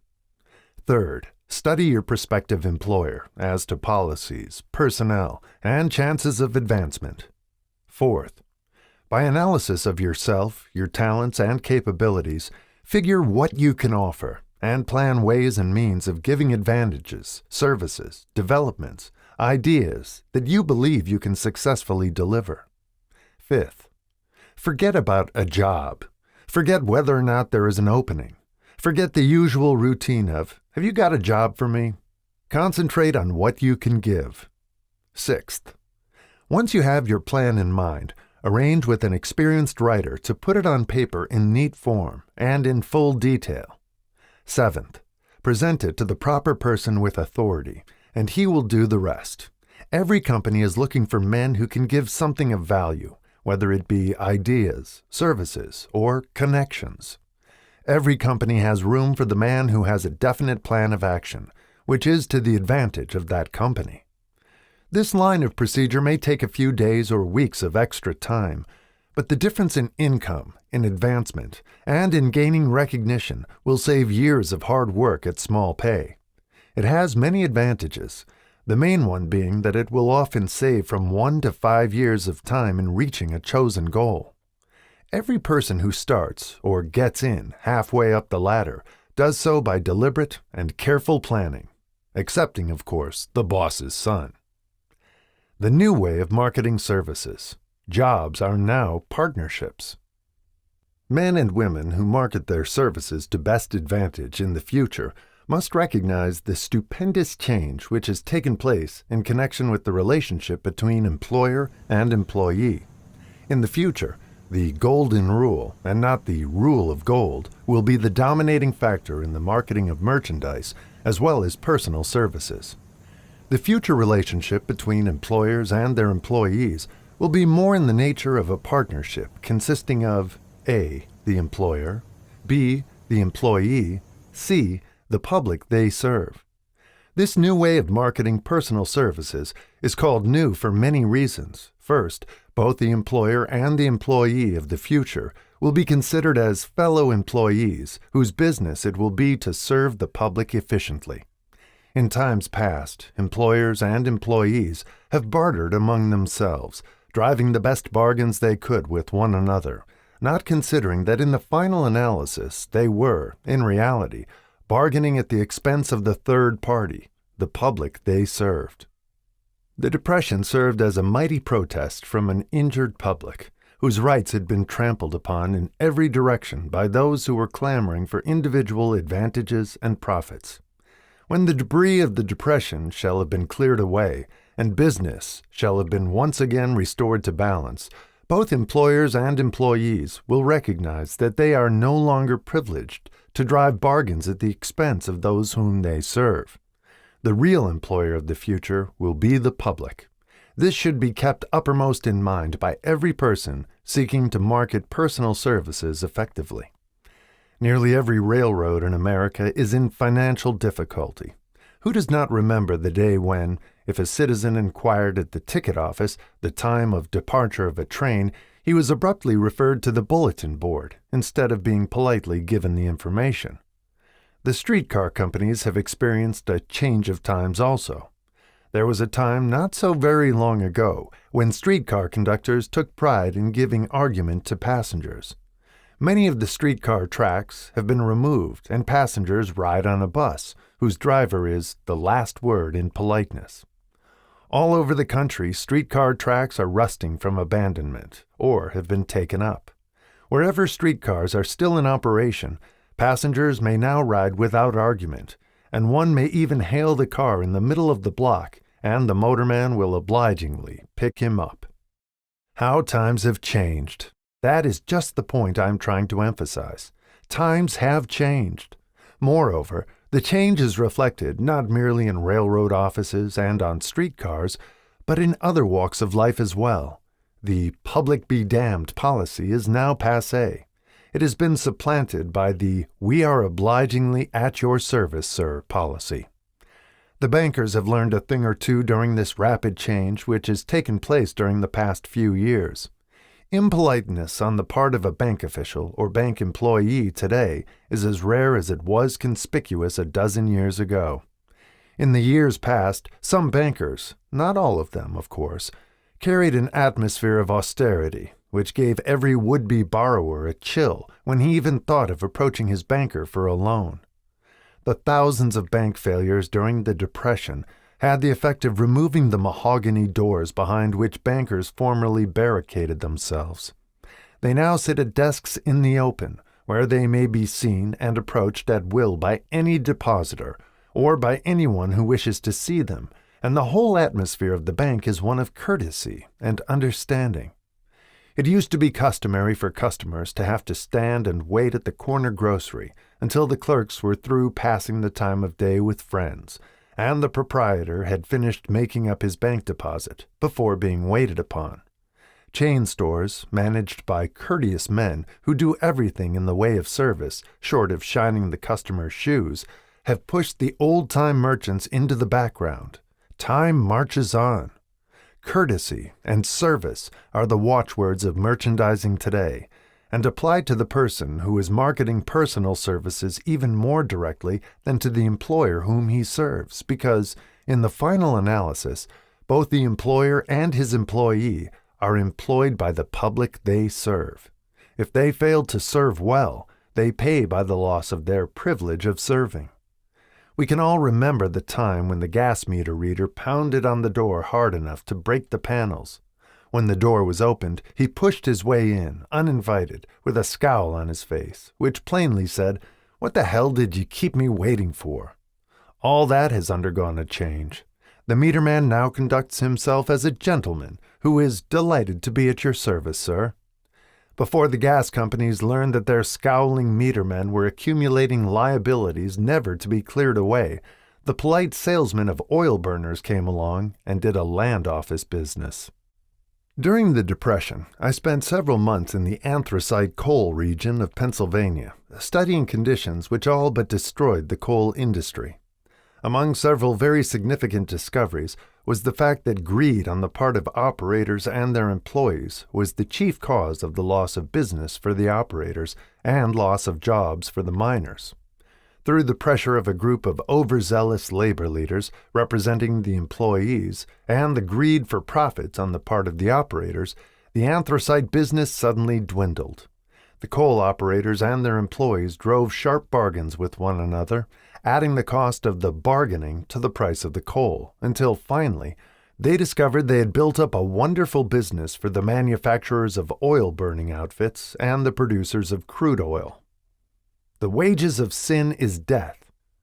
Many have read this in the Bible, but few have discovered its meaning. Now, and for several years, the entire world has been listening by force to a sermon which might well be called, "Whatsoever a man soweth, that shall he also reap." Nothing as widespread and effective as the Depression could possibly be just a coincidence. Behind the Depression was a cause. Nothing ever happens without a cause. In the main, the cause of the Depression is traceable directly to the worldwide habit of trying to reap without sowing. This should not be mistaken to mean that the Depression represents a crop which the world is being forced to reap without having sown. The trouble is that the world sowed the wrong sort of seed. Any farmer knows he cannot sow the seed of thistles and reap a harvest of grain. Beginning at the outbreak of the World War, the people of the world began to sow the seed of service inadequate in both quality and quantity. Nearly everyone was engaged in the pastime of trying to get without giving. These illustrations are brought to the attention of those who have personal services to market, to show that we are where we are, and what we are, because of our own conduct. If there is a principle of cause and effect which controls business, finance, and transportation, this same principle controls individuals and determines their economic status. What is your QQS rating? The causes of success in marketing services effectively and permanently have been clearly described. Unless those causes are studied, analyzed, understood, and applied, no man can market his services effectively and permanently. Every person must be his own salesman of personal services. The quality and the quantity of service rendered, and the spirit in which it is rendered, determine to a large extent the price and the duration of employment.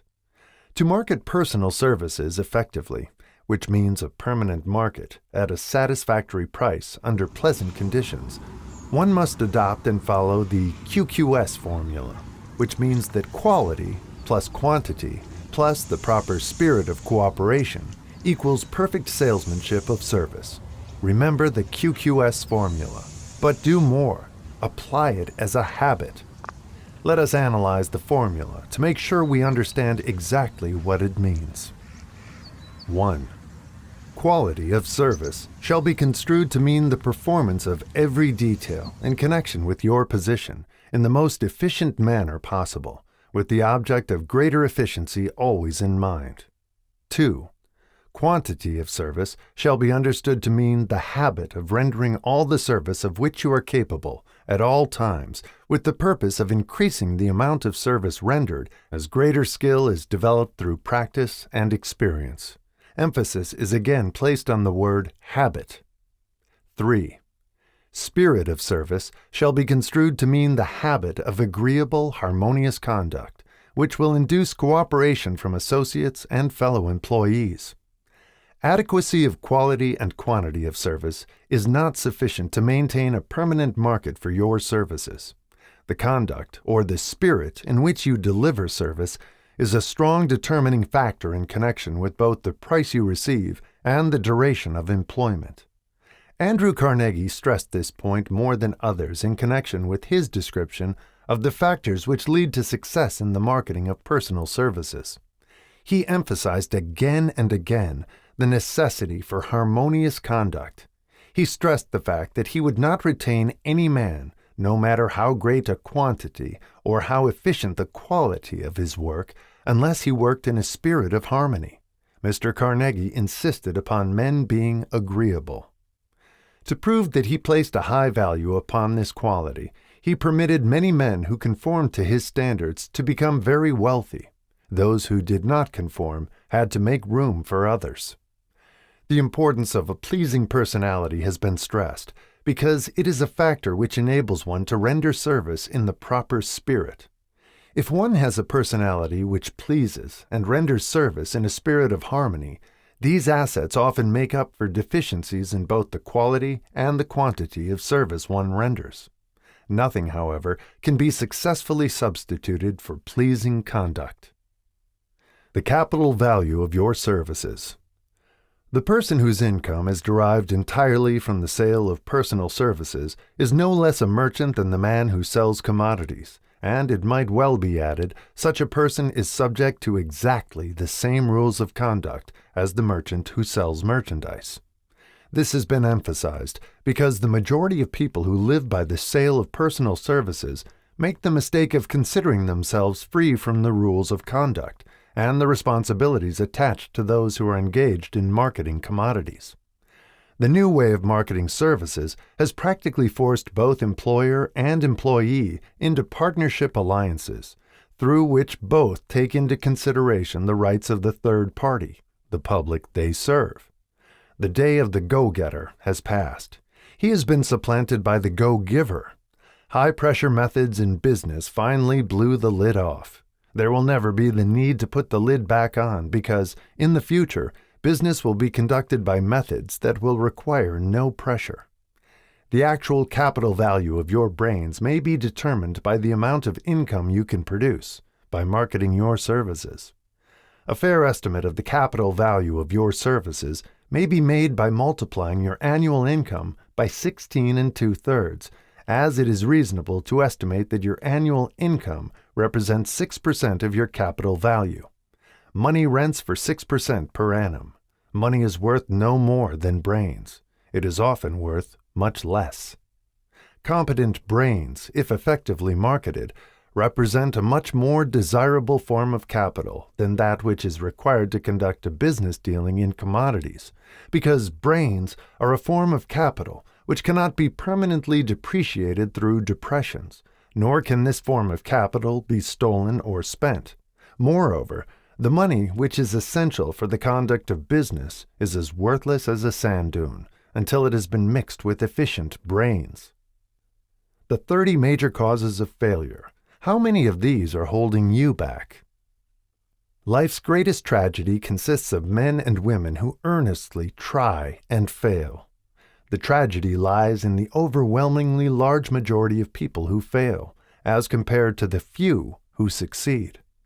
I have had the privilege of analyzing several thousand men and women, 98% of whom were classed as failures. There is something radically wrong with a civilization and a system of education which permit 98% of the people to go through life as failures. But I did not write this book for the purpose of moralizing on the rights and wrongs of the world. That would require a book 100 times the size of this one. My analysis work proved that there are 30 major reasons for failure, and 13 major principles through which people accumulate fortunes. In this chapter, a description of the 30 major causes of failure will be given. As you go over the list, check yourself by it, point by point, for the purpose of discovering how many of these causes of failure stand between you and success. 1. Unfavorable hereditary background. There is but little, if anything, which can be done for people who are born with a deficiency in brain power. This philosophy offers but one method of bridging this weakness, through the aid of the mastermind. Observe with profit, however, that this is the only one of the 30 causes of failure which may not be easily corrected by any individual. 2. Lack of a well-defined purpose in life. There is no hope of success for the person who does not have a central purpose or definite goal at which to aim. 98 out of every 100 of those whom I have analyzed had no such aim. Perhaps this was the major cause of their failure. 3. Lack of ambition to aim above mediocrity. We offer no hope for the person who is so indifferent as not to want to get ahead in life, and who is not willing to pay the price. 4. Insufficient education. This is a handicap which may be overcome with comparative ease. Experience has proven that the best educated people are often those who are known as self-made or self-educated. It takes more than a college degree to make one a person of education. Any person who is educated is one who has learned to get whatever he wants in life without violating the rights of others. Education consists not so much of knowledge, but of knowledge effectively and persistently applied. Men are paid not merely for what they know, but more particularly for what they do with that which they know. 5. Lack of self-discipline. Discipline comes through self-control. This means that one must control all negative qualities. Before you can control conditions, you must first control yourself. Self-mastery is the hardest job you will ever tackle. If you do not conquer self, you will be conquered by self. You may see at one and the same time both your best friend and your greatest enemy by stepping in front of a mirror. 6. Ill health. No person may enjoy outstanding success without good health. Many of the causes of ill health are subject to mastery and control. These, in the main, are A. Overeating of foods not conducive to health. B. Wrong habits of thought, giving expression to negatives. C. Wrong use of and overindulgence in sex. D. Lack of proper physical exercise. E. An inadequate supply of fresh air due to improper breathing. 7. Unfavorable environmental influences during childhood. As the twig is bent, so shall the tree grow. Most people who have criminal tendencies acquire them as the result of bad environment and improper associates during childhood. 8. Procrastination. This is one of the most common causes of failure. Old man procrastination stands within the shadow of every human being, waiting his opportunity to spoil one's chances of success. Most of us go through life as failures because we are waiting for the time to be right to start doing something worthwhile. Do not wait.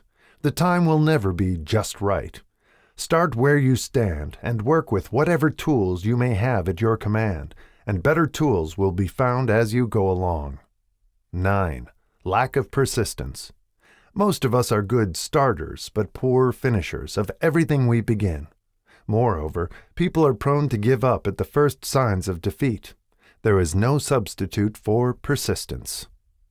The person who makes persistence his watchword discovers that old man failure finally becomes tired and makes his departure. Failure cannot cope with persistence. 10. Negative personality. There is no hope of success for the person who repels people through a negative personality. Success comes through the application of power, and power is attained through the cooperative efforts of other people. A negative personality will not induce cooperation. 11. Lack of controlled sexual urge. Sex energy is the most powerful of all the stimuli which move people into action. Because it is the most powerful of the emotions, it must be controlled through transmutation and converted into other channels. 12. Uncontrolled desire for something for nothing. The gambling instinct drives millions of people to failure. Evidence of this may be found in a study of the Wall Street crash of '29, during which millions of people tried to make money by gambling on stock margins. 13. Lack of a well-defined power of decision. Men who succeed reach decisions promptly and change them, if at all, very slowly. Men who fail reach decisions, if at all, very slowly, and change them frequently and quickly. Indecision and procrastination are twin brothers. Where one is found, the other may usually be found also. Kill off this pair before they completely hog-tie you to the treadmill of failure. 14. One or more of the 6 basic fears. These fears have been analyzed for you in a later chapter. They must be mastered before you can market your services effectively. 15. Wrong selection of a mate in marriage. This is a most common cause of failure. The relationship of marriage brings people intimately into contact. Unless this relationship is harmonious, failure is likely to follow. Moreover, it will be a form of failure that is marked by misery and unhappiness, destroying all signs of ambition. 16. Overcaution. The person who takes no chances generally has to take whatever is left when others are through choosing. Overcaution is as bad as undercaution. Both are extremes to be guarded against. Life itself is filled with the element of chance. 17. Wrong selection of associates in business. This is one of the most common causes of failure in business. In marketing personal services, one should use great care to select an employer who will be an inspiration and who is, himself, intelligent and successful. We emulate those with whom we associate most closely. Pick an employer who is worth emulating. 18. Superstition and prejudice. Superstition is a form of fear. It is also a sign of ignorance. Men who succeed keep open minds and are afraid of nothing. 19. Wrong selection of a vocation. No man can succeed in a line of endeavor which he does not like. The most essential step in the marketing of personal services is that of selecting an occupation into which you can throw yourself wholeheartedly. 20. Lack of concentration of effort. The jack of all trades seldom is good at any. Concentrate all of your efforts on one definite chief aim. 21. The habit of indiscriminate spending. The spendthrift cannot succeed, mainly because he stands eternally in fear of poverty. Form the habit of systematic saving by putting aside a definite percentage of your income. Money in the bank gives one a very safe foundation of courage when bargaining for the sale of personal services. Without money, one must take what one is offered and be glad to get it. 22. Lack of enthusiasm. Without enthusiasm, one cannot be convincing. Moreover, enthusiasm is contagious, and the person who has it under control is generally welcome in any group of people. 23. Intolerance. The person with a closed mind on any subject seldom gets ahead. Intolerance means that one has stopped acquiring knowledge. The most damaging forms of intolerance are those connected with religious, racial, and political differences of opinion. 24. Intemperance. The most damaging forms of intemperance are connected with eating, strong drink, and sexual activities. Overindulgence in any of these is fatal to success. 25. Inability to cooperate with others. More people lose their positions and their big opportunities in life because of this fault than for all other reasons combined. It is a fault which no well-informed businessman or leader will tolerate. 26. Possession of power that was not acquired through self-effort. Sons and daughters of wealthy men and others who inherit money which they did not earn. Power in the hands of one who did not acquire it gradually is often fatal to success. Quick riches are more dangerous than poverty. 27. Intentional dishonesty. There is no substitute for honesty. One may be temporarily dishonest by force of circumstances over which one has no control, without permanent damage. But there is no hope for the person who is dishonest by choice. Sooner or later, his deeds will catch up with him, and he will pay by loss of reputation, and perhaps even loss of liberty. 28. Egotism and vanity. These qualities serve as red lights which warn others to keep away. They are fatal to success. 29. Guessing instead of thinking. Most people are too indifferent or lazy to acquire facts with which to think accurately. They prefer to act on opinions created by guesswork or snap judgments. 30. Lack of capital. This is a common cause of failure among those who start out in business for the first time, without sufficient reserve of capital to absorb the shock of their mistakes and to carry them over until they have established a reputation. 31. Under this, name any particular cause of failure from which you have suffered that has not been included in the foregoing list.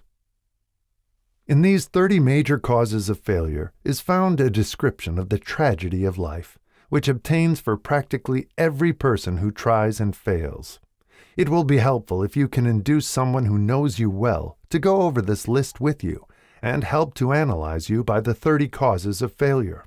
It may be beneficial if you try this alone. Most people cannot see themselves as others see them. You may be one who cannot.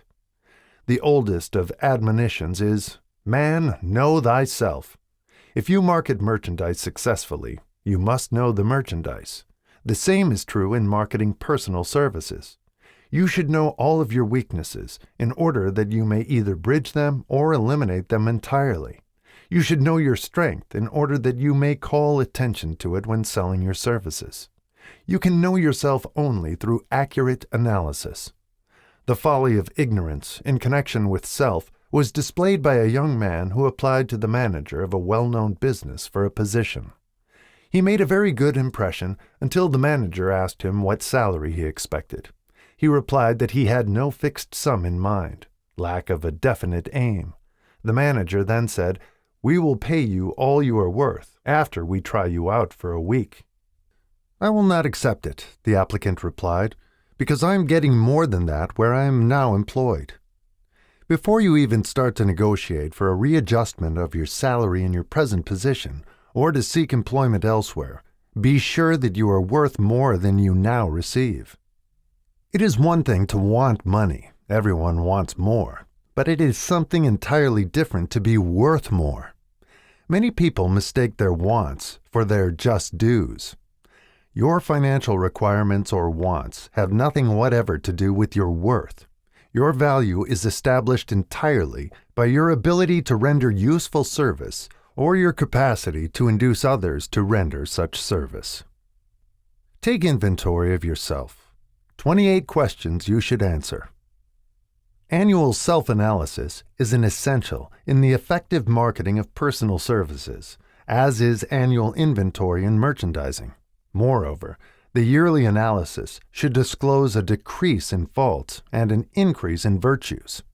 One goes ahead, stands still, or goes backward in life. One's object should be, of course, to go ahead.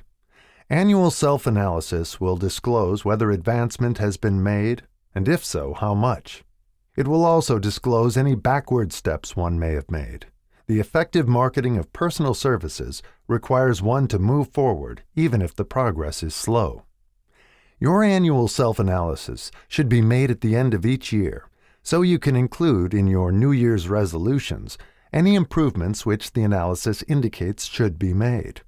Take this inventory by asking yourself the following questions, and by checking your answers with the aid of someone who will not permit you to deceive yourself as to their accuracy. Self-analysis questionnaire for personal inventory. 1.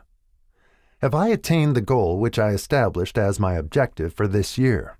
You should work with a definite yearly objective to be attained as a part of your major life objective. 2. Have I delivered service of the best possible quality of which I was capable, or could I have improved any part of this service? 3. Have I delivered service in the greatest possible quantity of which I was capable? 4. Has the spirit of my conduct been harmonious and cooperative at all times? 5. Have I permitted the habit of procrastination to decrease my efficiency, and if so, to what extent? 6. Have I improved my personality, and if so, in what ways? 7. Have I been persistent in following my plans through to completion? 8. Have I reached decisions promptly and definitely on all occasions? 9. Have I permitted any one or more of the 6 basic fears to decrease my efficiency? 10. Have I been either overcautious or undercautious? 11. Has my relationship with my associates in work been pleasant or unpleasant? If it has been unpleasant, has the fault been partly or wholly mine? 12. Have I dissipated any of my energy through lack of concentration of effort? 13. Have I been open-minded and tolerant in connection with all subjects? 14. In what way have I improved my ability to render service? 15. Have I been intemperate in any of my habits? 16. Have I expressed, either openly or secretly, any form of egotism? 17. Has my conduct toward my associates been such that it has induced them to respect me? 18. Have my opinions and decisions been based upon guesswork or accuracy of analysis and thought? 19. Have I followed the habit of budgeting my time, my expenses, and my income, and have I been conservative in these budgets? 20. How much time have I devoted to unprofitable effort, which I might